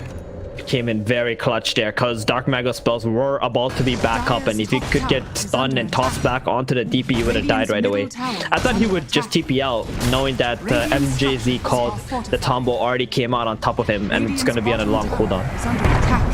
Regeneration. And then we had Leo Style with that DD rune. He's done a little bit of damage to tier 1 mid, but not a tremendous amount. The Viper was able to hold out decently, while Frank is dragging waves around from top lane. It's not been particularly comfortable for Thunder Predator. And we're still going to see these early item timings like HFN's Witchblade, the Tiny's Blink Dagger. They're all going to be coming up pretty soon. Matthew, he's trying to line up a stunt. He won't find Leo Style, and again, no ping, bringing 3 heroes around that top rune. Runes are everything for both these teams. They don't want Tiny to have some kind of a haste rune and just run around the map, potentially applying pressure on every lane just by holding even the haste rune. Just by having it, yeah. Yeah, it's very scary. And it looks like No Ping are going to make their rotation back down here to bottom lane. They got excellent 40. They really want to take this tower. Meanwhile, top Frank is just chilling, farming it up. Oh, Aberration's the one who's going to fall.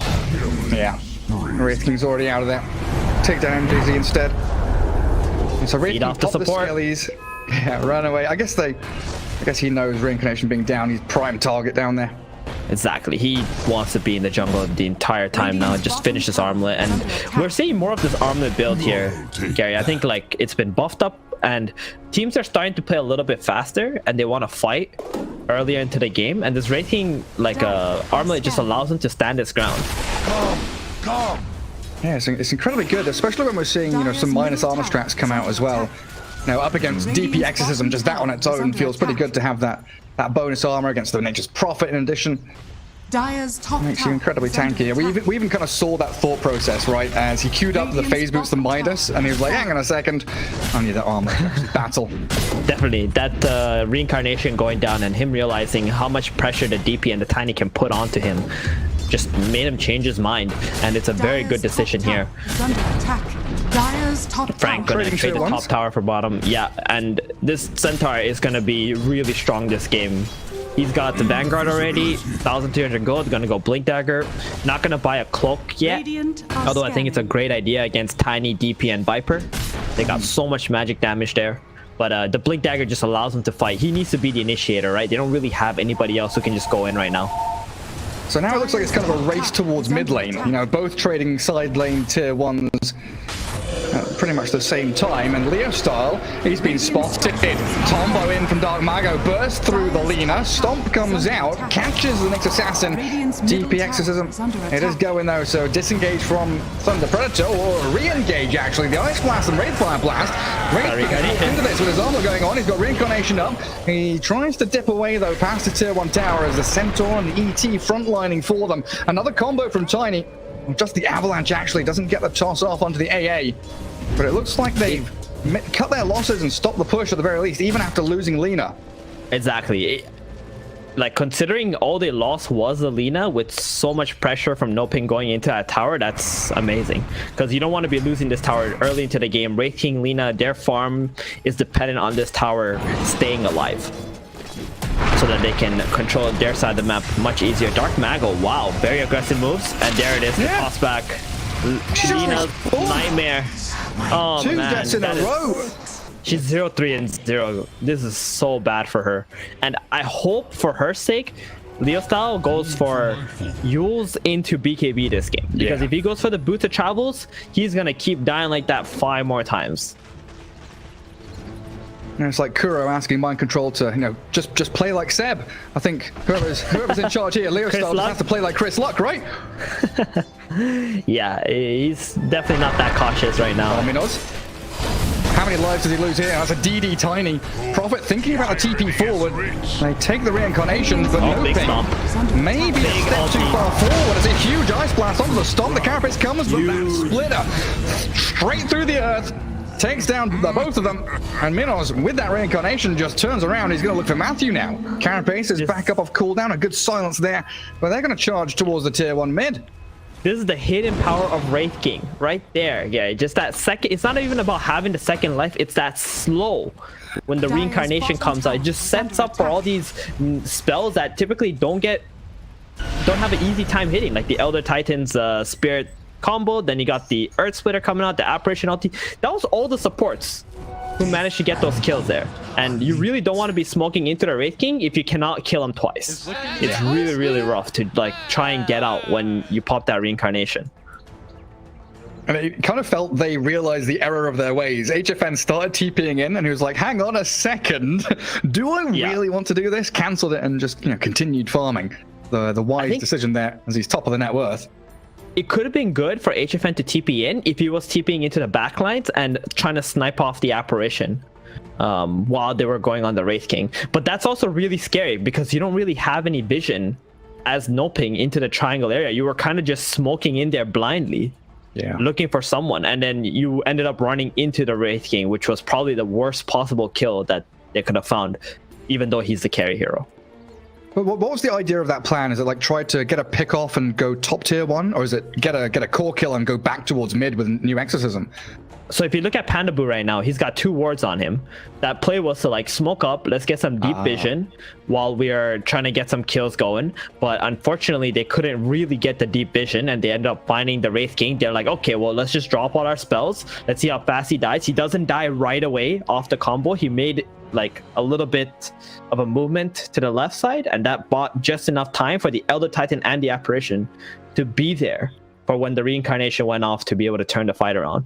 So no ping. I think they had a solid idea to just get vision out with smoked up so it doesn't get dewarded easily, but Wraith King, you know, he stopped the plan from happening. What's his build now? Sanj. Interesting. Sanj and Yasha for the Wraith King possibly here.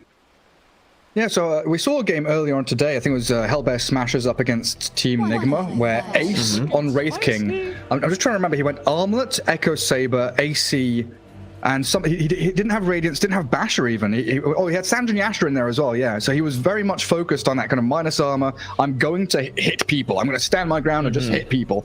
So we might see a similar thing here from Minos.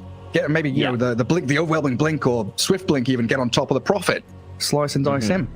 Most definitely. I mean, these guys at the highest level, they watch these other regions and the strong players from these other regions, and you know, they try to study one another. These are all students of the game here, and I'm also beginning to like this Wraith King build without the Radiance a little bit more, because it allows you to fight earlier on, and it lets you do Roshan pretty much. Like sometimes Wraith King has a hard time doing Roshan. I think the Solar Crest has also helped Wraith King become this right-click hero a little bit more, since someone on your team typically will buy a Solar Crest for you. It's always kind of interesting that ebb and flow of the thought process around, how greedy can we be, or how greedy can we get away with? What do we need to do to actually win the game? You start thinking about the early tower takes we've seen recently out of a couple of the regions. Those 0-minute towers, the early Roshans. People just trying to get that early edge as quickly as they can. Armlet's definitely gonna let you fight. Radiant's I love one tower take thing. That was pretty cool. I'm not gonna lie. That was very interesting to say the least. Plus, it didn't really use too much resources it was funny to do it. because we actually saw. I can't remember if they were Team Nigma then, or if it was when Kuro was on Liquid. I think it may have been when Matu was still on Liquid with the Kuro and the boys. But they had tried that Tier 1 tower thing like 3 years ago or something with Lone Druid and a band, and they went to mid Tier 1, and I was like, oh my god, someone's actually tried it again, and it worked this time. Just those little ideas, get recycled. What did we pause for? We had some Discord issues or a disconnection. Yeah, Discord again. Sad stuff. Yes, get ourselves back in. Could be disconnect or Discord, right? But I assume it's Discord. That's what I wasn't too sure about. I think 95% of the time people pause like this is because of some whatever communication app they're using is malfunctioning, or someone's like lagging, robotic, Someone's mic has gone a bit wonky. Yeah. One of the reasons why Discord has become so popular, because it's like, for the gamers, right? Oh god. Yeah, you know what just happened? You just lagged in my ear because of Discord. Did I? Like literally, Did I just lag? Well, they know we're talking about them. Yeah. So well, it's not isolated. They're like, you better be careful with what comes out of your mouth next, buddy. Don't blame Discord. They're always listening. They're always listening. I'm just super glad they didn't get bought out by Microsoft. I don't want to see Skype version 2.0 happen again. Yeah. We're not happy with that. Right, we're 14 minutes in, Theban. Tier 1 mid, still prime objective for both teams, I'm assuming here. But what are Thunder Predator doing with this smoke? Is this trying to get Leo Style back in the game? Is it trying to boost his morale a little bit with this Lina? Nah, man, they're just chilling. They just want to smoke. Have you never smoked just because you wanted to? I have. I've smoked to go and just sit in the jungle and hit some creeps. I wanted to go jungle faster. Nah, I think they have the blink dagger ready here. That's it. Like you got your initiation tool, plus Lina has a Yules now. Probably not going to use this Yules offensively. When you're making smoke ganks, you don't want to use Yules to set up and get a kill unless you know that hero's completely isolated or they're away from a tower. Because what happens is when you smoke and use someone, you give them that 2.5 seconds to be able to TP in and counter your play. So you want Frank to just initiate blink stun, you drop your Laguna Blade, your Dragon Slave, and just burst the hero, then move on to the next play already. But yeah, with the Elder Titan, they should be able to just burst anyone that they find. Like even the Tiny has no chance with the 1600 HP. With these 3 smoked up heroes. Plus you got the Apparition Ice Blast as well that can follow up. Like global presence, yeah, super nice to have. Yeah, they could just target anybody, catch them off guard. Yeah. Can I, you know what, Gary? I guess it's a good time to ask you, why are you not dressed up, man? How you just gonna let Trent, you know, like be the only one? My wife's like, hey, you can't leave your Canadian boy hanging here. So it's like, okay, go put on that shirt, go put on that jacket, you know. And I'm like, all right, you know. I did. Master. She wears the pants in the relationship, does she? Honestly, I did think about it, but I have been a bit sick and uncomfortable recently, and wearing wearing a jacket and shirts and stuff hasn't. I've tried and it doesn't feel too good right now. Maybe next week I'll dress up. Okay. Well, you know, Trent's like, hey, everybody's got to dress up for this day, man. It's freaking No Ping versus Thunder Predator. I mean, this game is looking damn good. Like, and I've ruined it for everybody. I can't tell you at this point in time who's gonna win. Like, I do favor Thunder Predator right now, though, but I feel like No Ping are just 1 or 2 fights away from controlling the game as well. Yeah, I also do believe, Gary, that No Ping typically have way better like early games than this, and they're probably also feeling a little bit of pressure. But there it is, goodbye. Especially when that jump is made, yeah. Straight onto Oscar, not a chance. Blowing up the DP and still standing around this mid lane. Viper's able to clear out the waves, so yeah, they're gonna spread and separate the different ways, try and farm up as Thunder Predator. I'm starting to think about this HFN Prophet, though. You know, he is top of the net worth and one of those heroes that scales incredibly well. He's gone for the Maelstrom after Witchblade, so he's going to keep his farm rate going as well. No BKB queued up, just a Sanjin Yasha, but his impact hasn't been felt yet, and it's definitely one of those kind of looming threats for No Ping. Yeah, I'm wondering about the Sanjin Yasha as well. Like, status assist, cool. Are you gonna have any healing? No. Like, I don't know. Get blown up. Yeah, he's got to get BKB, man. There's a really good reason why everybody buys BKB on Nature's Prophet, and I don't think the Sanjin Yasha is it. And they're gonna go right back at mid. Oh, yeah. You know, Laguna Blade's a little bit up close and just want to secure this mid tower, and it doesn't look like TP is going to fight this at all. They're like, okay, you use Exo, we wait, and then we'll go fight you once your Exo's done, because we got our abilities and our items as well.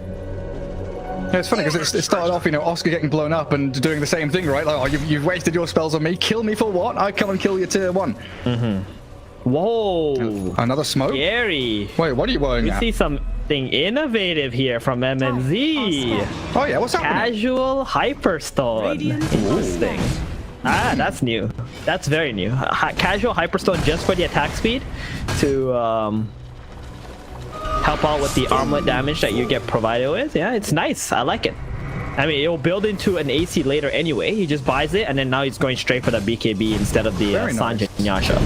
Oh, Dark Mago. Back. Stomp onto the Dark Mago Tiny. Stampede out, and they've blown him up. Tiny's gone. Earthsplit catches the 3 of them in the back lines as Frank, getting his soul siphoned off with a Light Strike Array, catches the Nyx and the Viper inside, and the Wraith King just turns around and whacks them down. Minoz comes out dominating. 3 heroes out from No Ping. They're getting outplayed here. Thunder Predator, they were just dangling the Wraith King in the mid lane. They were smoked right behind him, and they toss back the Wraith King. They don't even bring him down on his first life. And then the Tiny was the one who was the real victim there. He just got super baited. And when No Ping, when you make plays like this, these aggressive moves, and it doesn't work out, you must be super demoralized, and you're not sure what to do next. Like, if I'm in their position, I'm probably thinking, okay, guys, let's just split push. You know, we can't really do anything else anymore. Let's just wait. And Thunder Predator, they're just on point, man. They know exactly what to do. They know Exo's on cooldown because they took that mid tier 1 tower, and they went right back at it to take a fight. Yeah, and to your point, it feels even worse, the fact that you've got a Tiny with a Blink Dagger, someone who wants to be fighting and kind of getting into action right now.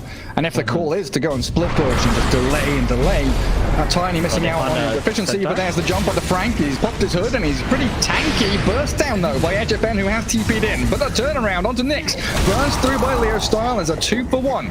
Here's the outcome. It's a good Ice Blast. Unfortunately, no Wraith King and no real follow through onto them. Yeah, they want to fight again with the Exo being up on no ping. I'm not sure how Centaur was that low. But yeah, he had like less than half health, and that just gave an opening for no ping to just go in, make that play happen, get 2 kills. Nyx was the trade, but I think no ping are going to be happy with that, especially with the map control they're able to gain from this. And I'm also seeing Leo Style now going for the Boots of Travels. The last 2 fights going in favor of Thunder Predator has given Leo Style some confidence to just go straight for the Boots of Travels instead of the BKB here. As long as he doesn't die from here on out, he should get a pretty decently timed BKB before any big engagements happen. Yeah, and that helps you match the Nature's Prophet tremendously as well. Wherever you see HFN, you can TP into that lane, push it out against him. And they're going to smoke up, yet again, 4 heroes strong from their own triangle, aiming towards that dire side triangle. And again, Minos just going to wander into the mid lane. Yeah, this play is like a bait with the Wraith King, and if they can get 2 kills, they want to go straight into the Roshan pit. But realizing that no one's actually touching MNZ while he's going for this creep wave, he's going to move into a triangle area and get this ward up, take over this area for a minute or so. Not too much farm available here, though. Looks like HFN has already cleaned up most of it. Yeah, there was just a bounty rune there still, even though the camps were all dead. Smoke back in there. Yeah. No ping. Matthew scouts them, sees them, and dodges the stun. They found the Lina. Try and blow her up. Oh, down goes Leo Style, and Minos is actually trapped down in the river now. The stomp on the DP and the Panda Boo Viper, but Matthew blown up with a double edge. Minos, he still has that second life. Armor toggling, he's gonna fall the first time. DP is being focused by Moose, and MJZ from the high ground gonna take down Panda Boo. HFN, he arrives with his freshly purchased BKB and a toss from Dark Mago. That arcane rune coming to work, playing into that TP side. Yeah, huge fight for no ping there with that smoke up. And HFN, like we noticed earlier, he was going for SNY, he changed his mind, he's gone for the BKB, and now this allows him to just TP in the middle and just man fight. And the only reason this fight was so bad for Thunder Predator is because their position 2 was blown up at the start of the fight because he doesn't have BKB. Yeah, you can see right here, they see the Lina, they go for it, double stun up, and he got the apparition sitting on the high ground, gets a nice juicy double 2-man ice blast here, and they turn on for the DP. You can see Minos, like, he can't really stick on to him because being focused on, but Moose was able to kill off that Death Prophet before the Ice Blast could run out. And then here comes HFN just cleaning house. You can't do anything against this BKB for the time being, especially with the Lina being dead. Like, you need your position 2 to be dishing out a lot of damage in these fights and not being dead first. Yeah, basically didn't get the chance to cast a single spell. But I guess, you know, as Thunder Predator, as the losing side, still going to be pretty thankful that Roshan didn't go down. No Aegis for the Dire team. Yeah, I think with Leo Style dying so early into the fight, he was almost alive before that fight even ended. So yeah, no ping are like, okay, we got an Elder Titan kill only at this point, and Wraith King, you know, the Lina will be able to slow things down, especially with the Ice Blast. Let's just focus on shoving lanes out. This profit's only going to get bigger and bigger. 13k net worth, AC's queued up. And run. We see that profit with like AC Satanic or something, and he literally can just stand there right-clicking people forever. Exactly. That's going to be the build here for sure for HFN. And he's going to be a very scary boy soon, especially since his team loves giving him all the farm on the map. Everything literally is yours, HFN. You are the king of our team. True nobility. I mean, Tiny and DP, what, 8.5, 7,000 net worth? You wouldn't really say they're struggling, though. They're getting their key items, they're hitting decent timings. It is just that distribution that is very, very heavily slanted towards HFN. It's how they like to draft. They pick these heroes that don't need too many items, but have very high impact in fights. DP Exo might be a long cooldown, but she could still do a lot of work, even without her Exo being up. The silence is strong, Siphon is really powerful. Just put that onto the Centaur. look outside the Roche pit. What are these skellies? Oh, they've started moving. Never mind. There's two skellies that were literally sat outside the Roche pit 30 seconds, and I was wondering if the Radiant knew that there's smoke coming. Dark Mago who just makes a jump onto Frank. That's a Centaur. He's a massive tank. HFM with his BKB trying to burst through the AA. MJZ does drop, but Dark Mago, he gives his life for it, and a buyback from the AA now. Oscar, he sends the ghosts out, wanting to battle Minos. Jump in from Frank again. The backstab with the stomp onto HFM. Now there's no BKB, and they're just looking to play him into oblivion. Oscar and Panda Boo, they're stuck now. The dieback from the AA matters not because no ping are being slaughtered. One by one, they all just die and topple over.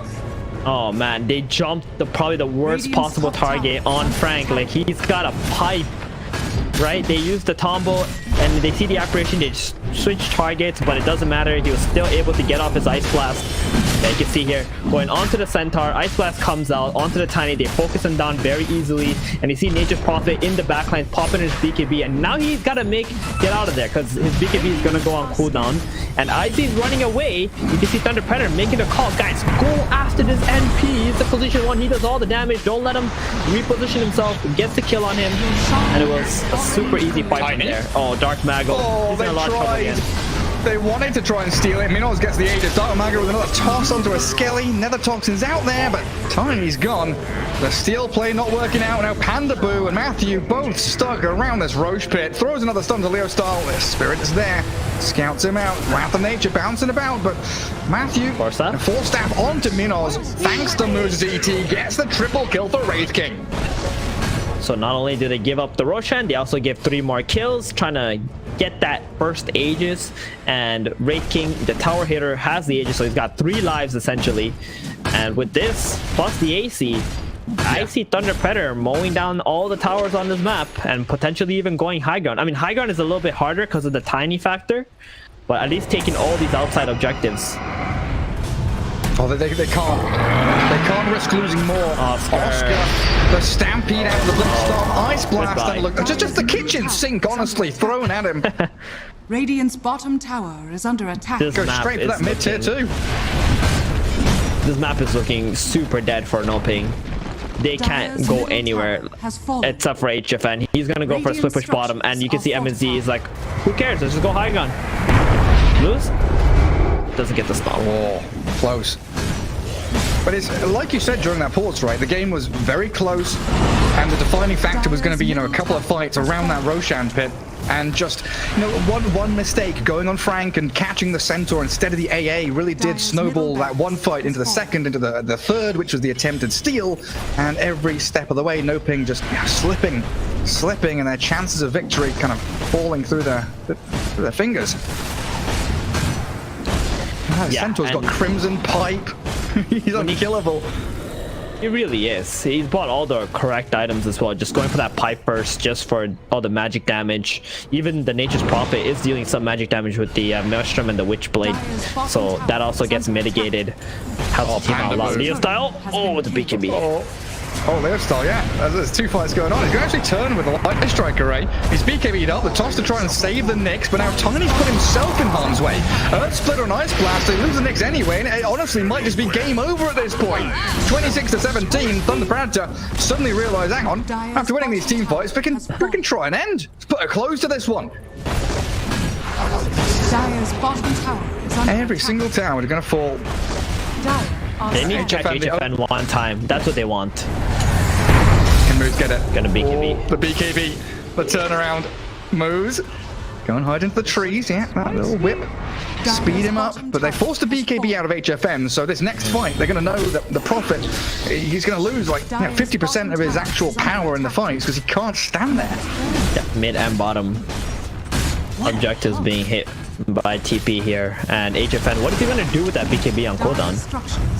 Sprout the tree, sprout the towers, put some trees around them. Try your hardest to defend what remains of your base. Toss back. Minos sent behind the barracks. He BKBs and hits Dark Mago. The Ice Blast there. He's Glimmer caped up. Half HP Tiny. He does have another Avalanche toss combo in a second, but he's going to get burst down with that Laguna Blade finding him. Leo Star claims yet another kill. No buyback on the Tiny or the next. Minos, he doesn't have a second reincarnation, but he's still holding Aegis. He's looking pretty fine. He turns to crit to lifesteal a little bit. Oscar getting focused on the left-hand side of the fight, but another Sprout. Oh, hang on a second. The blink out from Minoz and Frank. Get him out of danger. Tiny's back in with a buyback. They defend their lane for now, getting through that Aegis on the Wraith King as well. They forced the buyback from the Tiny. Next time Dark Mago goes in, they're gonna, like you called it, throw the kitchen sink at him. Get him out of there. He's gonna be dead for like 90 seconds, and we're probably just gonna see a game from that position. No ping right now. They gotta make some sneaky plays, some smoke outs. There's 2 wards outside their base, which is gonna see pretty much all their movements if they don't smoke. They gotta get something done. Kill off MJZ first. Kill off these supports. These are the easiest targets he can go for right now. Even the Lina with her BKB is so hard to bring down. Look at HFN. Radiant was scanning and looking for him. I don't know exactly where he is when he shows on the wave, cutting it. Yeah, exactly.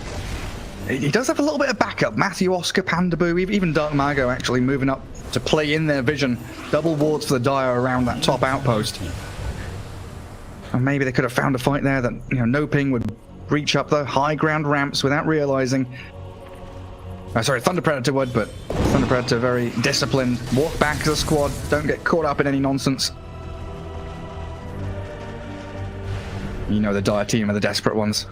Backs up against the wall, see if they make any drastic moves, and then you can respond. Yeah, TP just kind of chilling out a little bit right now, trying to finish their items and seeing the positioning of Noping on this map. Because Noping was able to get the lanes out a little bit, and now they're going to smoke right back. So they got solid formation here with all the heroes. Oh, that's the big kill. That's on this game.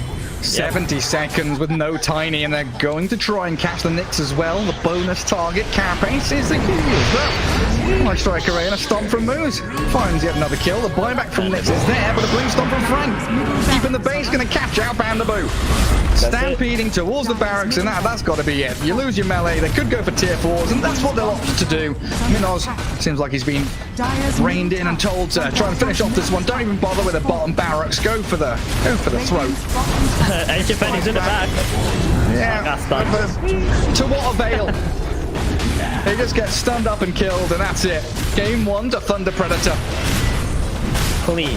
I want to say clean on this game. Leo style, he had some rough early game deaths, but once they got the Centaur Blink Dagger, like those deaths really didn't amount to anything at the end of the day. TP reacted well, they defended the mid tower, and they just waited out their timings for Centaur to get Blink Dagger. They went and got the proper kills, they got the proper objectives. Raytheon's item build was solid, everything was really good on TP. On the side of Noping, that's where I see the issues, where this Tiny,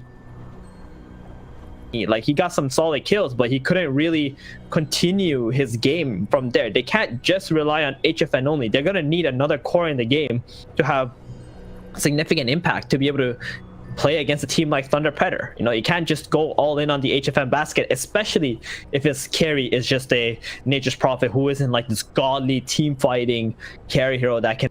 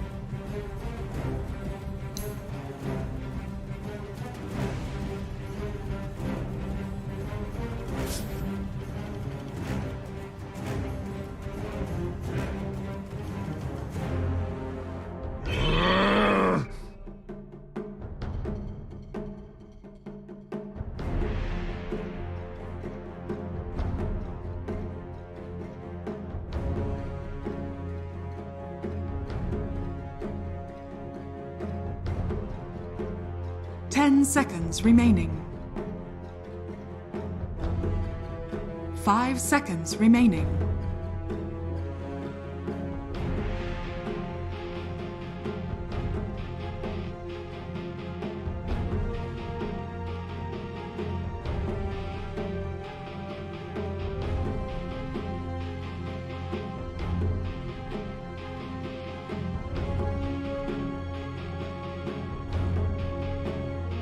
Dire team pick. Abyssal Underlord.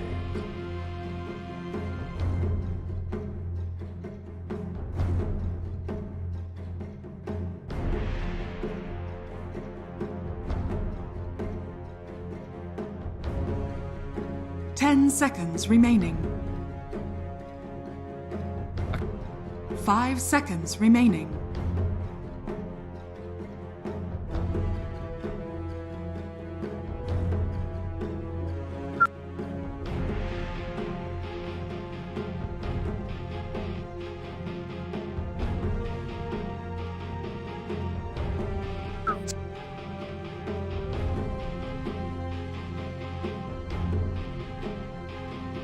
Dire team ban. Monkey King.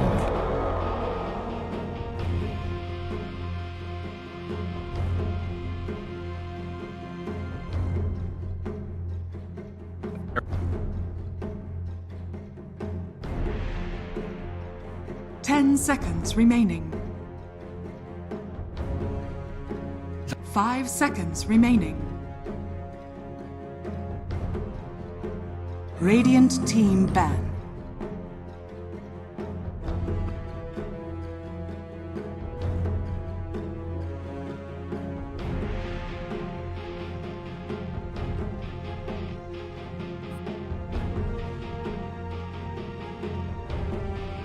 Ten seconds remaining.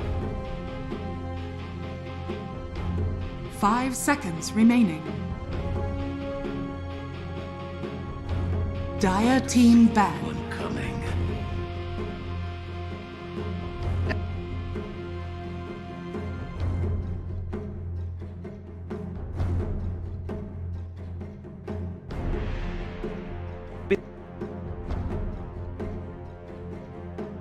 Ten seconds remaining. 5 seconds remaining.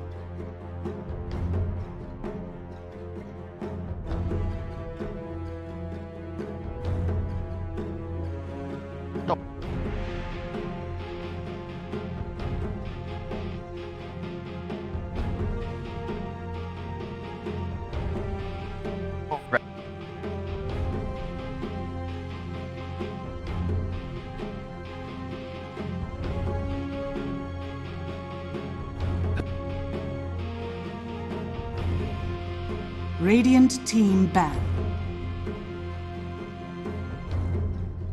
Dire team pick.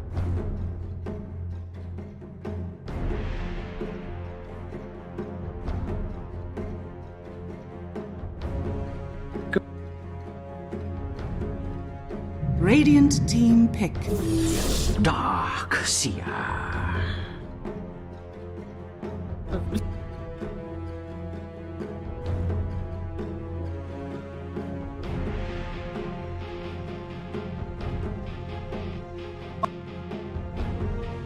10 seconds remaining. 5 seconds remaining. 5 seconds remaining.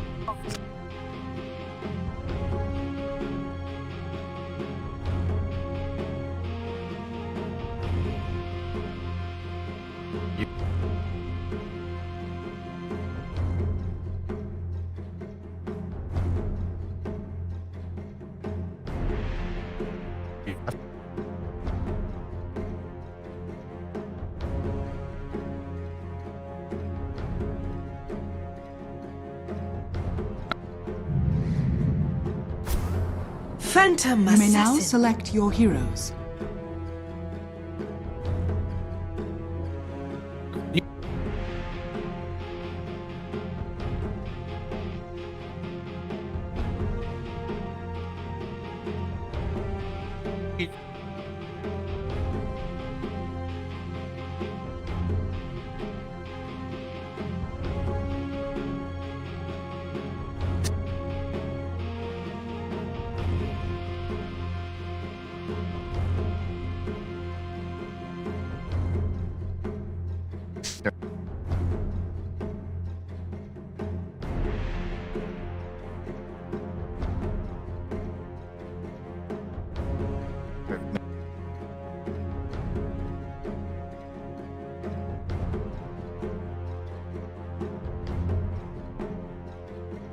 Rock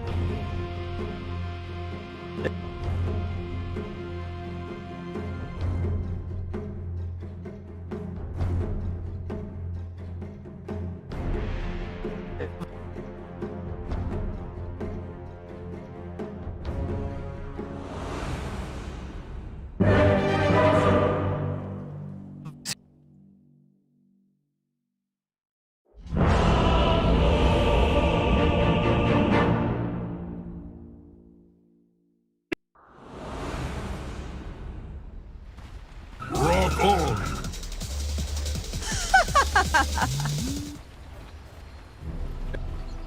Prepare for battle.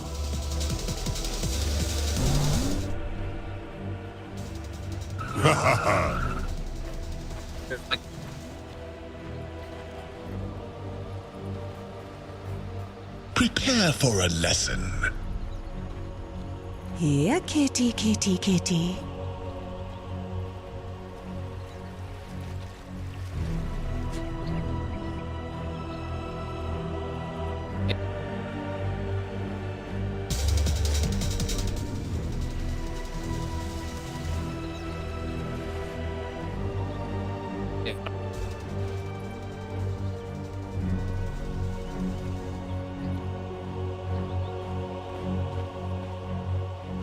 Thirty seconds to battle.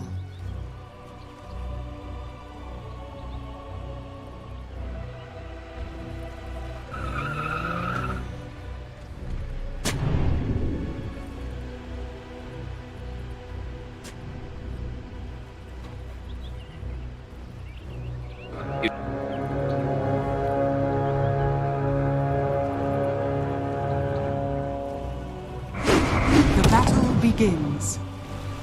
Rock on!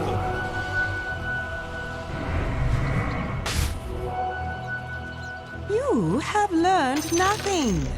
Oh, I feel better already.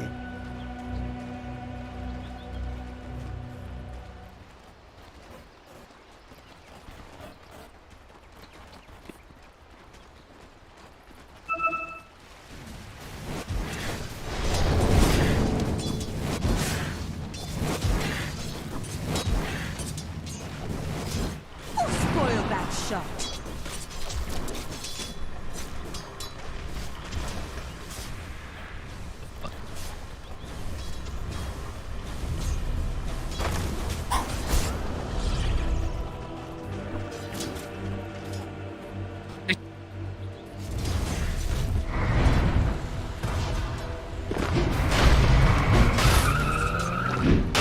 I don't think so.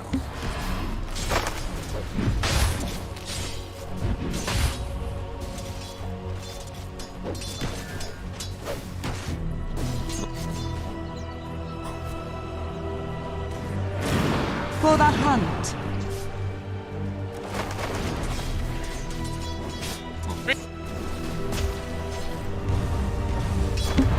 I'm grateful.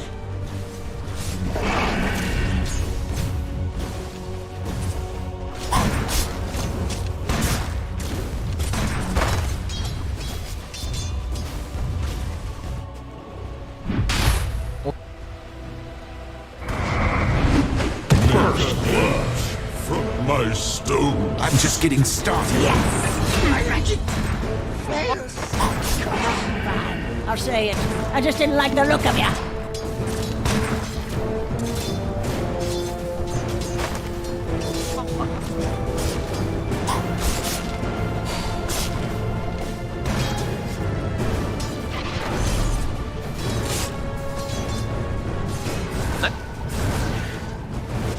Dire's middle tower is under attack.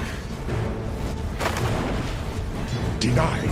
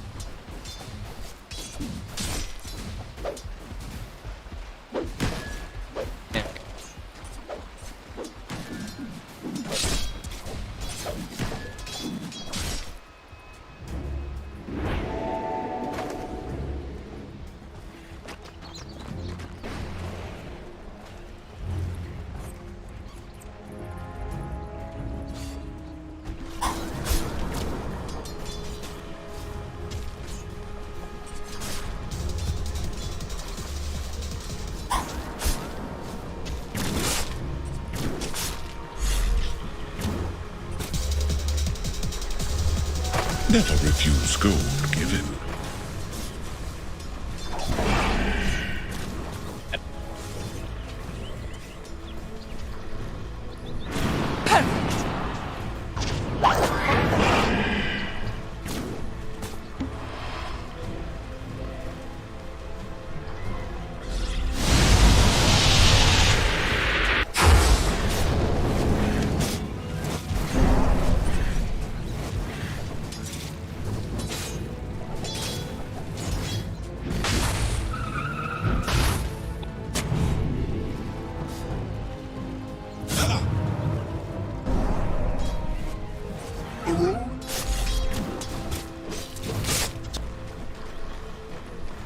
Radiant structures are fortified. What being snared in fire?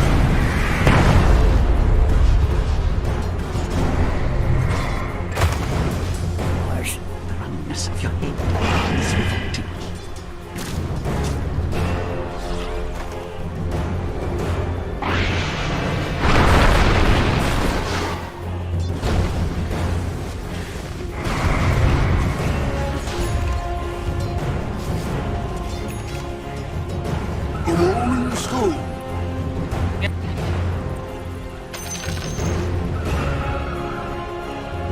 I feel better already.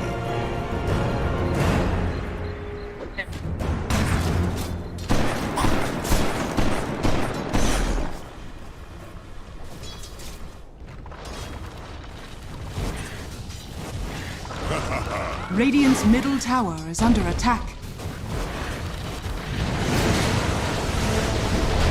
Flame dies out. Your ignorance ensured your demise.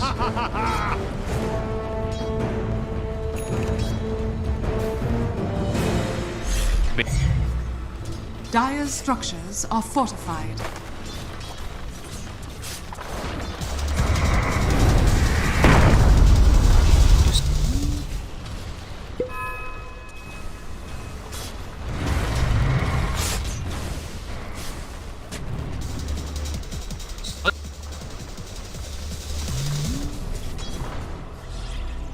Dire's middle tower is under attack. Radiant's courier has been killed.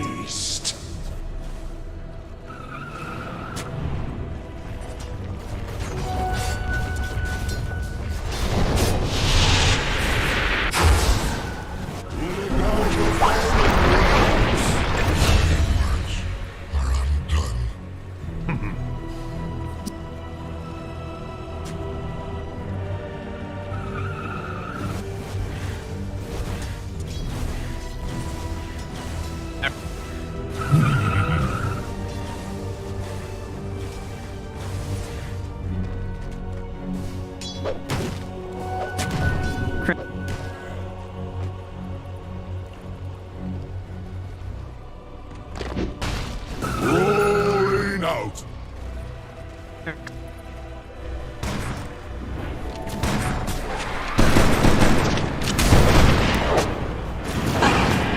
Run into a Dire's hard middle case. tower is under attack. Bad skill.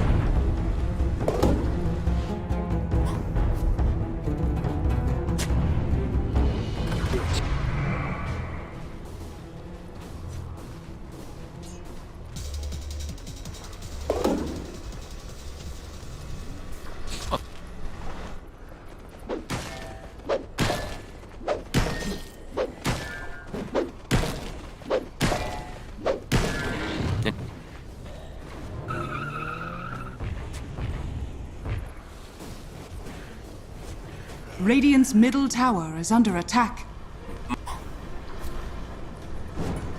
Dire's top tower is under attack. Radiant's bottom tower is under attack.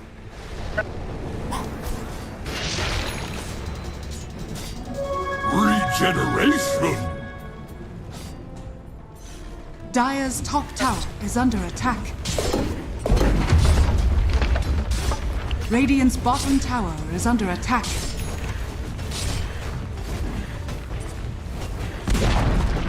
Dire's top tower has fallen. Radiant's bottom tower is under attack.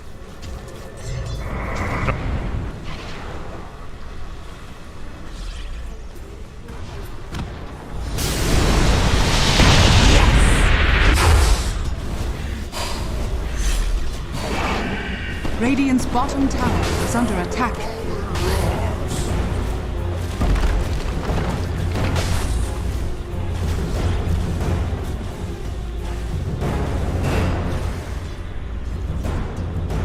Dire's top tower is under attack.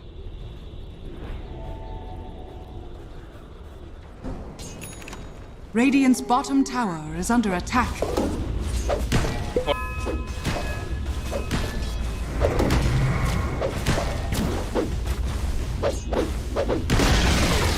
Radiant's bottom tower has fallen.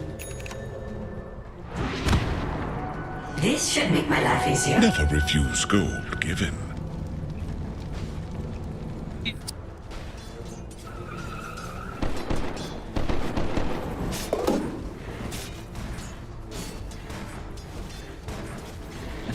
No.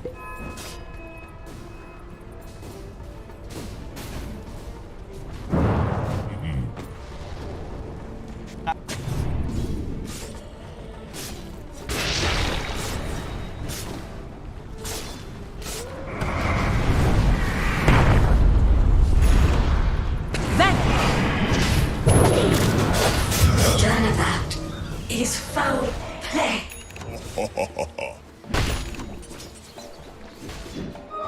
I deserve this.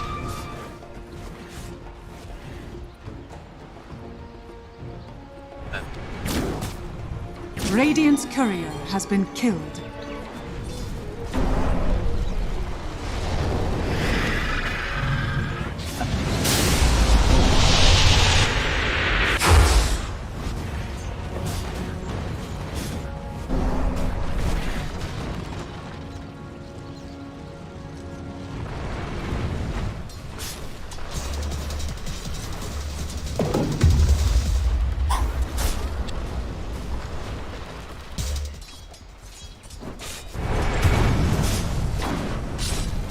Only room in this lane for one stony killer type.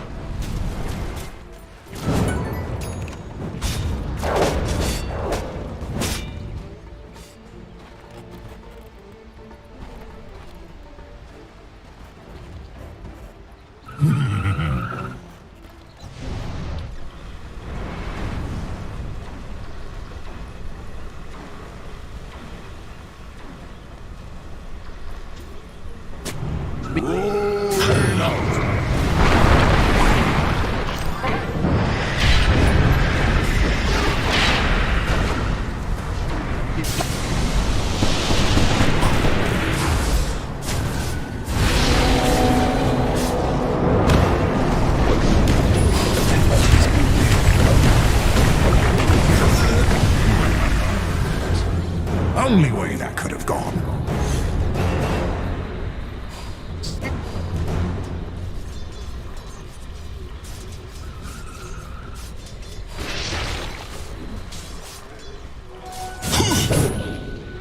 A rolling stone.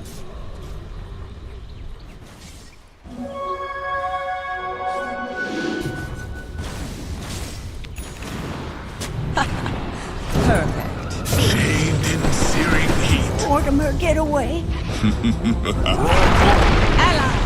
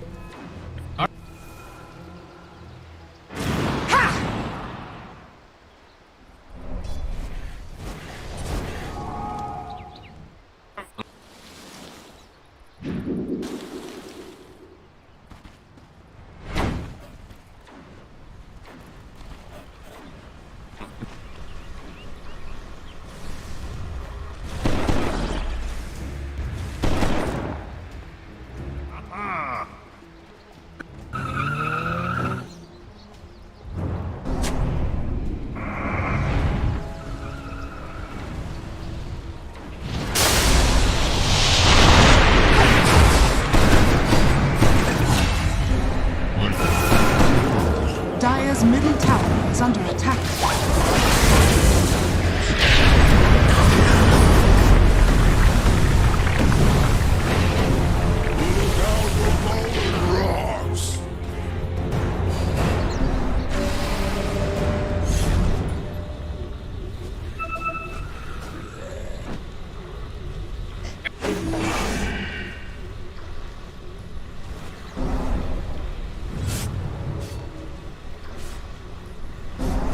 Radiant's middle tower is under attack.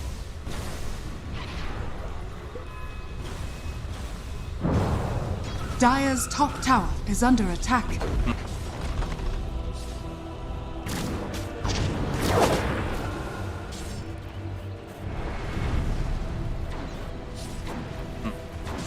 Rolling out. Radiant's bottom tower is under attack.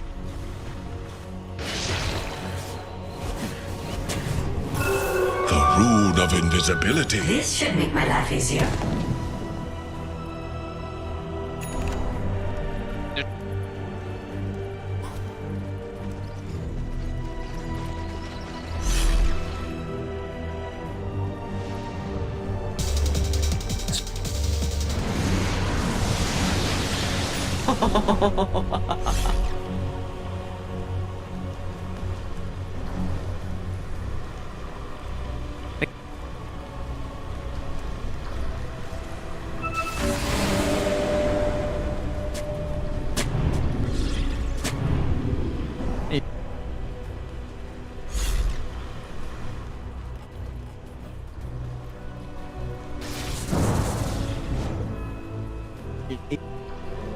Shadows, take us.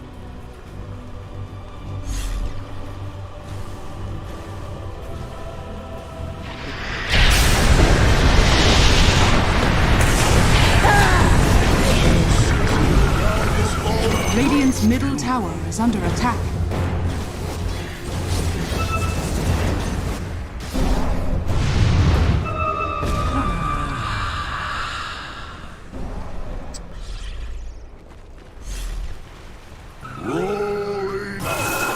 Dire's structures are fortified. Dire's middle tower is under attack.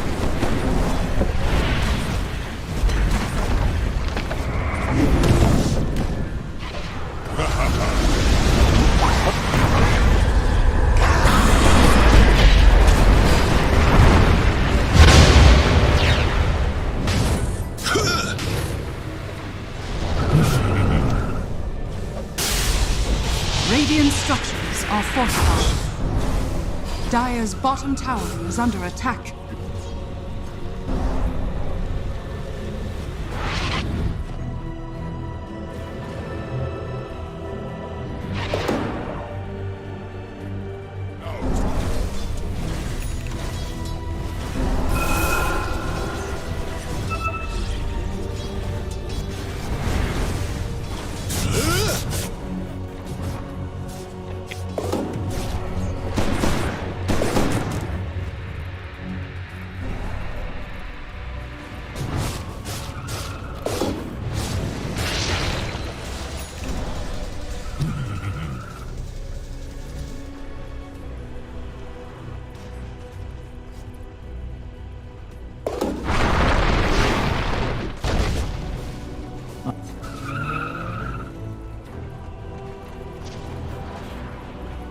Look out for fallen rocks. I'll take that.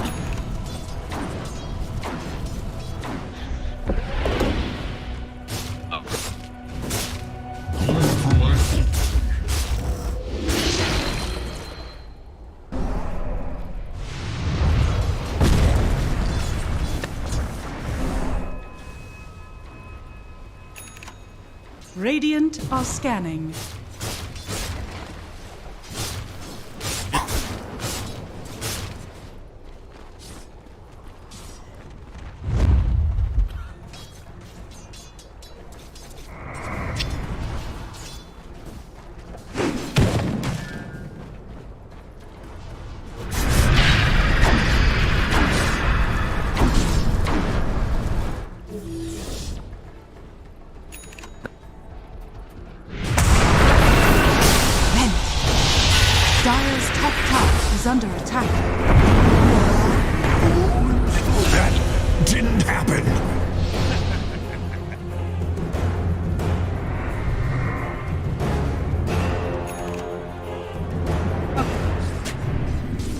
Bonded, you and I.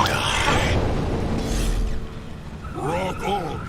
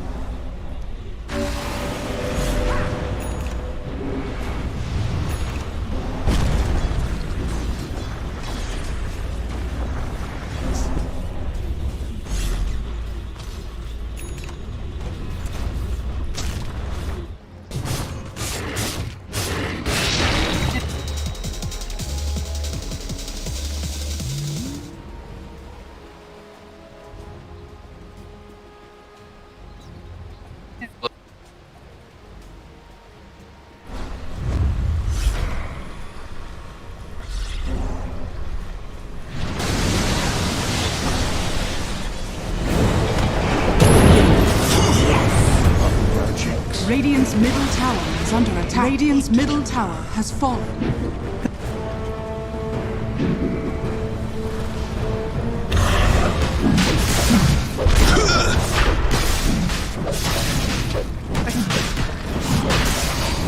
Just what are you hiding? What have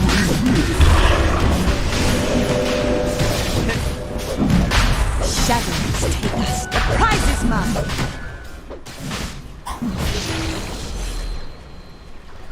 Dire's bottom tower is under attack. Behold, my searing cave. I guess they took it personally.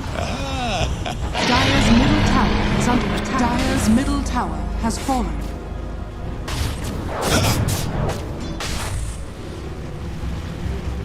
My pet thanks you.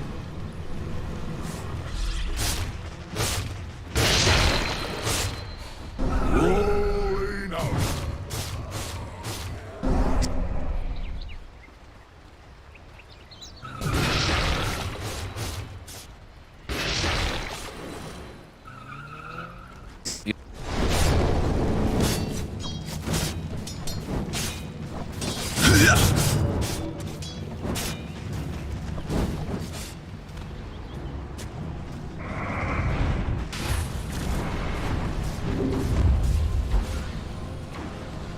Radiant's bottom tower is under attack. Radiant are scanning. The rune of haste. Dire's top tower is under attack. Look out the fallen rocks. Dire's top tower is under attack.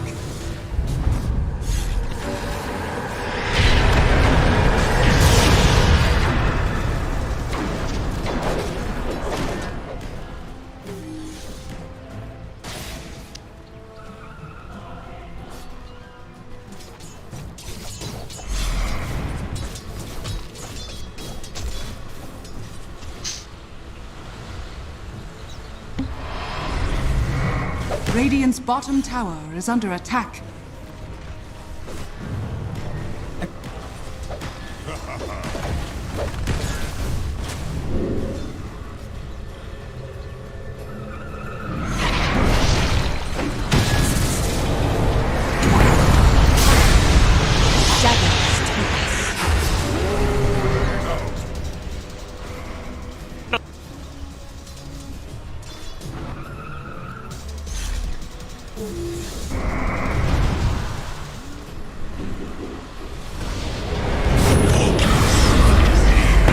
Radiant structures are fortified.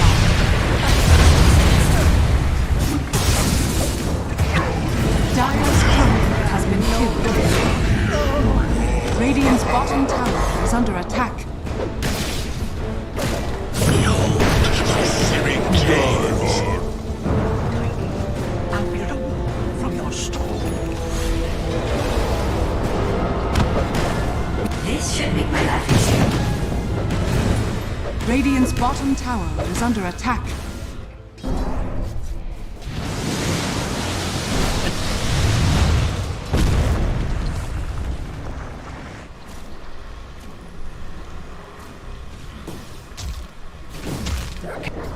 Dire's top tower is under attack.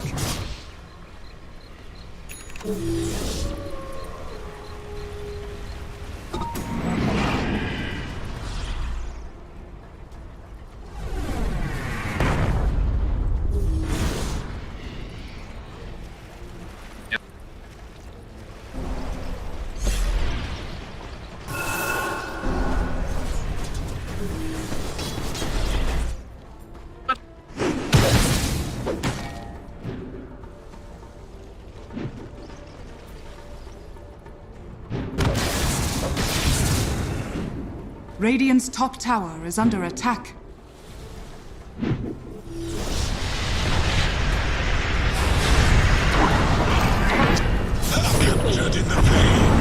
Radiant's top tower is under attack.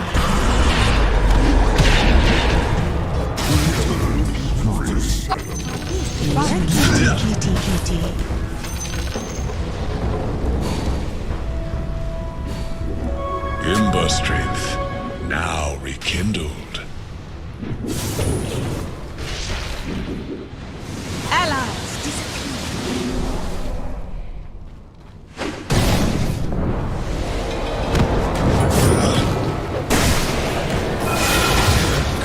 Quas exor.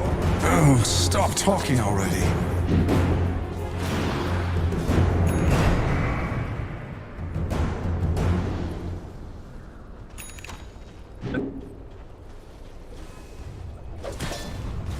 Radiant's middle tower is under attack.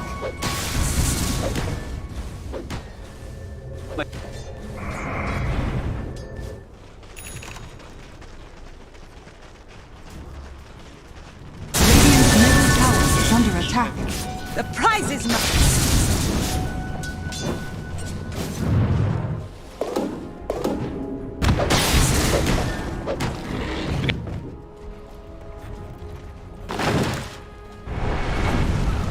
Bounty killing.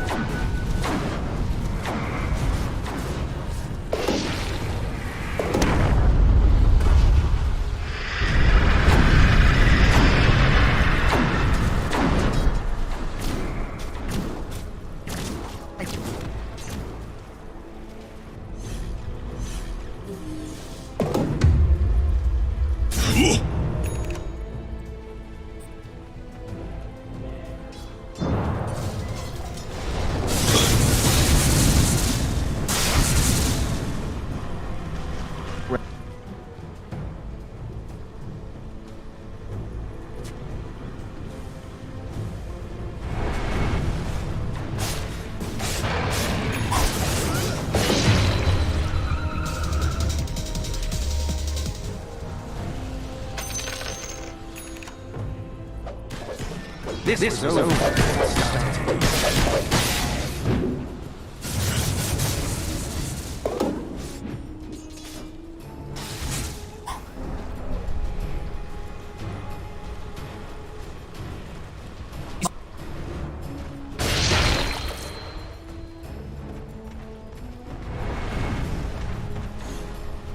Then.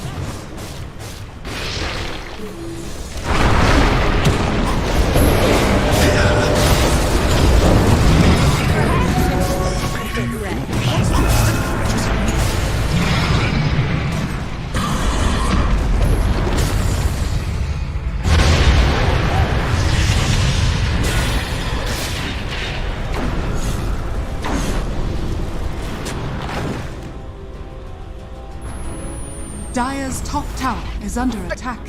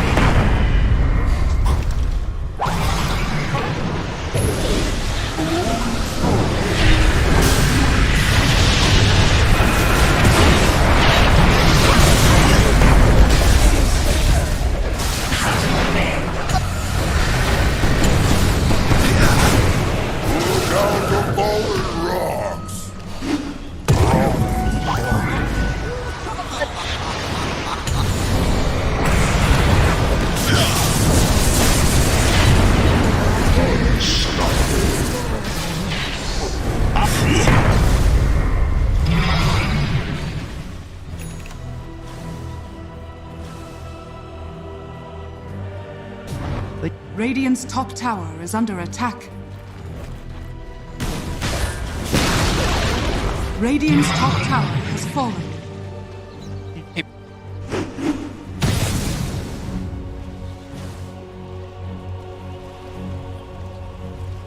Radiant's top tower is under attack.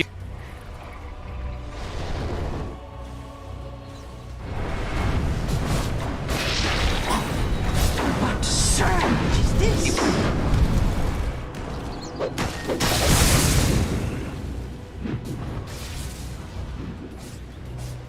Vanish.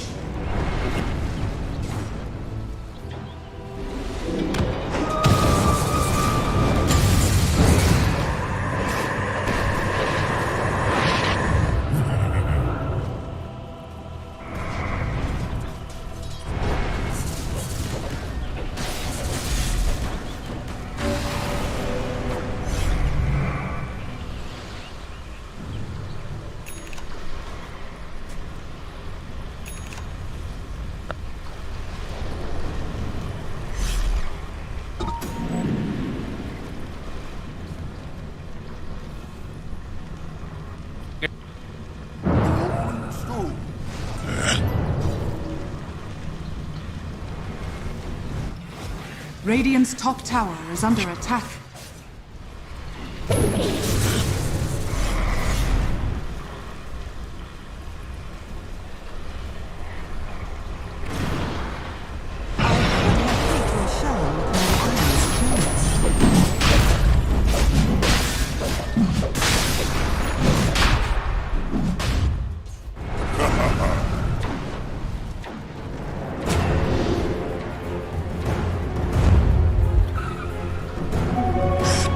Radiant are scanning. Dire's middle tower is under attack.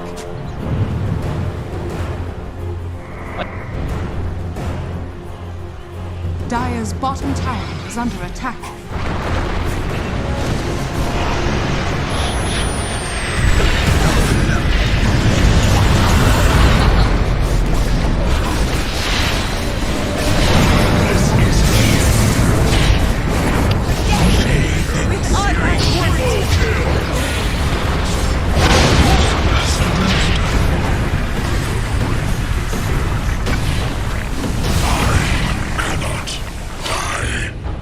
Come on, you're dead already! Rolling out!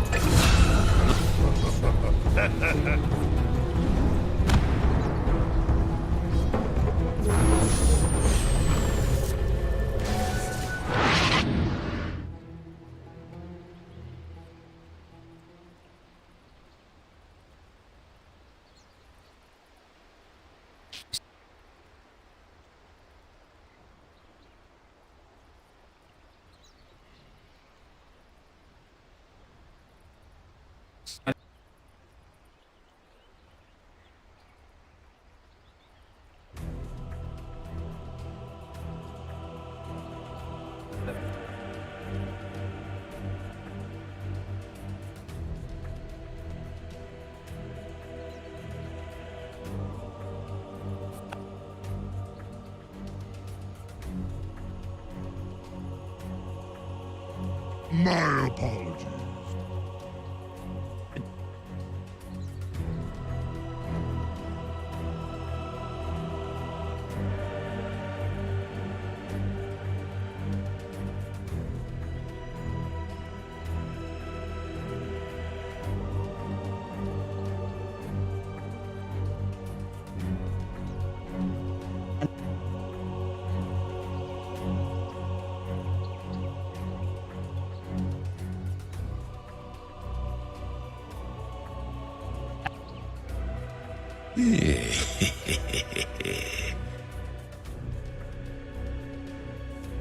A flash of inspiration.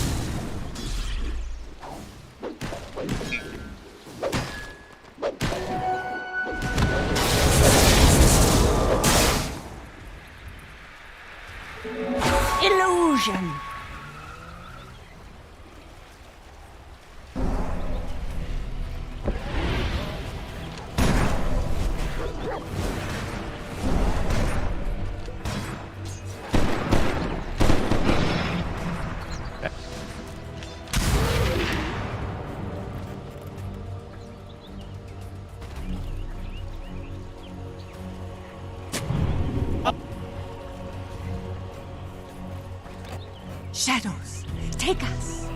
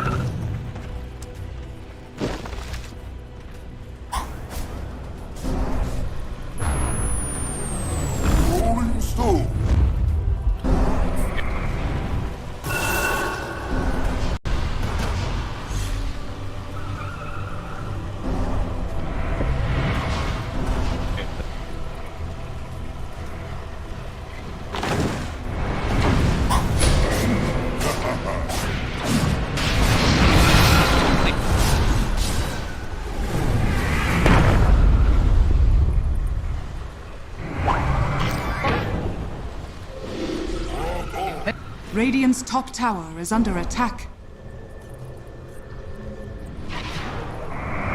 What have we here?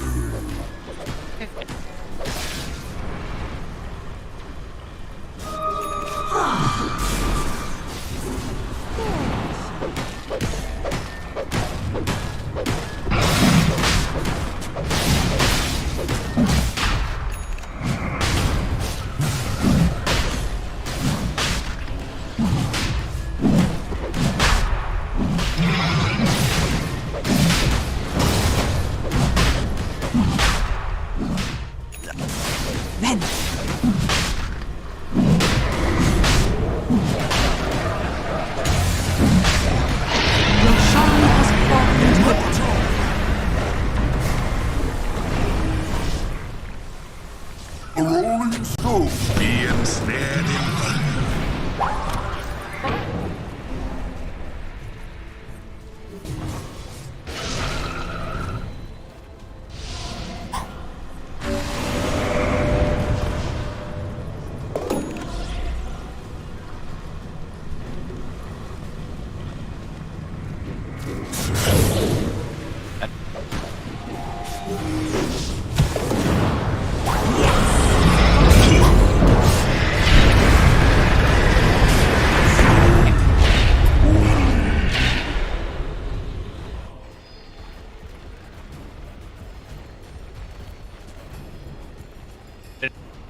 Radiant's top tower is under attack.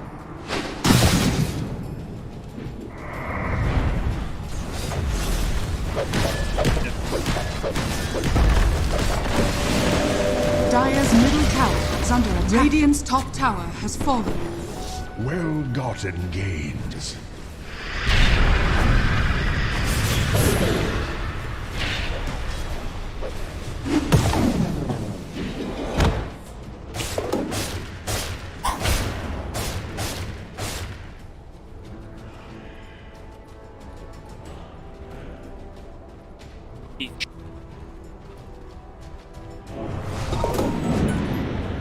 Radiant's middle tower is under attack.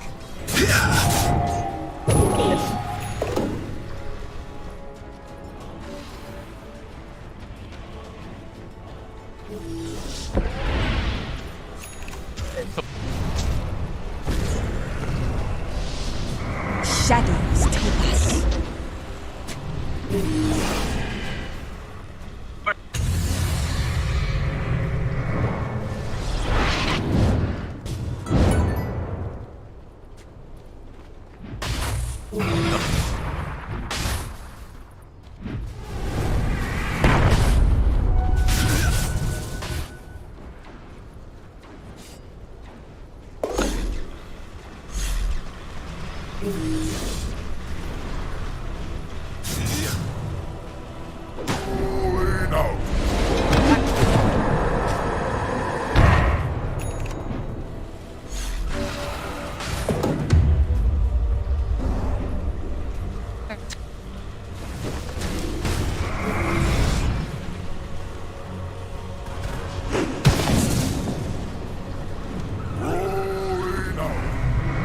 Radiant's middle tower is under attack.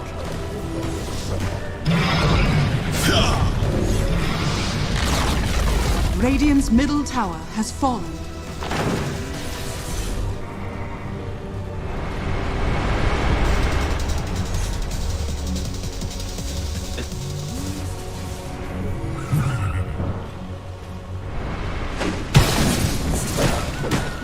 The flames rush forth.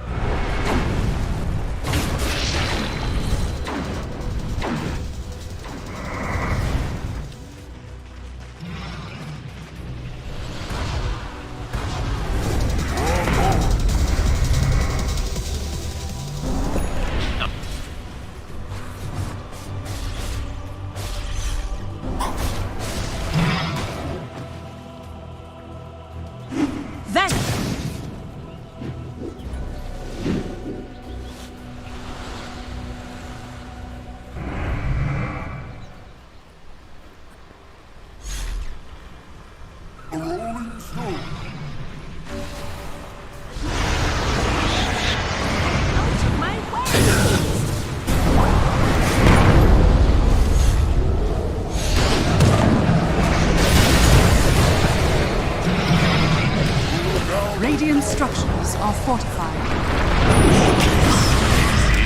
Radiant's bottom tower is under attack.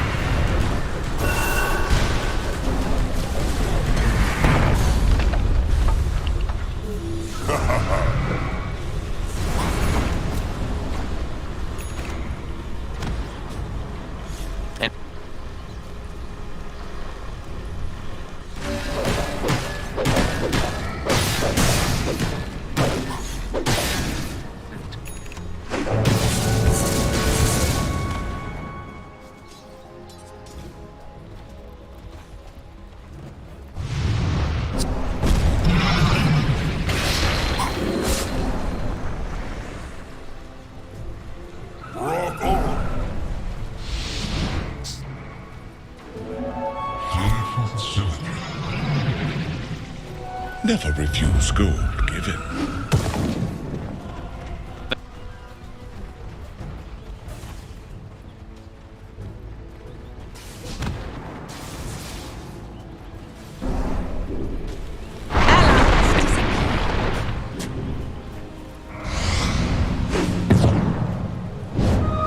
A tool to teach.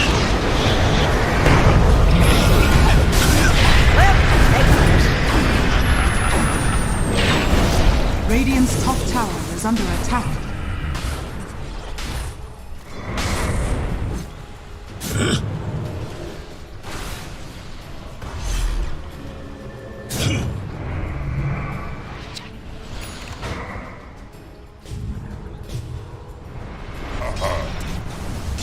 Catch us if you can.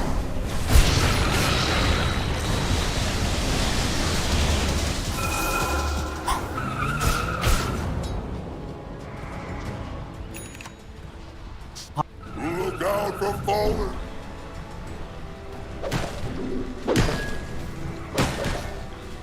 Dire are scanning.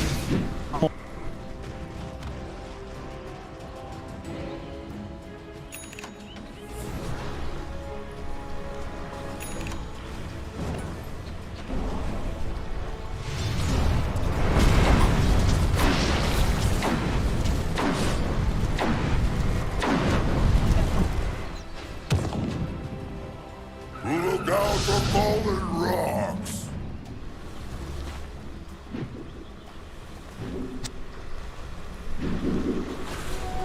Gold for my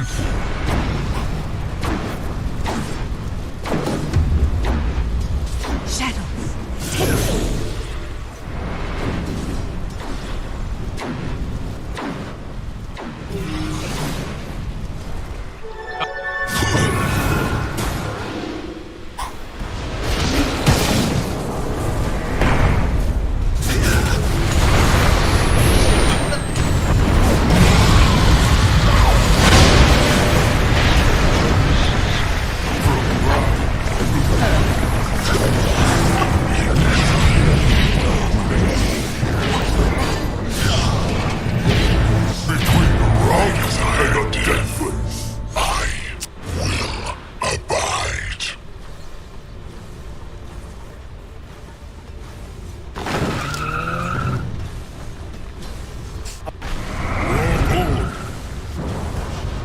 Radiant's middle tower is under attack.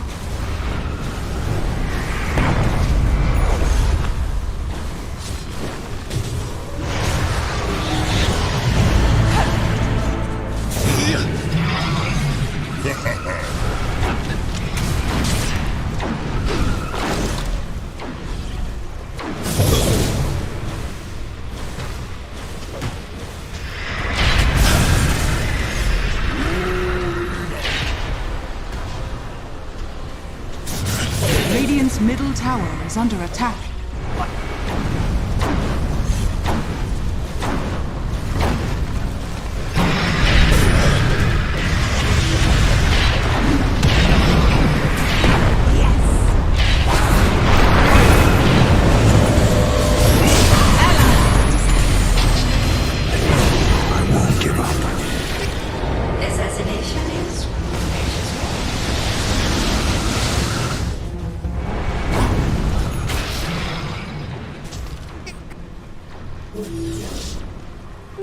Invisibility.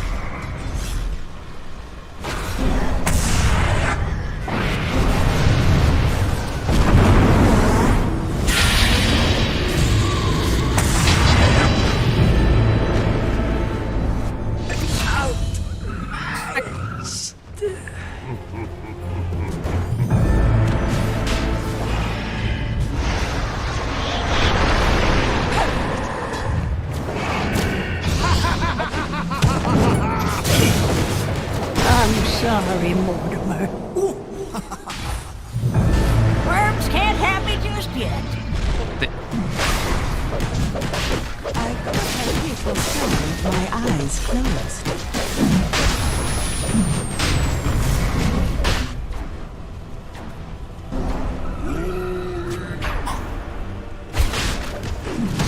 Roshan has fallen to the dive.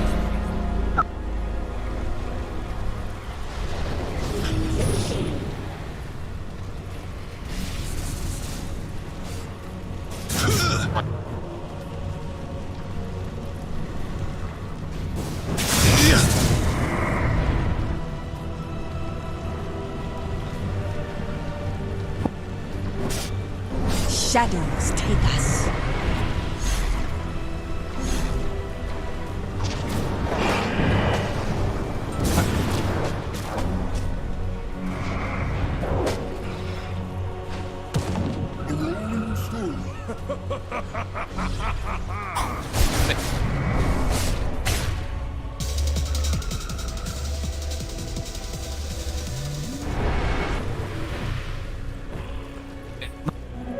Comforting rune of regeneration. Radiant's middle tower has fallen. Never refuse gold given.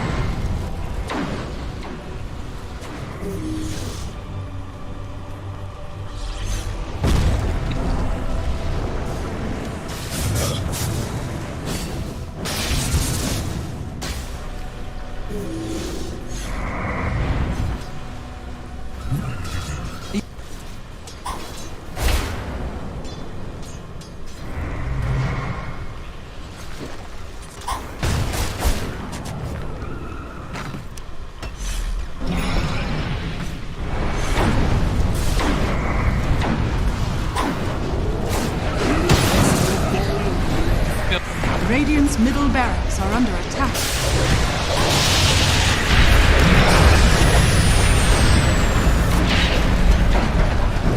Radiant's middle barracks has fallen. Radiant's middle barracks are under attack.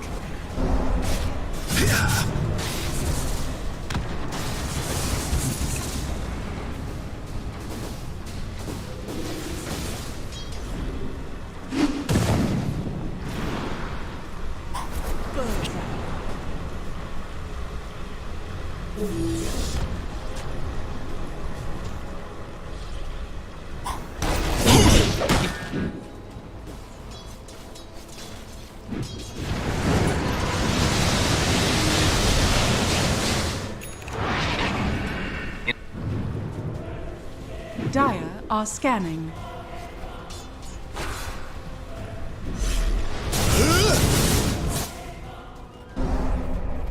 Walk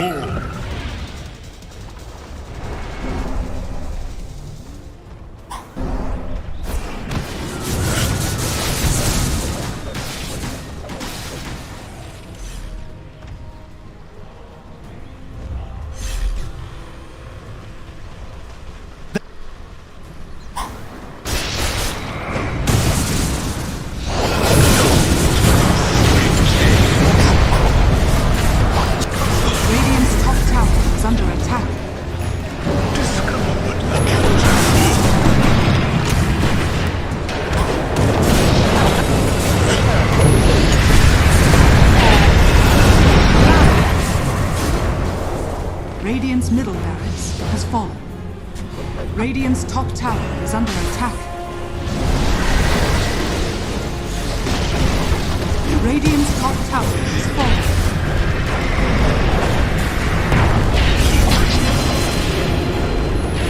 Radiant's top barracks has fallen. You think you can kill me?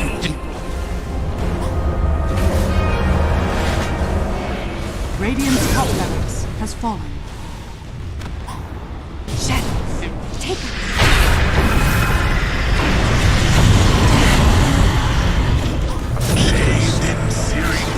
Radiant's bottom tower has fallen.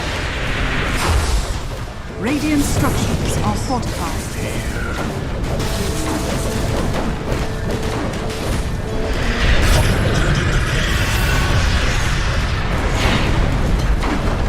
Radiant's bottom barracks has fallen. Radiant's bottom barracks has fallen. The Dire now have mega creeps.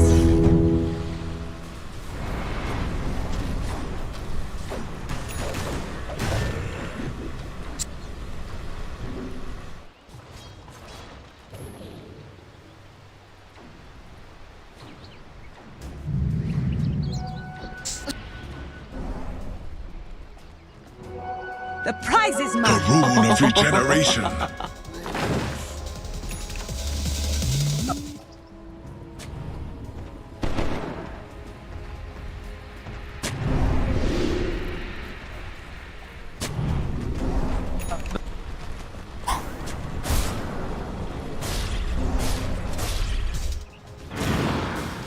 Who spoiled that shot?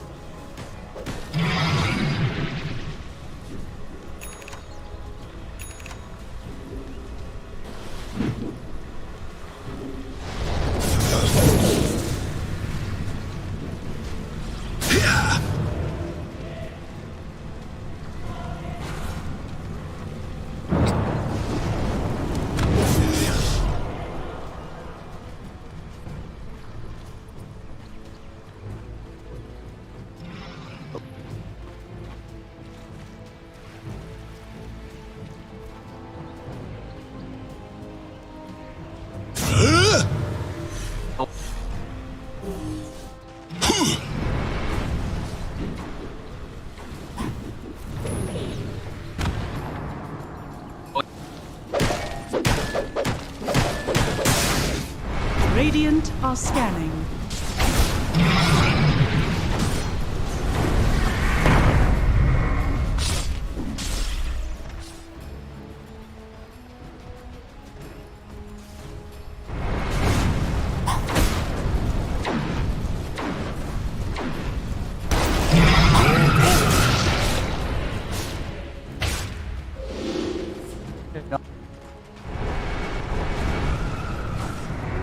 Hold for my forward.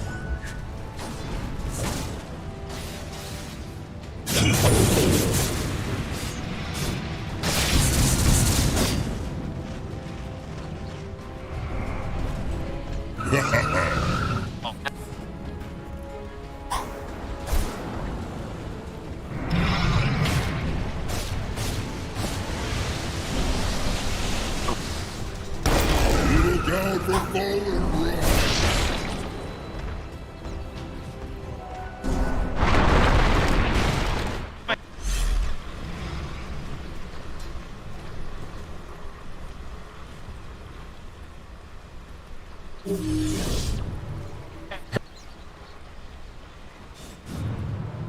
Vanish!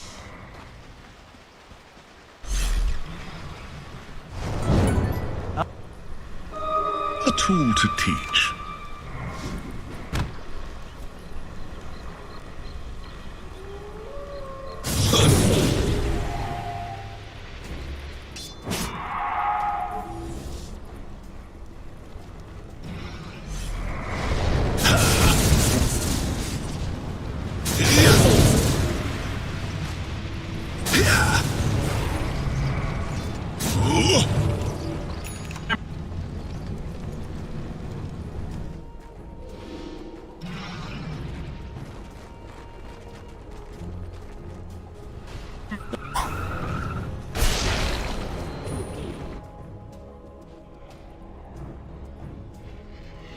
All right.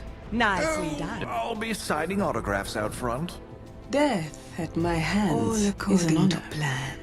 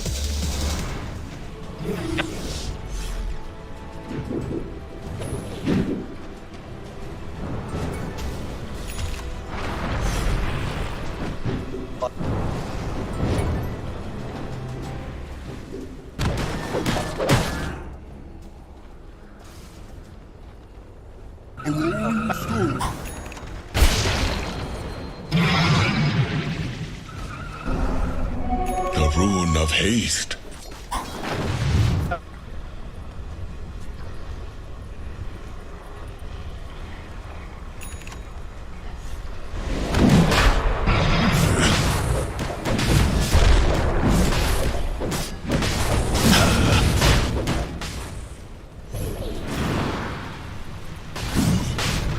An easy shot.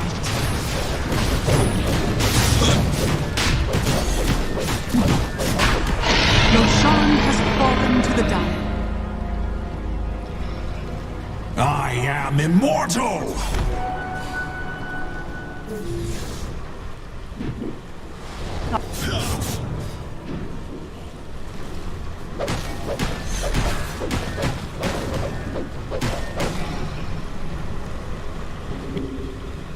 Radiant are scanning. Take us.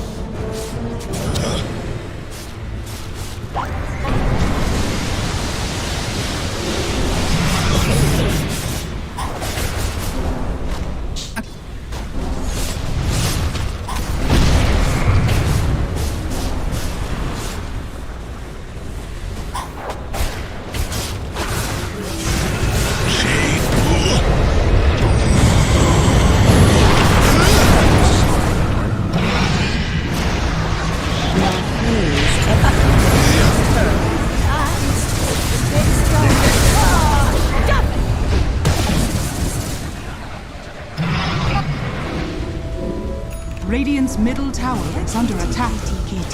Captured in the flame.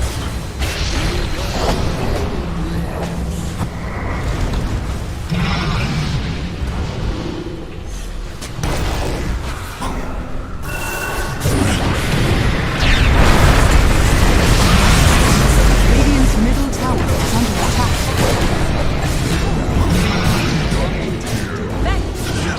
Trusting to us. Radiant's middle tower is under attack.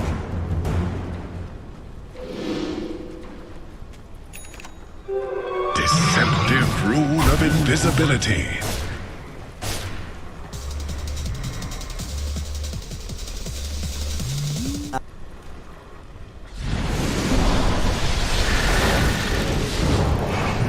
Dire's middle tower is under attack.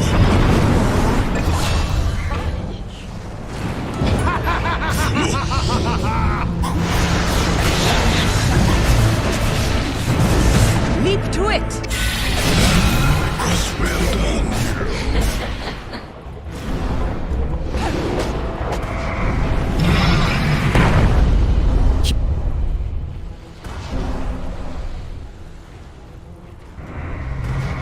Dire's middle tower is under attack. Dire's middle tower has fallen.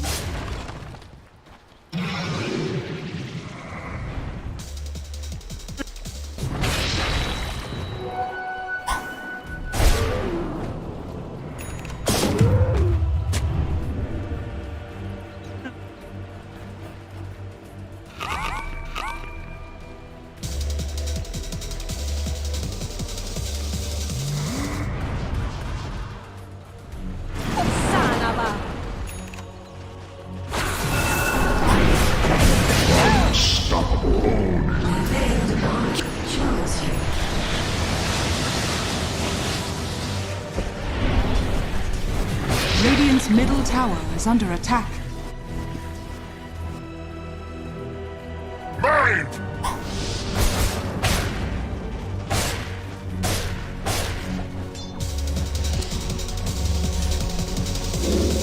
Dire's middle tower is under attack.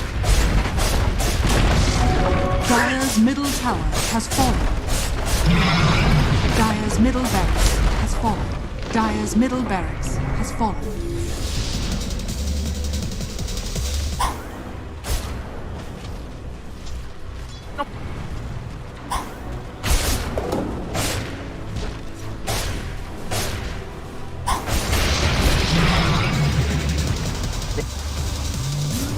Dire's bottom tower is under attack. Dire's bottom tower has fallen.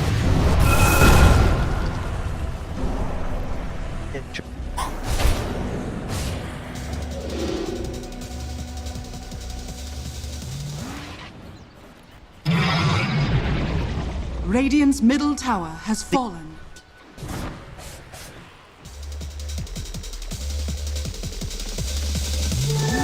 Double damage.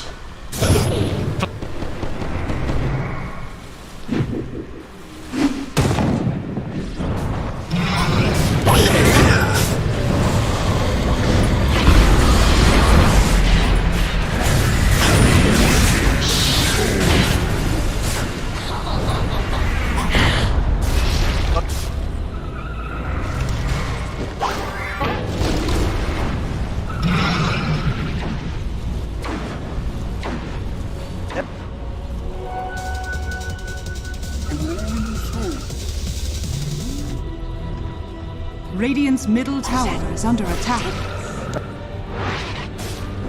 Radiant's courier has been killed.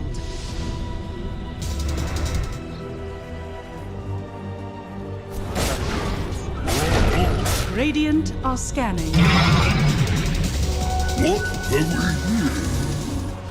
Well gotten gains.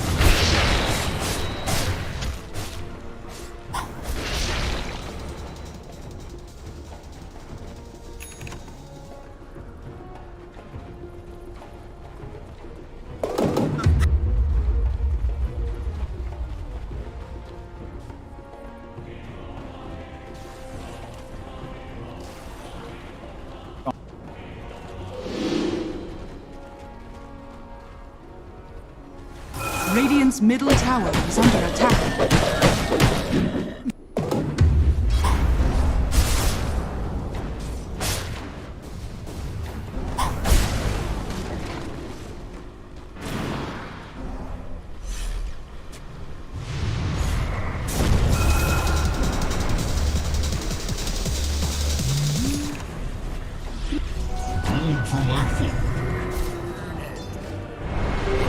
Invisibility.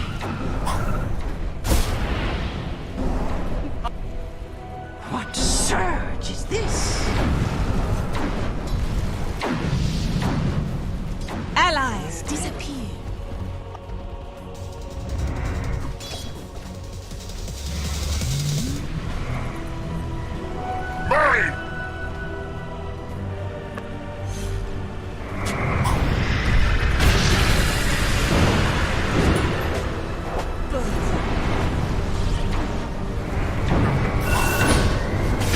Bathed in searing heat.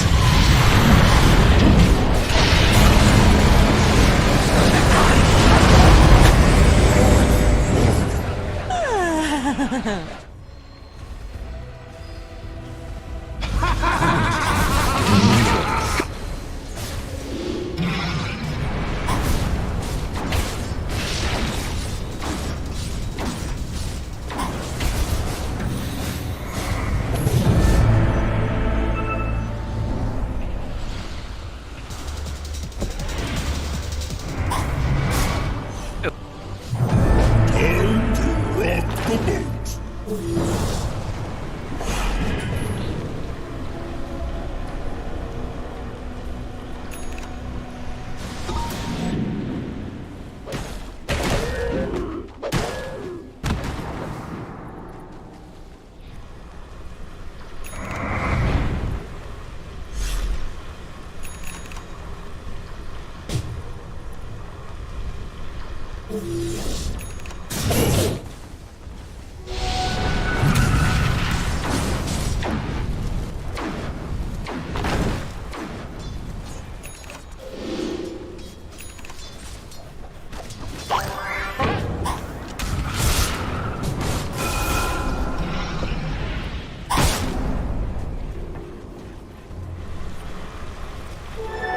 I am mighty. Radiant's courier has been killed.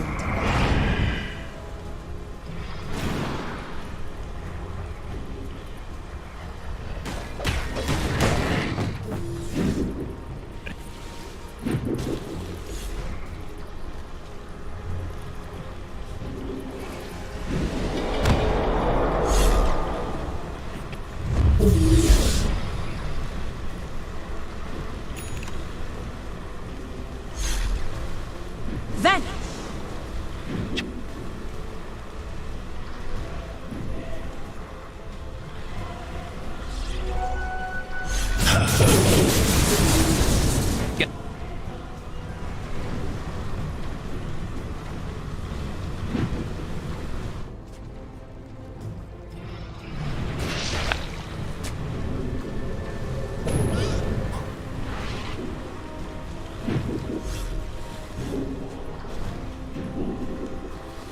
Radiant's courier has been killed.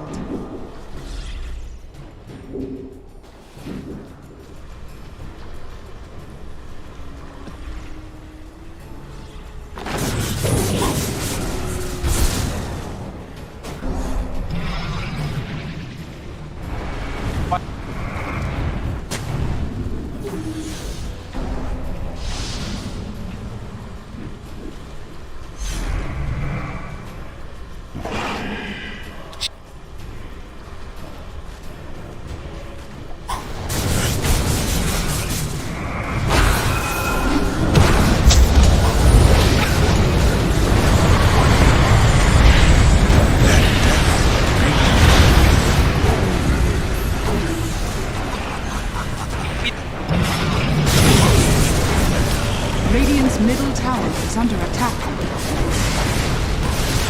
Radiant's middle tower has fallen. Radiant's ancient is under attack.